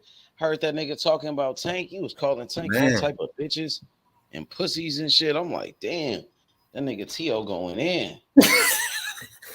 That nigga was talking crazy. He man, because that's how he was talking before he lost. Before he lost to Kambosos, man, T.O. was going in on everybody, bro. And then he lost, you know what I mean? They kind of fucked him up. But now he beat Josh Taylor. He's the man again. He's back on top. Teofimo talking crazy again. That nigga going in, bro. He gonna be talking crazy, bro.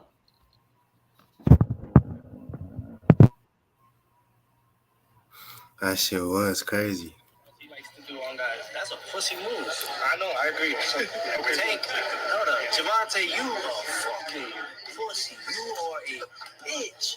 I don't care what anybody says. You can be all that rah-rah thug life and scream and jock your head on Chief Keith Sosa. Man, with your dick sucking lips. Get out of here. Would you consider out of everybody? And then he got to talking about Calvin Ford and shit. That nigga shoot. What'd he say about Coach Calvin? Nah, he's. I respect you. Love you very much, my brother. It's just me and your fighter that I was explaining to. Calvin Ford. Got a lot of respect to you, my man. Thank you for everything. He said he respect Calvin Ford. That's how you know he trolling.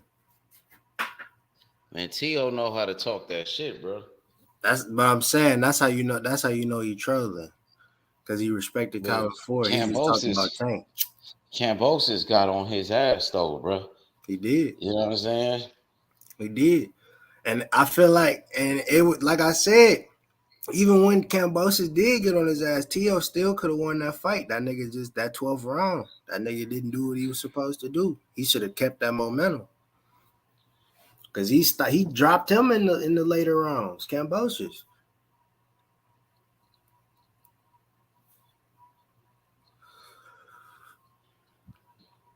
Man, I'm still surprised, man, what Teofimo did in that fight. I'm shocked that he beat Josh Taylor. No, he dominated Josh Taylor, H. You can't even say beat. He put a beat down on that nigga, bro.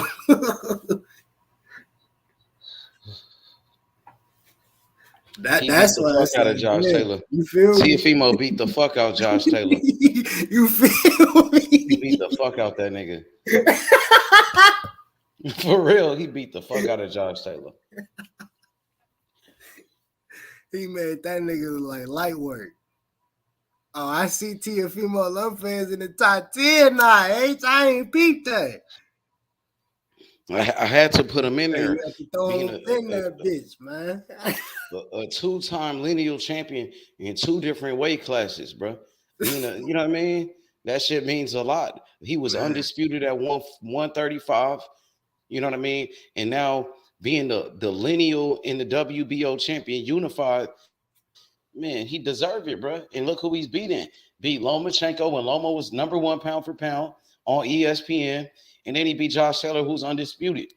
Got to give it to him, bro.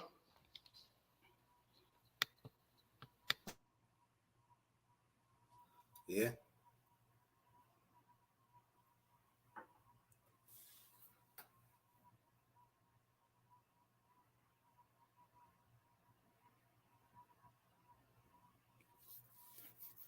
Shit, man. I can't wait till Fulton fight, bro. That nigga gonna shake the whole fucking. He about to shake so much shit up, bro.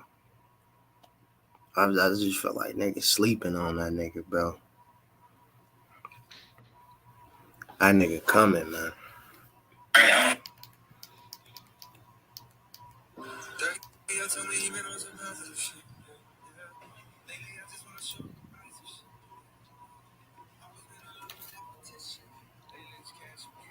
Yeah, man.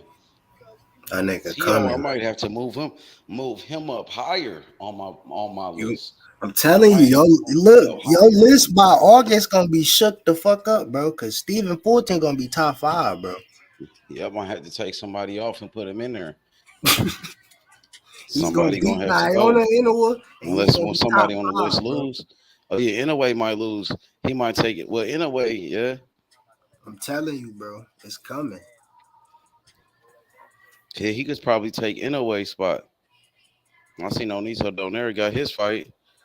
Yeah, he fight July 15th. He fight the same day as Alicia Baumgartner card. Oh, that's the day Andy Cruz fight make his Yeah, professional and debut. Richardson Hitchens, yeah. No, Richardson Hitchens? detail this core boy video. I'm watching Stephen Fulton video. I'm telling you, bro, this nigga about to shake the world up, bro.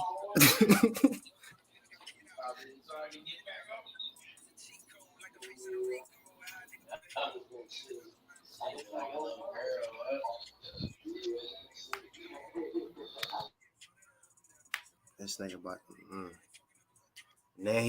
Damn, you gotta think about it. That nigga AJ just lost his strap. So Fulton, when he beat Inoue, nigga, he gonna fight a 31-year-old for undisputed.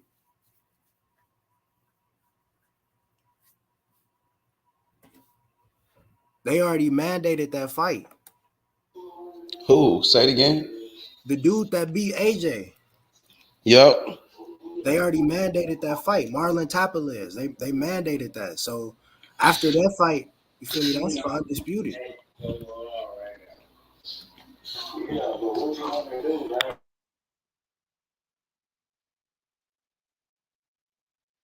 That shit, bro.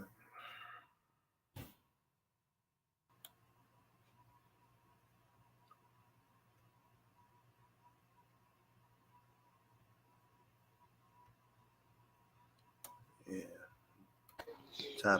Tapales, 37-3. He beat AJ in a split decision. They got the fuck what? They got the IBF and the WBA. Fulton got the WBC and the WBO. Man, this right here was a big year for boxing, bro. You know what I mean? Could be one of the biggest years ever. You know, all we need is Devin Haney to step up to the plate and fight Shakur. You know what I'm saying? That's like the only fight that we missing. Facts. Shakur ready to do it. Jay Prince, he said he want to make that fight. It's all up to Devin Haney. Just like Jay Prince said, are you with it or not? Yes or no? Do you want to fight? Yes or no? As simple as that, nigga. You know what I mean? Terence Crawford and Errol Spence, they fighting. They fighting to prove who's the best. This is what it's all about. This is what the greatness is. You know what I mean? Two undefeated champions. Terence Crawford, the #1 fighter, pound for pound, the best fighter in the world. Errol Spence Jr., the #1 welterweight in boxing, the unified champion, undefeated. I can't wait, bruh. They ready for war. Showtime Championship Boxing, PBC, Premier Boxing Champions. I can't wait, man. You know, this is like Marvin Hagler and Sugar Ray Leonard when they fought each other. This is like Thomas Hearns and Sugar Ray Leonard. You know what I mean? This is like Marvin Hagler and Thomas Hearns. It's going to be a war. Yup. This is going to be a real fight. This is going to be a dog fight, nigga. We going to see who's the top dog in the welterweight division and settle it. Spence or Crawford. Spence or Crawford. We going to find out, my nigga. You know what I mean? And I can't wait for Jaron Ennis, Boots Ennis, for his next fight. I can't wait for that one. Hey, Jaron Ennis versus That boy Vila is He gonna gonna be stop fire. that nigga. He gonna Royman work Vila, that nigga. He bro, gonna he work just that beat nigga. Rashidi Ellis, and Rashidi Ellis, he was a boxing phenom too. They called him Speedy Rashidi, with some of the fastest hands in boxing, and he was undefeated. And he beat Alexis Rocha, Rashidi Ellis, and guess what? Royman Vila, he dropped him 2 times. He almost knocked out Rashidi Ellis, bro. So this not gonna be an easy fight for Boots. This gonna be the toughest challenge of Boots' career. Boots gonna A stop him. knockout artist like Royman Vila, bro, he bringing the smoke. You Boots can gonna ask stop that Rashidi nigga. Ellis. Boots gonna stop that nigga. I got Boots by stoppage. He gonna fuck him up. Watch. Bring him on. He know he gotta bounce back from the performance that he had. You feel me? So it's gonna be even better, even sweeter. Cause it's a defense for the IBF interim welterweight title too. It's his first defense, so he know he gotta make a statement. Man, Rashidi Ellis was an undefeated fighter. Rashidi Ellis was undefeated, bro. Yeah. A lot of You people know, thought Rashidi Ellis was the truth. a lot of They people said thought Rashidi was gonna be a champion, and yeah. Royman Vila dropped him 2 times and beat him down. Yeah. Some people thought it was a robbery. It was a controversial fight, but Royman Vila, he's like the new Marcos Maidana. He's like the new Maidana in boxing, bro. That dude got power. Boots got to be on his A game. Boots got to be on his A game, bro. You know Boots what I'm gonna saying? assert itself real quick. I'm saying. My boy D Tell the Truth said, let's go. Bud by stoppage. Man, I respect that. Terence Crawford, the best fighter in the world. Bro, do get Number a lot 1 of pound for stoppages pound. though himself. It ain't going to be easy, D. A stoppage. I ain't never seen Errol Spence get knocked down before. He ain't never been down. So how is he going to get knocked out when the man got a solid defense? Always keep his hands up, bro. You know, you might catch him every now and then, but a nigga ain't just, you know what I mean? Sean Porter was catching him. Sean Porter did catch him. But is Terence Crawford going to fight the same fight like Sean Porter? Is he going to do what Porter did? Is he going to get up in them trenches like Sean Porter and make it a dog fight with Errol Spence to get his shit off? That's what I want to know, my nigga. You feel me? I want to see. Let me know. Is Terence Crawford going to use the Sean Porter blueprint in this fight against Errol Spence? Is he going to do what Sean Porter did against Errol Spence Jr., my nigga? Is he going to use that blueprint? Is he going to do what Porter did, nigga? Get up in the trenches and make it a dog fight, my nigga? Let me know, because I think he might do it. Terence Crawford seemed like the type of dude that don't give a fuck, my nigga. I seen that nigga. He was touching Errol Spence. He put his hands on Errol Spence today. He grabbed his belt. He grabbed the belt like Shakur. He grabbed the belt, nigga, like Tank Davis did, nigga, to Mario Barrios. So Terence Crawford seemed like, nigga, he's willing to get up in the trenches and mix it up with that dude. I can't wait, bro. This gonna be a fight, bro. This shit gonna be you don't want to miss it. You know what I mean? Make sure you order this fight on pay-per-view. Terence Crawford and Errol Spence Jr. The best fight, man, in boxing. One of the best fights ever. Straight up. He said each belt, nigga, not one. So he touched all the belts? So you mean Terence Crawford touched all of his belts? Dang, EJ made him do that. So EJ not just this type of boogeyman. He ain't no Debo type nigga where you feel me? Like Terence Crawford ain't scared of that nigga. He touching that nigga belts and everything. He touching that nigga. He put his hands on him. Yeah, I seen that. I'm like, damn, Crawford don't give a fuck. That nigga crazy. Dang. Yeah, bro. I like this type of shit, bro. Because Sean Porter, I ain't gonna lie. If you watch that fight with Sean Porter and Errol Spence. And remember, This is before the car accident. So you can't say, oh, EJ wasn't the same. This is before the accident, right? And nigga, Sean Porter gave that nigga a tough ass fight. Sean Porter was landing big shots. And Sean Porter, I think he's a good fighter, but Sean Porter is not on the level of a Terence Crawford. So you gotta study that, bro. If I'm Terence Crawford, I'm studying that fight with Sean Porter, and Sean Porter's not even that big. He's not even that tall. What's up with it, Butch? What's good? What's up with you? What's up, fam? Salute, man. What's up with it? You seen that press conference? What you thought about it? The walls are closing in on Errol Spence. The walls are closing. Your boy, your boy is getting put in a dirt bag. We'll see. We can salute Mr. Childress, man.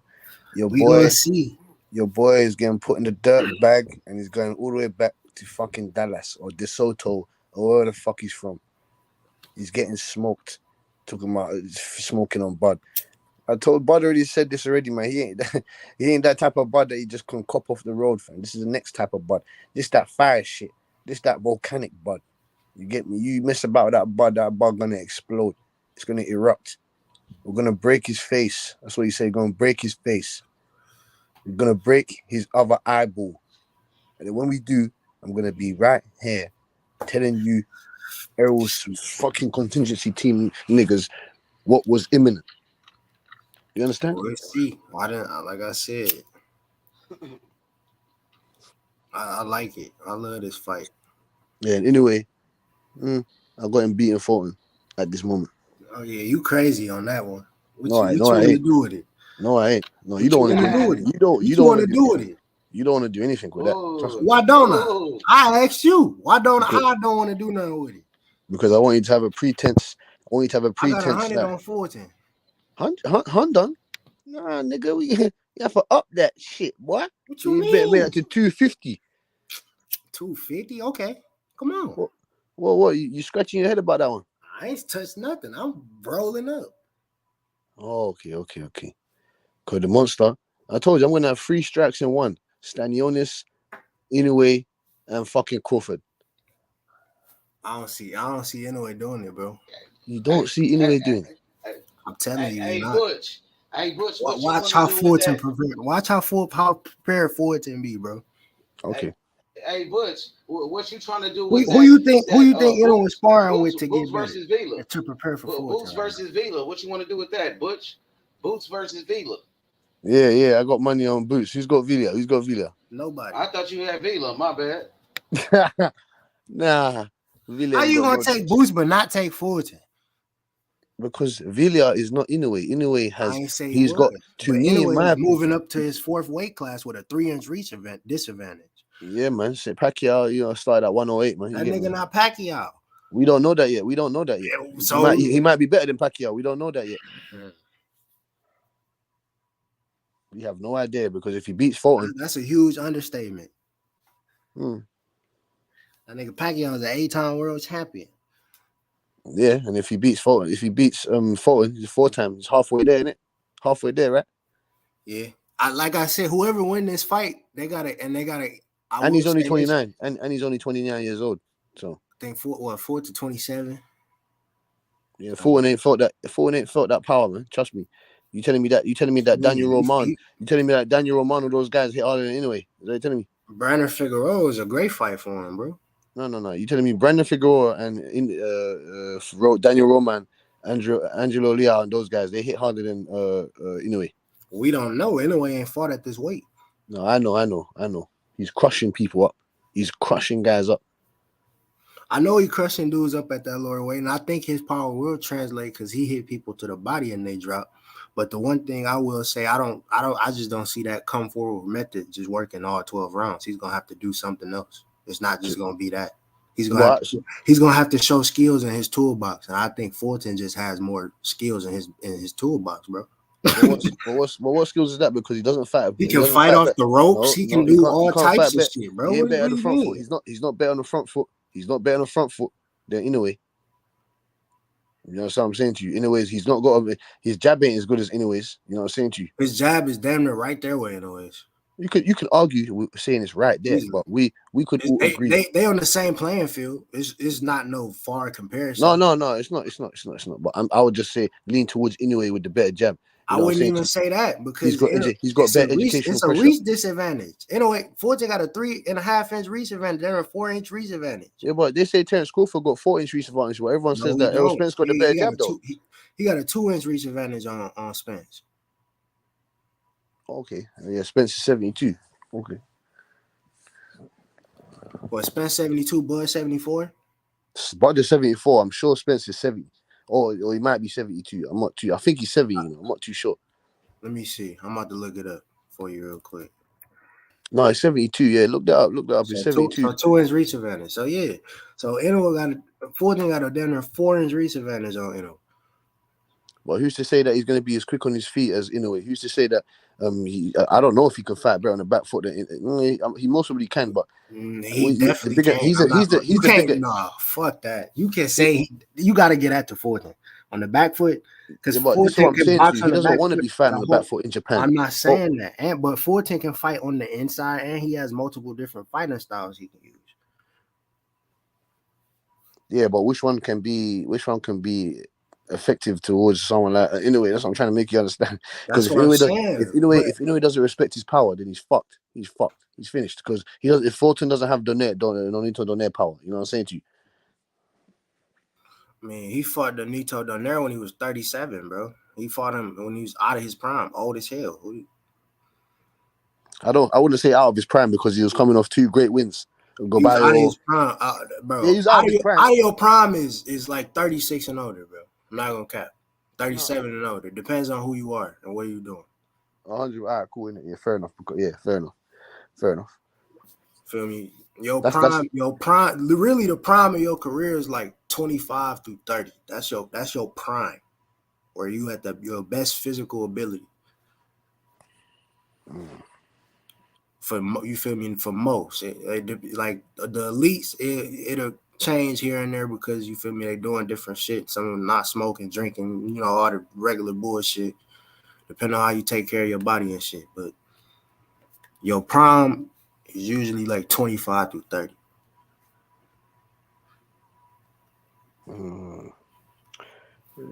Yeah. I agree there. I feel like to me, bro, I was telling niggas before this, bro, I see this bitch being multiple fights with Fulton and Inoue, bro. I don't see this being a one fight. If Fulton comes out healthy, right? Then that's what you think. Yeah, I know Fulton is gonna get hit, but I know Fulton is gonna hit that nigga with shit. So that power is nowhere near. He's the bigger fighter though, bro. Yeah, so but it's different. So he's coming up in weight. So it's gonna be hard. Yeah, it can be harder for easy. You feel me? He got and Inoue got to hit Fulton first of all. We acting like Fulton is not one of the best defensive fighters in the game. What are we talking about, bro? yeah, but you gotta know who them. Fulton is better than Devin Haney on the back foot. Yeah, but you gotta know who them judges are. That's a fact, but you can't argue that. I'm arguing that, of course. He's better than Devin Haney on the back foot. Of course, he's better than Devin Haney side to side. He might have been better than Devin Haney coming forward. You know what I'm saying to you? But someone like Inoue, no. That since he's a bigger man, he's gonna have to use education, that smart aggression, like, you get me, because he can't go over to Japan and try and do that. Oh yeah, playing that passive part, that passive boxing shit. He's not going to, because he gotta come out with a statement. Because even, you feel me, if it's a close fight, they gonna give it to it.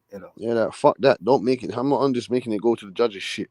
Yeah, really know what's going. What I know, you get me. I'm sure you know where the fuck that's going. He has to beat him decide. That's what I'm saying to you. He has to beat Inoue decisively. Like, there's no arguments. Nothing at all. I can see that happening. No. I'm sorry. See that happening. Why can't you see that happening? I'll bet you a stack that Fulton, if Fulton wins, at least he has to at least win 4 to 5 rounds, at least. What, the early rounds? Yes. It's 1st to 7 in my opinion. 1st to 7 rounds. 1st to 7 rounds. And once whoever gets to 7 first, it's a race it's out and out from there. Okay. Yeah, I feel that. The race to 7. So yeah, round 7. Round 7 or 8. Round 7 or 8. Whoever got 5 Round 7 or 8, whoever got 5 rounds winning the fight. Yes. And you're telling me you can see Fulton wiping out Inoue 9-3, 10-2. Yes. Okay, fair enough. He got that ability. He does have that ability, but in a way, they don't call him the monster for no reason. I'm telling you, they don't call him monster for no reason. That he's a very smart fighter, very, very crafty. You know what I'm saying? Hear me? Can you hear me, Butch? Yeah. Hey, and I'm glad to have you back. Glad you back, brother. Miss having you around. Check this out. Salute, Mr. Haven. What's up, Cam? What's the word? Look, What's Haven? And this I got to cut you, Butch, because this is the thing. You sit up here and you sitting up here taking Monster over Cool Boy, and you're talking about his power. And here it is, he's coming up 2 weight classes against a much better boxer. Because Monster got good technique, but he ain't got the boxing skills like that. Nowhere near. But yet still, you'll sit up here and you'll shoot down Tank against Haney when Tank power is just as equal or greater than Monster, and his boxing level is much higher, and he's in the same weight vicinity as Devin Haney. What do you mean? He's smart? Hold on, Sports Haven? What are you trying? What I'm saying is, if you can sit up here and say Monster is gonna, you pick him to beat Fulton, but you sit up here and you'll take Haney to beat Tank, and Tank is a better boxer than Monster. He got more power than Monster, and Haney ain't a better fighter than Fulton. No, I don't know if he's a better boxer than Tank. I don't know if Tank's a better boxer than Inoue. I'm not sure about that. I'd love to argue that. Tank hasn't fought the levels and lacks as someone like Nonito Donaire. You know what I'm saying to you? Bro, he was fucking 37, That's it doesn't matter. It doesn't matter if he's 37. It does matter. That's not a fact. That's not I don't want to take nothing from Mr. Donaire. Donaire was coming off 2 great victories, the top guys in the division, and he looked damn fine to me. I don't want to take nothing. Can we say that he was out of his prime? Yeah, I don't want to take nothing from him. Yeah, you can say that. You can say that he's out of his prime, but that's I don't want to take nothing from him, Butch. So I'm not going to disrespect. Is Errol Spence out of his prime? No, listen. I don't want to take nothing from him because he comes on the channel and he's hasn't lost. He's a great fighter, but that's just one person. You can only name one person. Tank resume is far superior than Monster's resume. You can't make that comparison because you can compare. I don't want to Donaire from a legendary standpoint. I'll put him up there, but Tank's resume is just far better. Tank has jumped up in weight. We seeing the fight of the win over Mario Barrio is actually aging out pretty well.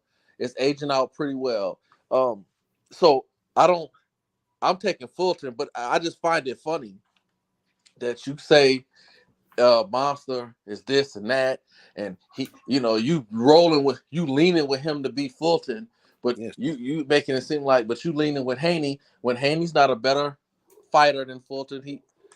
He's living off of his size and reach. He's not a better fighter than Fulton, and Tank is a better boxer than Monster. Now, as far as power, that's a different conversation, and Monster got good technique. That's a part of his power. So but as far as boxing, having the ability to fight on his back foot, having the ability to move, go in, and have such versatility, there's no comparison. He's not to be. And then resume-wise, there's no comparison to Monster to Tank. Yes, there is. He's got Hall of Fame on his resume.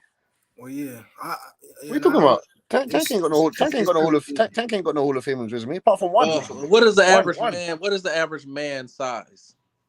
What's the average man size? Yeah, I'm gonna show you where I'm going with you. I'm about 5'8", about 5'8". And how much they weigh? Yo, salute, Sport 7. What's up, I want to ask you, bro, about this potential super fight between Gervonta Tank Davis, the face of boxing, against Teofimo Lopez, the two division champion, the lineal champion. What you think about this potential fight? I think it's a great fight. I think it's a 50-50 fight, but I'll say this: the way T.O. was looking in the first 2 rounds, I was on here that night, and I think that T.O. I think T.O. Taylor couldn't hurt T.O. And once he couldn't hurt him, he was able to get off and do his thing. I think Kambosos was able to hurt him a little bit more. I hear T.O.'s athletic, but T.O. I think Tank's gonna whip his ass. That's what I think. No. Did you see when they sparred each other? It's on video. It's on YouTube. When It's they on was YouTube. kids, yeah, I Tank saw and T.O. sparring each other. They was because T.O.'s young. They was kids. I remember that. Yeah, they I was saw young it. though, Yeah. but it looked like it was good work though, even back then. Well, it looked like Tank was T.O.'s just a working problem with for him a little bit. T.O. is a problem for Tank. T.O.'s got excellent explosive athleticism. He's strong as fuck. You get me? His mindset is on a different level because everything what he's going through, and he still managed to put in a great performance. Tank is gonna sit back in the cut. Tank is gonna sit back in the cut. Tank is more experienced. These are little boys. I said it before. These are little boys. Tank Little is a boy grown beating on fucking grown man. men. Little boy beating on grown men. You saw he done. Well, he ain't beat on Tank though. Tank. Yeah, Tank kicked though. I don't see Tank jumping up to go fight on Josh Tank Taylor. is not gonna sit up there and like Taylor. First of all, that's I ain't gonna lie, Butch. Tank stopping Josh Taylor. Tank just stood. No. Taylor. That's what I'm saying. We don't know Josh that. Taylor was Put just him in there. there. Josh Taylor. So put him in there. Okay, H, Put him you in there. still there, H? Hell yeah, I'm right here. All right. So you remember, H? Tell me if I'm right or wrong. Do you remember when I was betting Josh Taylor push-ups? just came off a 16-month layoff. If he would have jumped in that ring with Tank, he would have slept that nigga, bro. H, do you remember? Errol Spence coming on 460 plus day layoff. Yeah, Terence Crawford putting him to sleep. H, do you remember? What'd you say? Do you remember when I was asking to bet push-ups? I took T.O. Yeah. Okay, so I don't disrespect T.O. Taylor was. That's why T.O. being called. Taylor was standing in front of him, and Kambosos, he was doing a little bit of boxing. When T.O. get in a ring with people that can box, because he arguably lost his last fight. Styles make fights. When you get in front of T.O., when T.O. get in front of somebody that can actually box, he struggles. You cannot afford to struggle against Tank. I got you for sure. So with that being said, Butch, so Teofimo versus Tank Davis, you like that fight, and you said Teofimo he gonna be a problem. He gonna be a problem for Tank Davis. Yes, I'm saying that at 140, Okay. if it's at 135 or catchweight or something, Tank Davis should dispatch of T.O. But at 140, nah, Tank ain't fucking with that guy. So you got T.O. at 140. Yes. Tank's not fucking with that guy. No. Not with the 140. Like you saying, but what, by knockout or what? Decision? What you saying? Most probably by decision. I got him winning the majority of the rounds, about 7-5. You get me? Because Tank. Okay. That's what I'm saying. Tank likes to give up rounds, and he's not a volume guy. When the last time he did that though, Butch? So Butch, if they do fight, which weight class should they fight at? Should it be at 140 for the lineal title in the WBO? Yes, that'll create more history, more legacy for Tank. That's what I'm saying. You got T.O. And you saying you got T.O. Yes. And you calling out Tank for that fight. Is that correct? Yes, I'm calling him out because he needs to step up in his level of competition. Got you. No more Hectors, no more hold on, Ryan Garcia was a good fight. Don't do that, Butch. Ryan Garcia. I didn't say that. It wasn't, to me, it wasn't a good fight, but I can't. I'm not gonna argue. Well, how is that when he knocked out Campbell? I mean, how can you say look what he did to Fortuna? How can you say that wasn't a good fight? I mean, how can you say that's not a good challenge? No. Tank did what he was supposed to do. I'm saying in general, that wasn't a good fight. That nigga's throwing the same punch 4 times in a row. Yeah, but how many people was able to expose that though? No one. I know. So, but Tank, Tank's mindset and his brain, when his IQ is better than all the rest of those Fortunas, Luke Campbell's, what's the other guy's name? Fonseca, all those guys. Those guys not level. T.O. No. T.O.'s beaten 2. T.O.'s resume is better than Tank's. He's beaten 2 lineal champions. He's beaten 2 of the top guys in the division. Tank ain't done that, man. Well, I mean, T.O. does have the better resume. I can't. Yes, he does. Yes, he does. You're talking about Inoue. You're talking about Inoue. Hold on. Teofimo Lopez's resume is way better than Tank Davis. Hold on. Butch, he's taking on monsters. Butch, hold on. You fighting Josh Taylor. Hey, you fighting Sando Martin, the guy that beat Mikey Garcia. Butch, do me a favor, man. Butch. Come on, man. Butch, sometimes you got to listen, brother. I said that T.O. does have a better resume. Yes. That's what I said. I said he does. Yes. I don't disagree, but I don't give a damn about that. I'm telling you that fake ass pyramid fighting style he got, he was getting clapped in the first couple of rounds, and Taylor Yes, couldn't hurt but him. he made adjustments. But he can't get clapped He just against. ate He his ain't gonna punches, make no nigga. Loma. Listen, Lomachenko You see couldn't the way hurt him. he was That's what I'm transitioning. Lomachenko He was saying. couldn't hurt transitioning him. to the weak side of Just Taylor. He was No, I'm Look, transitioning to the saying weak he Lomachenko side. made couldn't hurt He was him. adjustments. controlling Just Taylor's Tank lead gonna hurt hand. that boy. You see the lead hand defense. You see the lead hand defense of I saw Teofimo him getting Lopez. rocked. I saw No, man. Taylor getting rocked in the I first seen 2 that rounds. first round, Butch. I saw Taylor getting rocked in the first 2 rounds. That's what I saw. So how many rounds did you give Taylor in that fight? I thought he won. I thought Haven? Taylor won. I thought he won 3 rounds in the fight. Yes, that's it. And that's all he I won. gave Yes, him that's two, all he won. 10-2. Yeah, I thought he got rocked. I thought he got crushed. Yeah. But my point is, he didn't have no power. He's standing in front of Tank. Tank ain't gonna be standing in front of him. And Tank got power, and then Tank know how to. T.O. is not a complicated fighter. He's basically pretty basic. He's athletic and he's pretty basic. No, Tank, you're gonna have to count. You're gonna have to counter the counter puncher, and I want to know how Tank is gonna do that. well, he showed it over and over and over again. I don't mean what you mean. How you gonna do it? You know he gonna do it. Against C-level opposition. The B question is, level at best. well, I disagree. B level at best. No. So you saying Santa Cruz is a B level fighter? No, just Santa Cruz bullshit. No. I'm not done. I'm not done. Man That's up just in one weight. person. You So dragged the man up in Pedraza, weight. You dragged the when he man up fought in weight. Pedraza, was Pedraza at the time a C level fighter? No, he was not. Okay, is Santa Cruz a B level fighter or C level fighter? He is a B level fighter. Yes. Is he a C level fighter? No. Is Mario Barrios a C level fighter? Yes. Okay, well, I'm just gonna let that go. Because I can bet you $1,000. I'll cash up you $1,000 right now, Sports Haven, if you can tell me who Mario Barrios beat before he beat Tank. Well, I mean, ain't no need to send no money. I mean, he hadn't beat nobody significant. No, Okay. There's no need to send me money that don't need to be sent because that's a fake concept. No, it's not. You said that is Mario Barrios. You tried to make it seem like he's a B plus. Well, you making Monster seem like he's a Hall of Famer. You only can name one person on his resume. He's a Hall of Famer. He's a Hall of Famer. But he only got one. I'm just saying you can only name one person on his resume. No, I can't. I can name you multiple people. Sports Haven. Right now, I can name multiple people. You got Paul Butler. You got Paul Butler. You got Jason Maloney. You got Emmanuel Rodriguez. You got Carlos Pagano. He won and got the belts. Yes, he beat the champions. You got Pagano. Division, bro. You have Pagano. You got Donito Doner twice. You got Paul Butler. You got Jason Maloney. You know about what's the man? Nieves. Pagano got 5 L's. Okay. Who? The nigga you named, the Juan Carlos Pagano. He got 5 L's. Okay. No. He beat him when he had 1 L. He beat him when he had 1 L. Don't try. He had 1 L. Let me ask y'all a question. Those same fighters that Butch are naming, Butch, were they champions? Were they champions? Yes.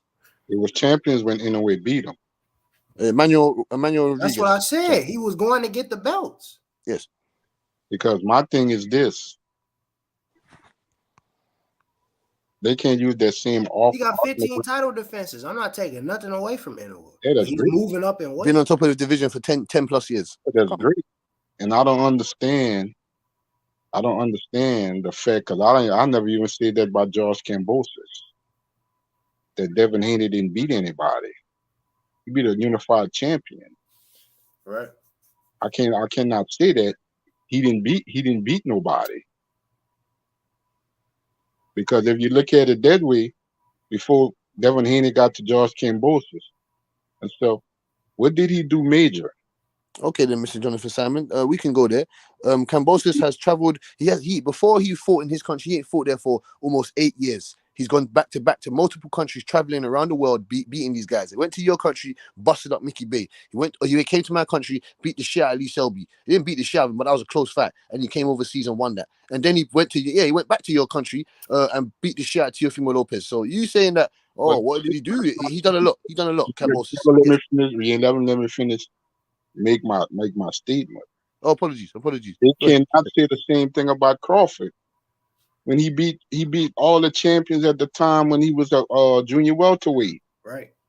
Can't say, well, he ain't beat nobody. He beat all champions to get his undisputed.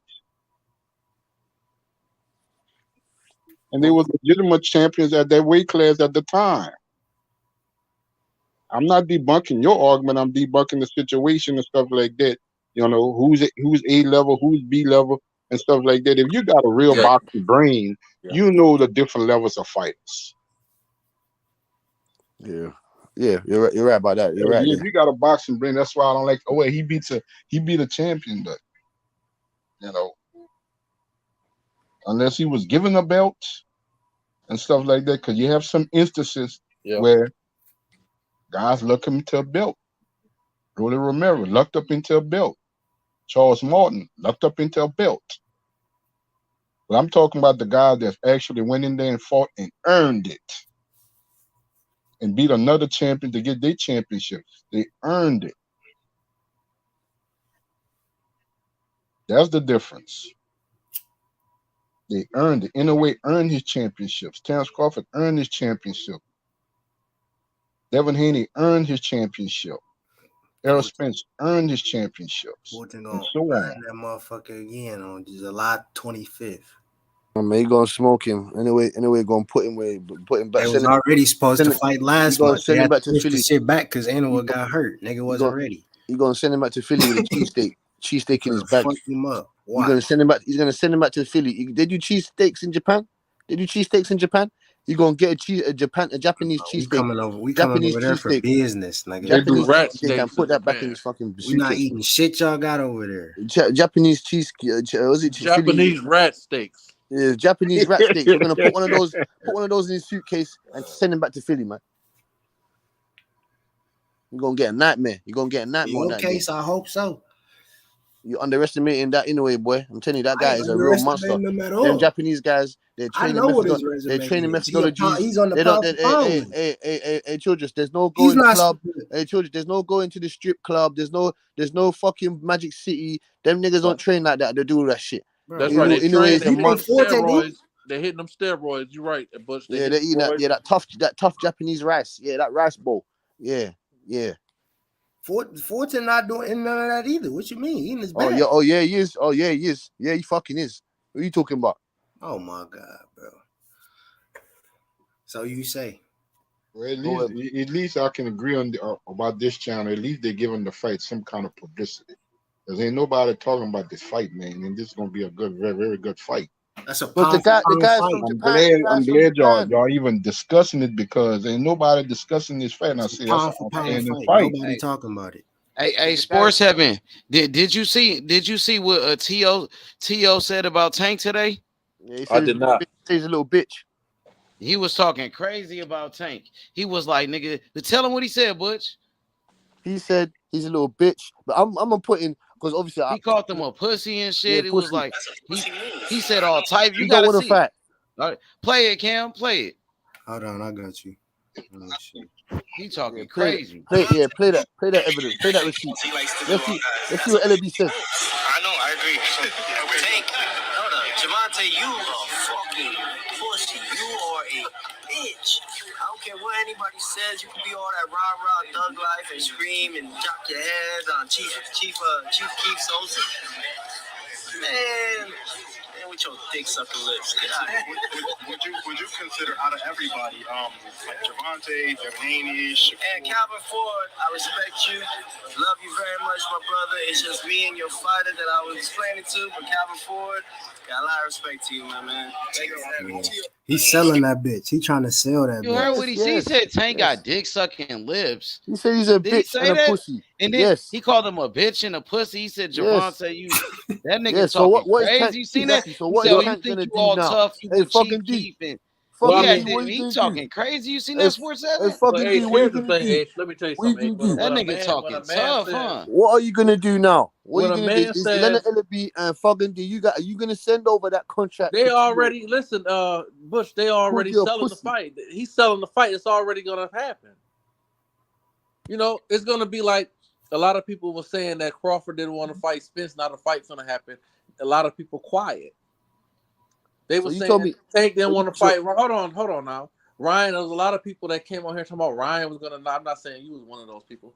You know what? What you say? No.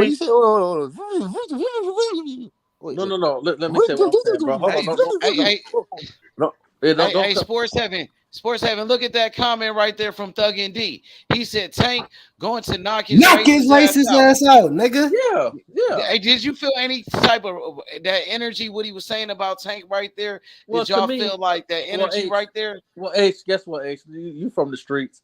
When a nigga start talking about another brother got, introduced it, you get, some niggas is in the graveyard for introducing somebody to their private.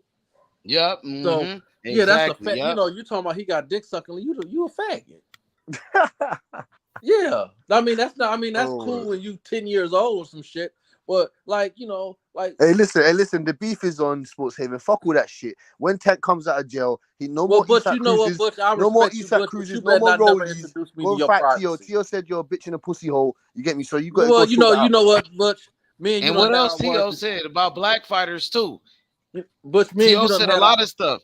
So when he fight Tank, people gonna bring all that shit up. You know what I'm saying? So he's saying all of that about Tank. He said a lot of shit about black fighters too. So 24 Geezy says Tank versus Tio is the biggest fight in boxing. And then he comes out and says Tank versus Tio is bigger than Tank versus Ryan. He said Tio is jealous of black fighters. He said Tio is jealous of black people. That's what he says. I don't agree with what Tio when he was coming out of that horse shit that was coming out of his mouth. I didn't agree with that. You might as well. No. See, I'm not a fool. You get me? I'm not naive. I'm not an asshole. You know what I'm saying to you? I didn't agree with that. You be hating on black American fighters, it seems like. I be hating on black American fighters. How is that? Well, it seems like all the niggas from America, you talking about they gonna lose. No. It's just that you get me. They don't really keep the demeanor like a Crawford. You know what I'm saying to you? Like they no. I'm gonna have to disagree. Supposed to have no. He like black American fighters because he high on Bud. Yes. Yeah, well, and he liked the Devin Haney too. All the fighters. Who's the biggest star out of black fighters in America? Tank Davis. And we heard what Tio said about black fighters. You know what I'm saying? So that shit'll make the shit even like low key even bigger because Tank is the biggest star out of all fighters. He's the biggest star out of black fighters for sure. American black fighters or black fighters, period, is Tank Davis. So Tio, you got a problem with black fighters, homie. You know what I'm saying? Is that what it is? Because Rolly said that his dick was bigger than Tank's arms, and what happened to him? So I think, but I will say I do think it's a hell of a fight. My thing is this was having. I know it was cap. Yeah. I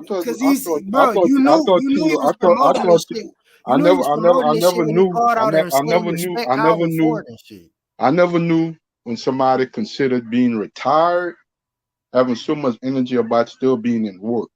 I thought Tio said he's retired. Yeah. And my thing is this: where was this energy a couple of years ago? And Tio put himself and put himself back in a top position of sport of boxing. Right. But years ago, I didn't hear him running Tank off his tongue years ago.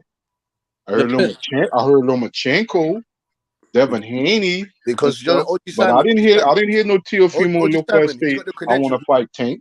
He's got the I never heard that. Now all of a sudden, he's a pussy, he's a bitch because Tank is the star. Yeah. Where that energy was a couple of years ago. Mm-hmm.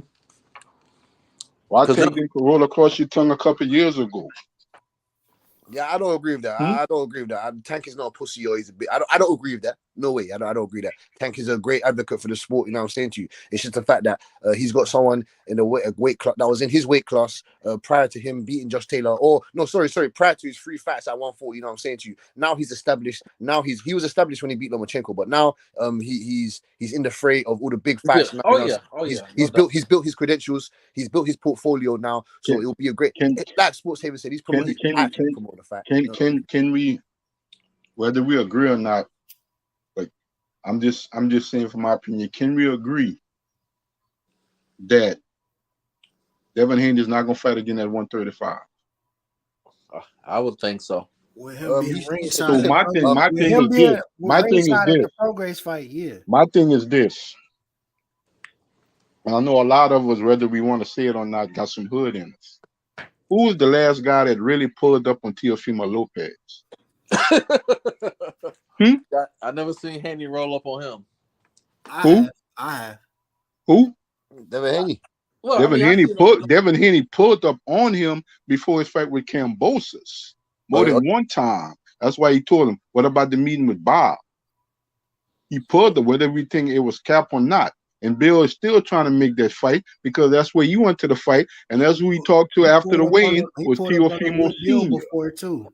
So my thing is this: regardless of what we think of Devin Haney, they pulling up on you, Teo. Yeah.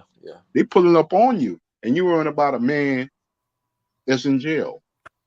Yeah. You retired or you're active. You free, Devin Haney's free.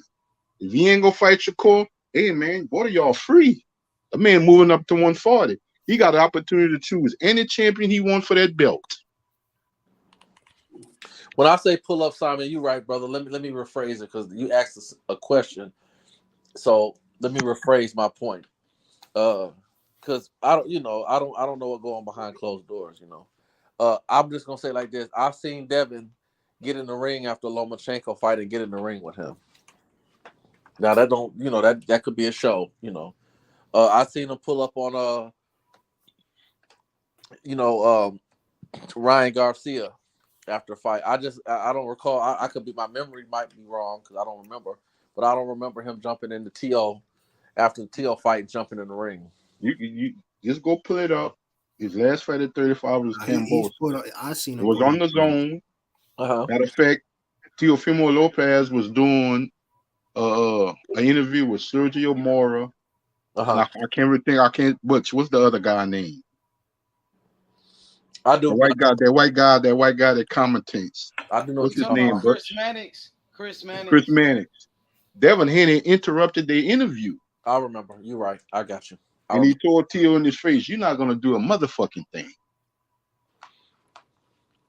You're right. I remember, Simon. I remember, brother. I remember that. You're not gonna do a motherfucking thing. So if a nigga pull up on me and well, now I need to see you. Yeah. Show me that I ain't gonna do you nothing. Show me. Hey, Sports Haven. They Jack Catterall said he want to fight Prograis, and they trying to get that in October. Prograis? Yep. He said he want to fight Rigoro. I respect Jack. Jack, Jack, I think he might be low key underrated. I think that's a good fight because I respect Prograis. He kind of put me in the mind of a throwback fighter, but I don't think he's all that though. I thought he lost to Taylor clearly. Now I don't know if to me Prograis he got a little pop and he does know how to get you out of there, but he don't. I want to see how he look this weekend. He fight in 3 days. One hitter quitter. He don't have that one hitter quitter, and I can see Jack giving him a good fight.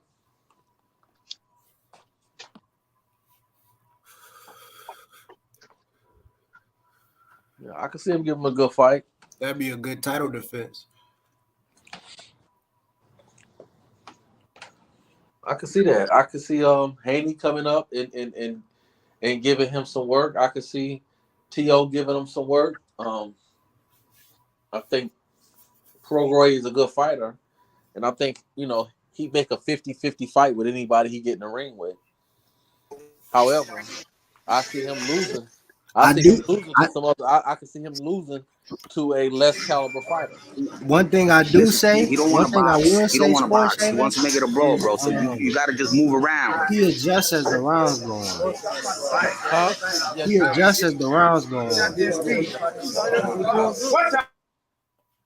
He adjusts as the rounds go on. That's one thing I will say.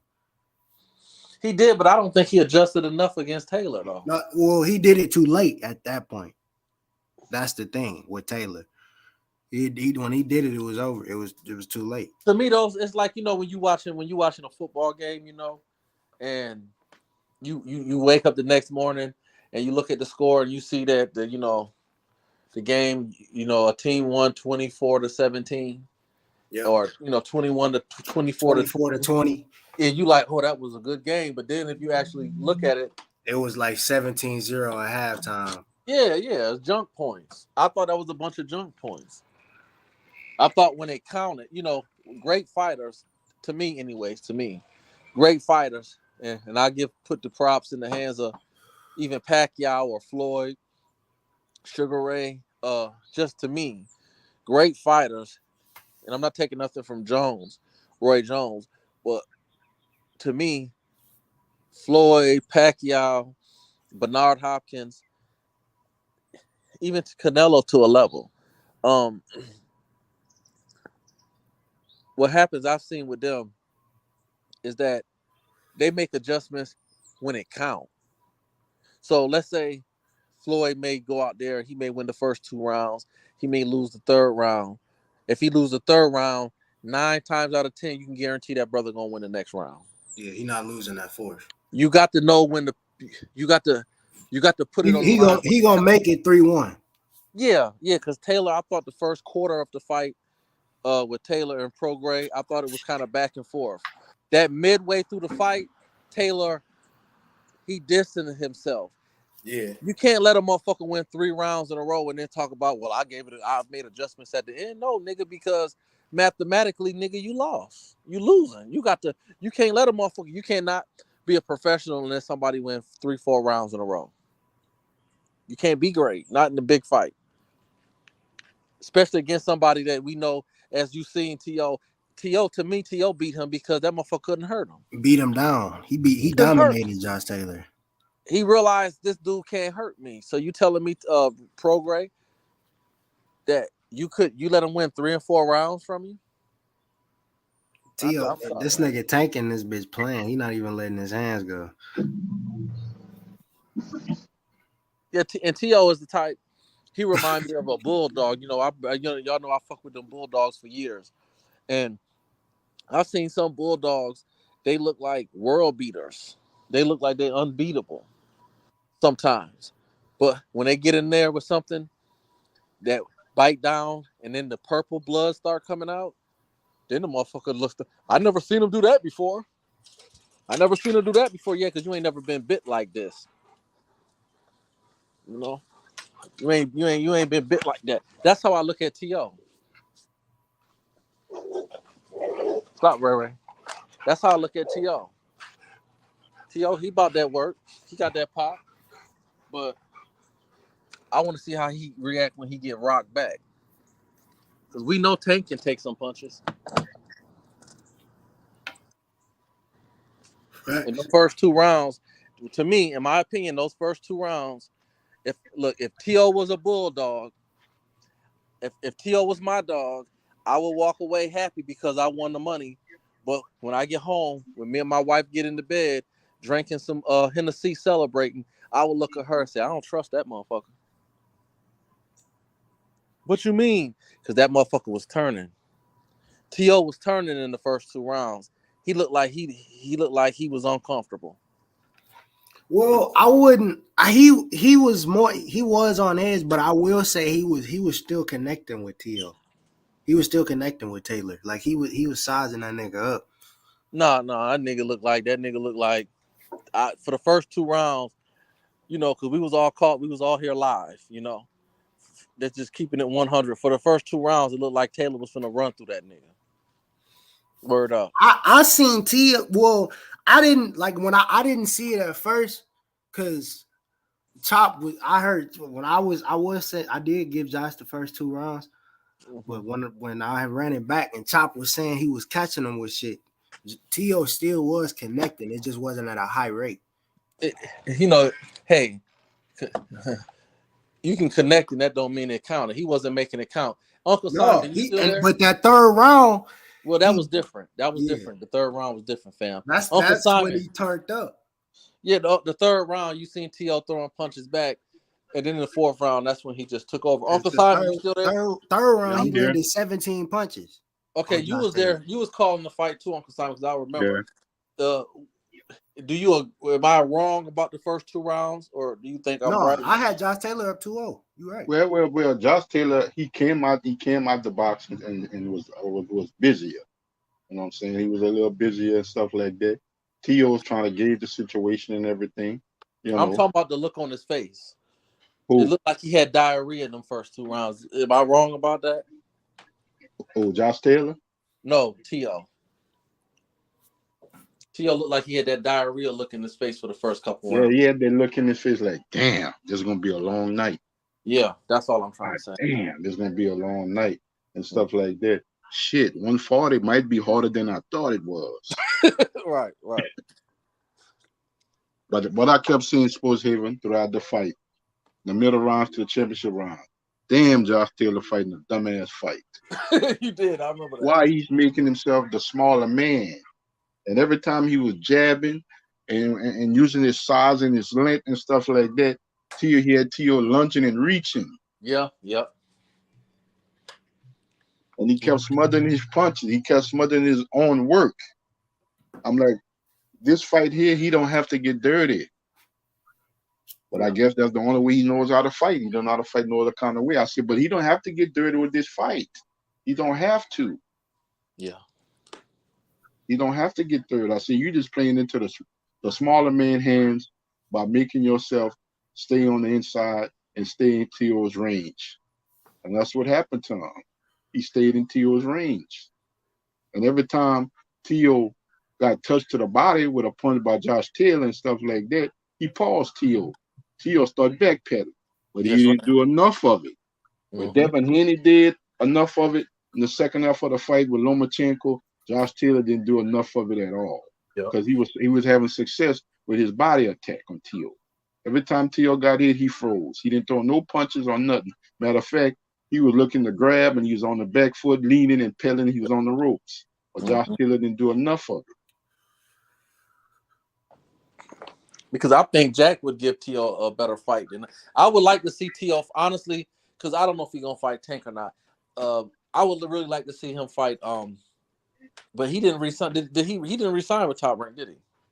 I don't know. This is supposedly this was his last fight. I don't know. Yeah, we don't know what we don't he know. Fought on, he fought on that Laura Wood undercard. We don't know what a lot of them guys are going to do. We don't know. We can only assume and speculate. But Devin's supposed to be a free agent. Tio's supposed to be done with his Top Rank contract. Tank is still in jail and stuff. We don't know who's next for Shakur.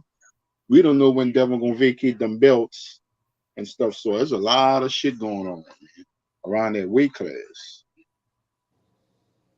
I like how the guys are starting to become free agents, though. You know what I mean? I think they took the recipe from Jake Paul. And I would just say that's supposed to happen, especially when you're a professional athlete. That's and right. Then you done made some success for yourself. That's your right to be a free agent and search out the best business deal for you. Mm-hmm. I think that's right for any professional athlete. When you become a free agent and stuff, and whatever you get in return, you earn that. That's why I call it free agency. You earn that. I put myself in the position to be able to demand and ask for what I want. And you get more. It's no different. Like I'm a maintenance supervisor, and I get a lot of temps that come through. Now, a lot of the temps come through making $17, $18 an hour. They're not a temp agency gonna pull about $32, $33 an hour for each one of them, right? Now you bring somebody in off the street that got a little experience, you might pay them $21 to $22 an hour. The point is, the temp is their own free agent because they work for the agency, but guess what? They don't have to be on call. They don't do work orders if you're not there with them. They do what they want to do. Tio is in a better position because I don't know what he was talking about. He was a lot of delusional when he's talking about he's worth 9 figures. From Cambosis and them 2 other fights you had at 140 besides Josh Taylor, what 9-figure payday you was gonna get? Not looking like that. Yeah. I was only getting $1 million. Yeah, you shouldn't have renegotiate or something when you beat Richard Comey and Lomachenko. Yeah, you was in a bargaining side to do that. But not after you lost to Cambosis in them next 2 fights, who's gonna pay you 9 figures the way you look? And it's arguably you lost to Sandor Martin. So I'm gonna pay you 9 figures. How you warrant that? And then you're gonna tell yourself after the fight, do I still got it? And you want to be a 9-figure payday fighter? Who does that? I ain't paying you that. You don't have enough confidence in your own self. So I'm gonna give you 9 figures. Yeah, you said it. I don't know. Do I still have it? Yeah. But I got a 9-figure contract waiting for you. Man, look, let's get your ass out of here. And you said it best with taking advantage of the opportunity. That's the key Opportunity. to America. Now he's in that position now and stuff. And I think Tio is a lot wiser now. Okay, I'm gonna take full advantage of this situation that I kind of let go at 135. I'm gonna just sit back, look at the landscape. I'm gonna make my decision because he ain't retiring. You just 25. You ain't retiring. You just talking. So you can stop that. Nobody believed that. You're not retiring.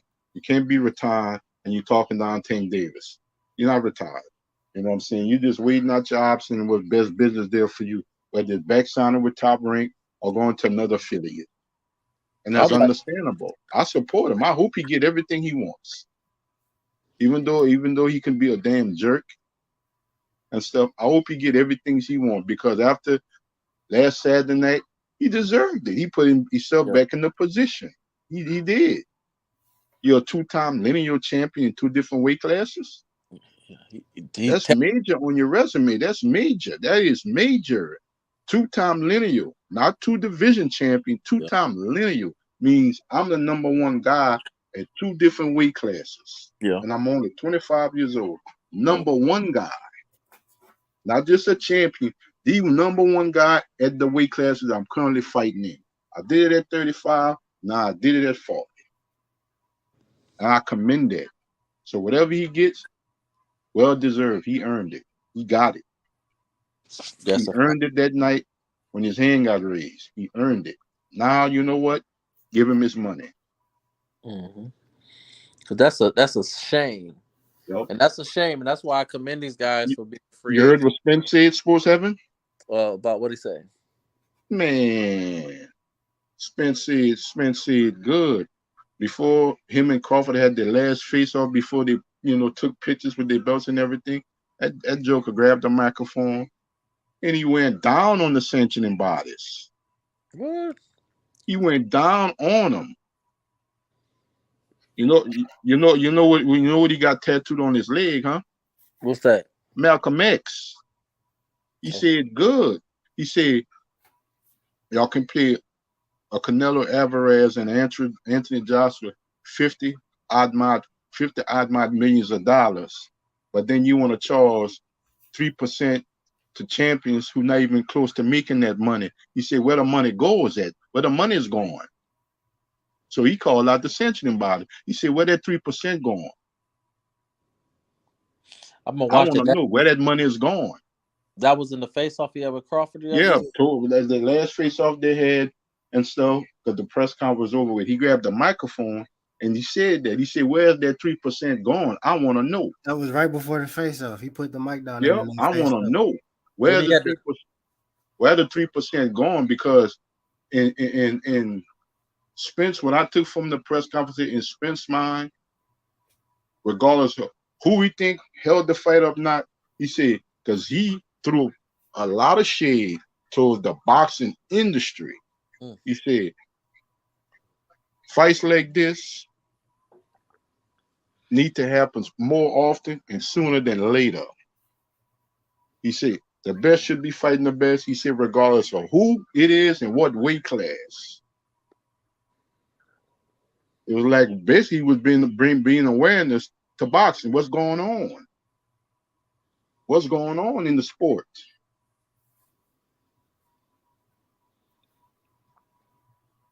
That's when he had the Spence was upset, man. They threw a little slang, little this here and there, which it was nothing venomous. Because he got respect for Crawford. Crawford got respect for Spence. But it was like, what the hell we need a boxing industry for? What the hell we need that when the fighters can actually make the fight themselves? Mm-hmm. Why we gotta wait on y'all? Is that the same Simon? Is that the same one when he had the suspenders on and he was talking about? That was today. Okay. He went at boxing today. You know what I'm saying? He went at the industry today. That's why he made that comment through the sanctioning box. Y'all gonna charge us 3% when we become champion, but we don't know where the money is going. How the hell I'm gonna pay something, but I don't know what I'm paying for? How you paying for a champion? Like, that's whack to me anyway. Yeah. That's the problem when you compare the winning championships to winning like Super Bowl rings. Yep. When you get that, when you win the Super Bowl, when the team make the playoffs, they get X amount of dollars each round. They get more money. You feel me? You get that ring, you can take that motherfucker to the pawn shop and make some money if you want. How do you have to pay to hold the belt that you earn? That's a good question. And Spence wanted to know that same question. He was like, where's that 3% going? What y'all doing with the 3%? I want to know. I want to know. And Bud might have opened them up with that a little bit. Because the thing about it, go ahead. You know why he put that out there? I'm a promoter now. Not just a fighter. I'm a promoter. I got Frank Morton. I got other fighters. Mm-hmm. So me and the Terence Crawford and all these guys, we reached the mountaintop. Gotcha. And we know the shit and all the BS and shit that's going on in the sport of boxing that's not right. So I want to make sure what I went through is just like your parents and my parents supposed to have. What they always would say, I want better for you. I want you to have better than I didn't have. Yes. I don't want it. If I ended up or start up in a fucked up situation, I don't want you to start up and end up in that same fucked up situation. Because what that's gonna make me look like? I'm complaining about some shit, and then I'm doing the same shit to my fighters that I complained about, or some shit that I didn't say when I should have said it and stuff like that. No. That's why I had an issue with Floyd Mayweather. Floyd Mayweather complained for years and years and years. Boxing didn't pay enough attention to him because top-ranking Barbarian didn't put him in the position to get the fights to put him on that next level. He complained for years, and we supported him. Barbarian was wrong. That's why he had to buy his contract. He didn't get to fight the Eric Morales or the Marco Antonio Barreras or the Casamayors or all these other outstanding champions that was well recognized. He didn't get to fight a Prince Nassim Hamed. He wanted all those fights. He didn't get a Costa Zoo, because Top Rank would allow him to have it. But then you become your own entity, your own promoter and stuff like that, and you do the same shit to your fighter that you did, that they did to you. Yeah. You're doing the same thing. Backwards. I Yep, get that. The same shit that you despise is the same shit you become. Yeah. And that's crazy to me. That's crazy to me. That's crazy. To me, the same shit that you despise, you became the same shit. And I don't get it. And I understood what EJ was saying today. Yeah, this is a big fight. But boxing got to do better than that, man. They got to do better, man. So it took a phone call, not sitting in the room with executives and all that. It took a phone call from Terence Crawford and Errol Spence Jr. and the fight got made. That's why I was saying supposed to having that BS with that boxing industry. Yeah, yeah. We give a lot of fighters hell behind, well, they're not fighting and stuff like that. So what the people behind the scenes doing? What they are doing? Where it took Floyd and Manny to make the fight. Yeah, you're right. Floyd was the one that stepped to Manny Pacquiao in Miami. They met later that night in a hotel room. And what happened? The biggest grossing fight in boxing history. Right.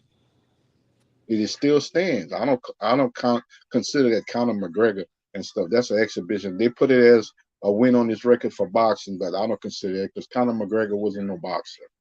So I don't credit that to him making that fight being a boxing. I don't consider that. Berto and Pacquiao, yeah, they were fighters. They was boxers and stuff like that, because he made more in that Conor McGregor fight and stuff like that, But the UFC was willing to negotiate with Floyd. Like, what? You want to fight my best guy, my cash cow, and you the cash cow for boxing? Oh man, let's make it happen. Hey, Sports Haven. Yeah, what's up, Cam? I'm watching this Figueroa fight. Figueroa had an 80% knockout rate before he fought Fulton. Fulton fighting inside the pocket with this nigga everything. He's doing everything he wants to do with this nigga, bro. And he the bigger fighter with the longer reach, everything. I'm telling you, this nigga gonna shock the world, bro. Yeah, I think he is too. I think he's gonna really just outbox him. Really, I think he's really just gonna outbox. He might just beat him up, and they might thought, he might just beat him up altogether. That's just my opinion. I'm not taking nothing from Monster. I'm just saying, you coming up 2 weight classes against a hell of a boxer, which is a fighter. Like angles. Like I'm watching this nigga snap this nigga head back, bro. Monster likes to extend on his punches and range you. Like Steph can beat him 2 or 3 ways. He can get in there and bully him and make him fight on his back foot. We don't know how Monster's gonna react to that. He can get up on him real close and take away his power. And right, that's what he did with Brandon Figueroa. Right. What's the third way?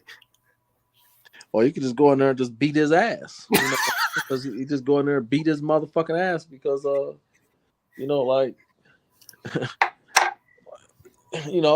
this talk about he might get robbed. I don't know. I'm not drinking that Kool-Aid. Now I give Monster anyway his props for jumping up to take the fight. And if he beat Cool Boy, which I ain't gonna rule out, if he beats Cool Boy, I think you definitely got to. Yeah, because he's gonna have an instant title shot for Undisputed, and he's gonna beat that dude. Whoever win this fight Marlon Tapalez. They beat AJ. Hey, I don't even give a damn about whether or not he get Undisputed or not. He beat Figueroa with his prior accomplishments. I mean, it's hard pressed not to say he won't be pound for pound number 1. That's hard to say that.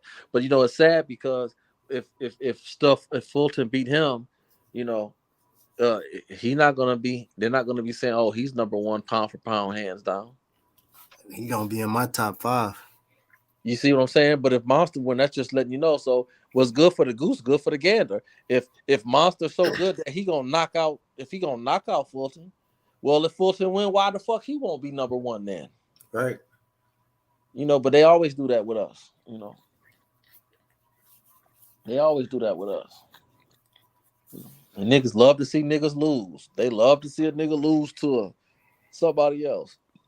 Fuck Monster. Fuck him. Fucking buck-eyed motherfucker. I can't see no way out his left eye. They got a 3.5-inch reach advantage, bro. That's what I said Sports having in Cam. I said that. Going into 2023, I don't care if I'm a fan or not, I'm holding all these fighters feet to the fire. Yep. Tank Davis, whoever. Mm-hmm. The winner out of Spence and Crawford, most likely the winner, if they have a rematch or not, they don't. Most likely, them guys either going to move up, and the next person probably going to call it a career. Yep. We're going to have new champions. If they say they are the guys that everybody think and believe they are, I don't want to be waiting on no Boots and no Virgil Ortiz forever. And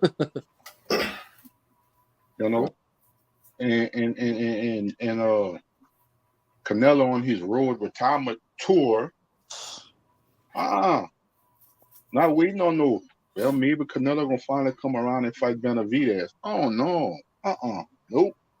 Or they've been Benavidez waiting for Jamal Charlo to come up, knowing what that man been through. Man, they had fought in damn near 2 years. Man never fought at 168 pounds. But you're gonna just sit around and wait for him and fight a bunch of average fighters. You got David Morrell sitting right there. Mm-hmm.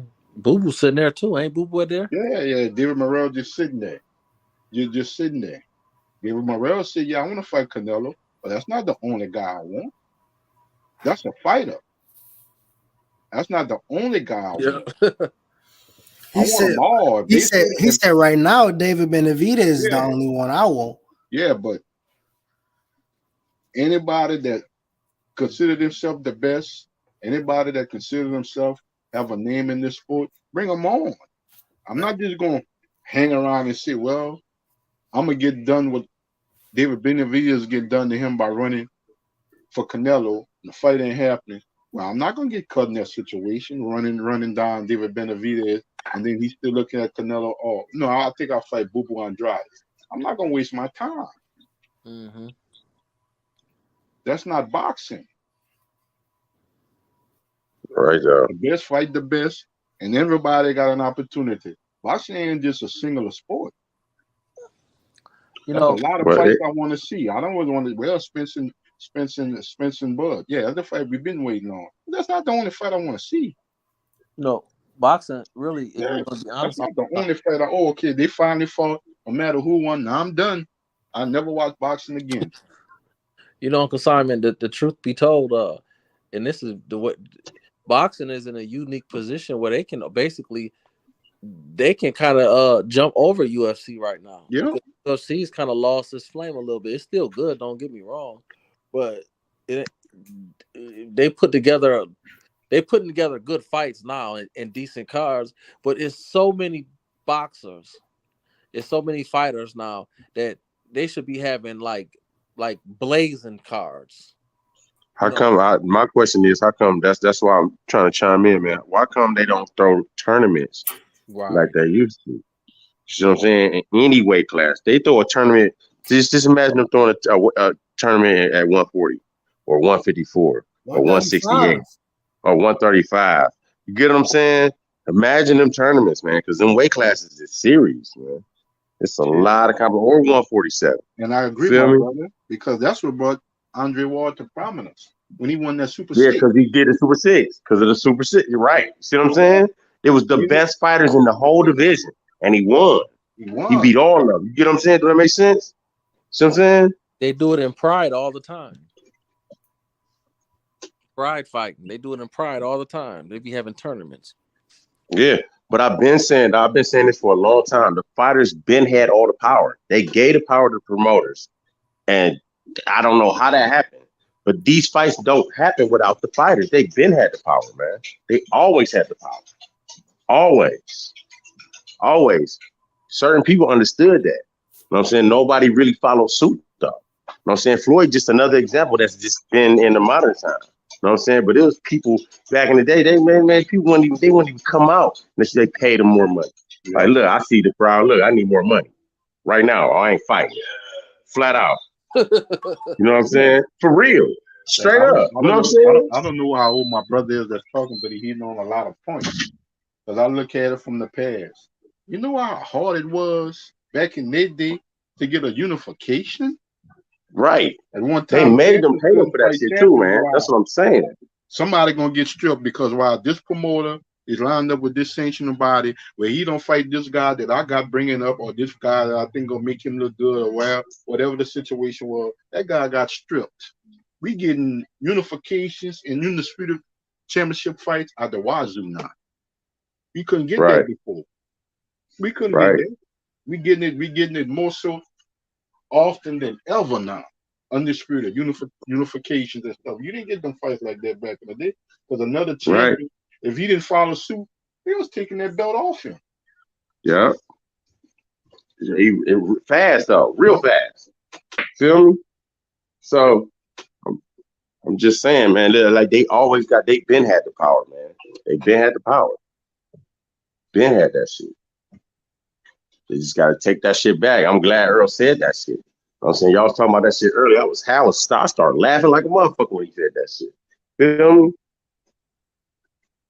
I'm like, finally. Because at least somebody that's somebody that's recognizable in this sport that's saying something about this shit. You feel me? On the biggest stage. On the biggest stage. This is the biggest fight. You hear me? Mm-hmm.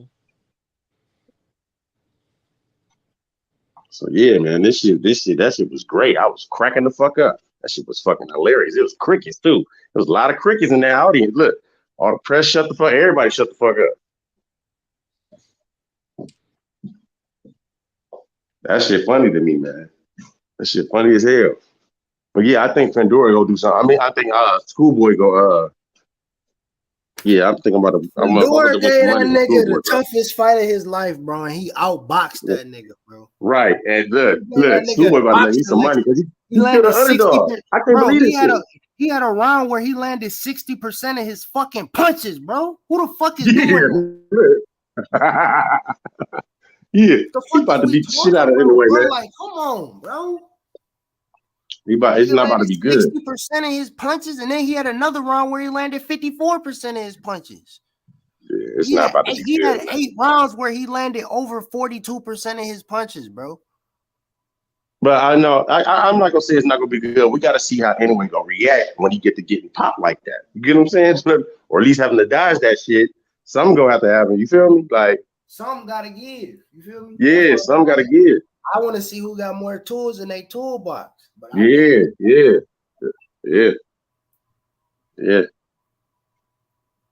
That's what makes it interesting, man. Because it's not like anyway. It ain't like he can't box. You know what I'm saying? He can box a little bit, man. But I don't think his defense is up to par to the challenge. Exactly. He not used to being on defense like that. He not used to some of that work because they worrying about what he gonna throw back. Steph is so talented. Even if Steph He does gonna slip that shit and sting his ass. Look, he gonna angle himself. He gonna angle himself in a position that is like like a tiger and a lion. Yeah, the tiger's strong enough, and the tiger is big enough to kill a lion. But the lion mane and the lion's gameness it will overtake the tiger. Yeah. It's gonna get real ugly quick, or it's gonna be a good ass fight. One of the two. You know what I'm saying? Because I don't think it's gonna take too long for it to become obvious if he ain't up to par, man. I'm telling you.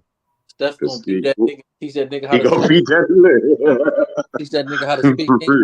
He gonna make that the nigga underdog plus 250 too, say bro. Toby, nigga. Say Toby. Yeah, I'm about to make money off that. I keep saying that shit. People don't understand. I'm about to make money off that. I hope they keep him like that. For real.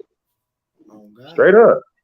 It's gonna be just like that Alicia Baumgartner Michaela Mayer fight, bro. Yeah, exactly. Look. That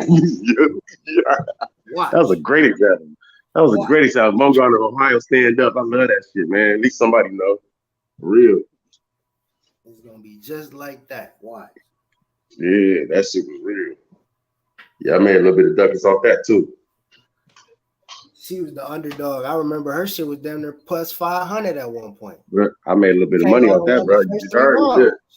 Yeah, I made a little bit of money off that one, bro. Straight up.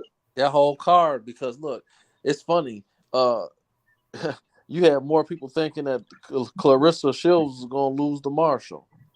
Right. Well, she 9-3'd her ass, didn't she? Yeah. But it's just to show you the sickness and we know it. We don't want to make more of it. What it is. People made bank off that one because that's the lowest her odds ever been. Clarissa Shields. Yeah. Her shit was like negative 125. Made it look easy. Actually, she was a plus at one point. Yeah. That's crazy. Like I would have, if I was up at that time, I would have threw the damn house on her ass.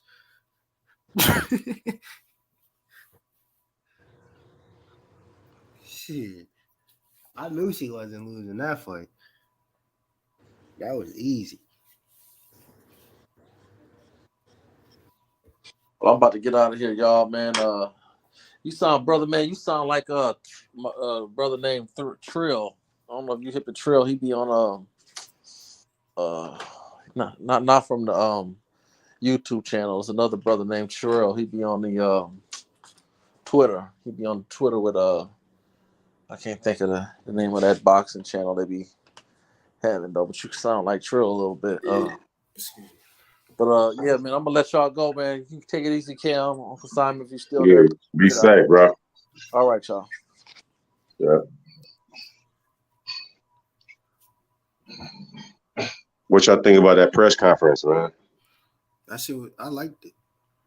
I mean, they still showing that they got that respect for each other. So it ain't really. Yeah, that's why.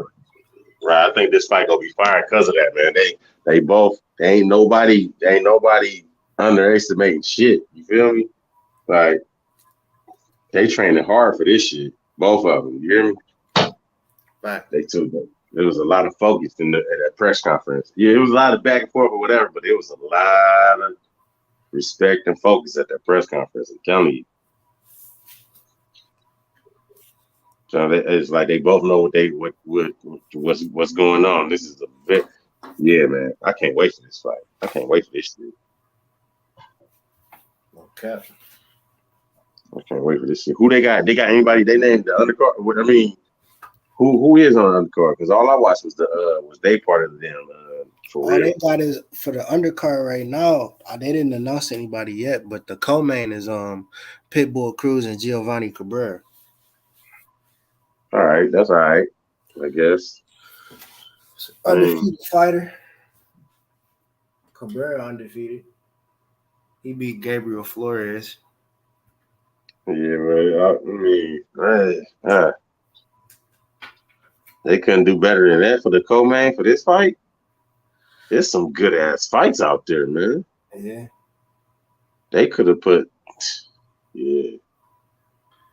Frank Martin. Yeah, they could have put. Frank Martin fight July 15th. Yeah, it is 2 fights in that same week, ain't it? It's like the same week, bro. That's 2 weeks before. That's 14. Like they fight the. Yeah, but no, it's a fight that before that, ain't it? Fulton and Inoue. Fulton. It's Fulton anyway. Yeah, it's Fulton anyway. Yeah. And then but the week before that, July 15th, Alicia Baumgardner fights. She fight the girl she lost to. She get her. Yeah. Then Richardson Hitchenson's fight on that card. Montana Love. Then Andy Cruz fight Burgos for his first fight, 10-rounder on that card too. Then Nonito Donaire fight that day for a belt, and Frank Martin fight that day. Yeah, that's that. Yeah, I seen that shit. What I was about to say? What? Oh shit! What about they could have pushed that what's called for that co-main? That bitch already signed up for that shit. Benavidez and July 8th, Boots fight Roman Villa, and then Edwin De Los Santos fight as the co-main on that card. Man, who they gonna get? I want to see Boots in some with somebody like Stanionis or something, or Roman Villa good, but he a good step up though for him right now, I think. Right for this level. Stanionis got to get over Virgil. I think Stanionis gonna beat Virgil the same day. Yeah, they fight July. I think Stanionis gonna beat Virgil for real. I got Stanionis in that fight. Okay, I gotta do my research on it for real. I ain't really looked too much into it. No, honestly, I think the determining factor is can Stanionis take the power of Ortiz because he get hit. You know what I'm saying?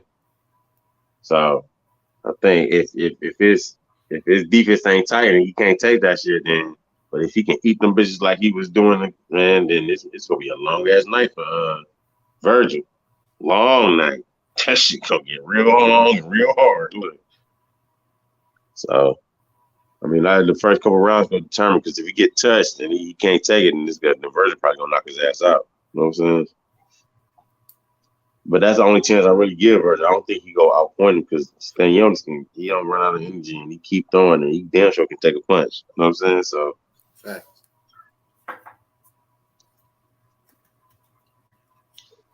That shit gonna be interesting for sure. Yeah, it's an interesting matchup. Real. Hella shit in July, man. Boots or Big Baby fight July 1st. Yeah, we that's up here. Yeah, in Toledo. In Toledo. Yeah. Up here right now. Yeah. Hell yeah, man. I'm trying to go to that fight. Trying to go to that shit. I don't know. I just depending on what's going on. Just depending on what's going on. I can't plan too far ahead. Too much shit going on. Motherfuckers on that card. You got your High Tucker. It's all Ohio. It's an all Ohio card. Yeah. Everybody on that bitch. Yeah. Everybody on that bitch. Yeah, that's it. I'm trying to make it that one. Shit, I'm about to get up out of here, fellas. I gotta eat something, man. Y'all be blessed, man. I appreciate all the info, all the talk. Subscribe to the channel. Press the like button, man. H Money, that's what's up, man. Y'all be easy, man. Subscribe. Hell yeah. For sure, man. Let's wrap this shit up, man. Y'all hit the like button, subscribe to the channel. We out, y'all. Peace.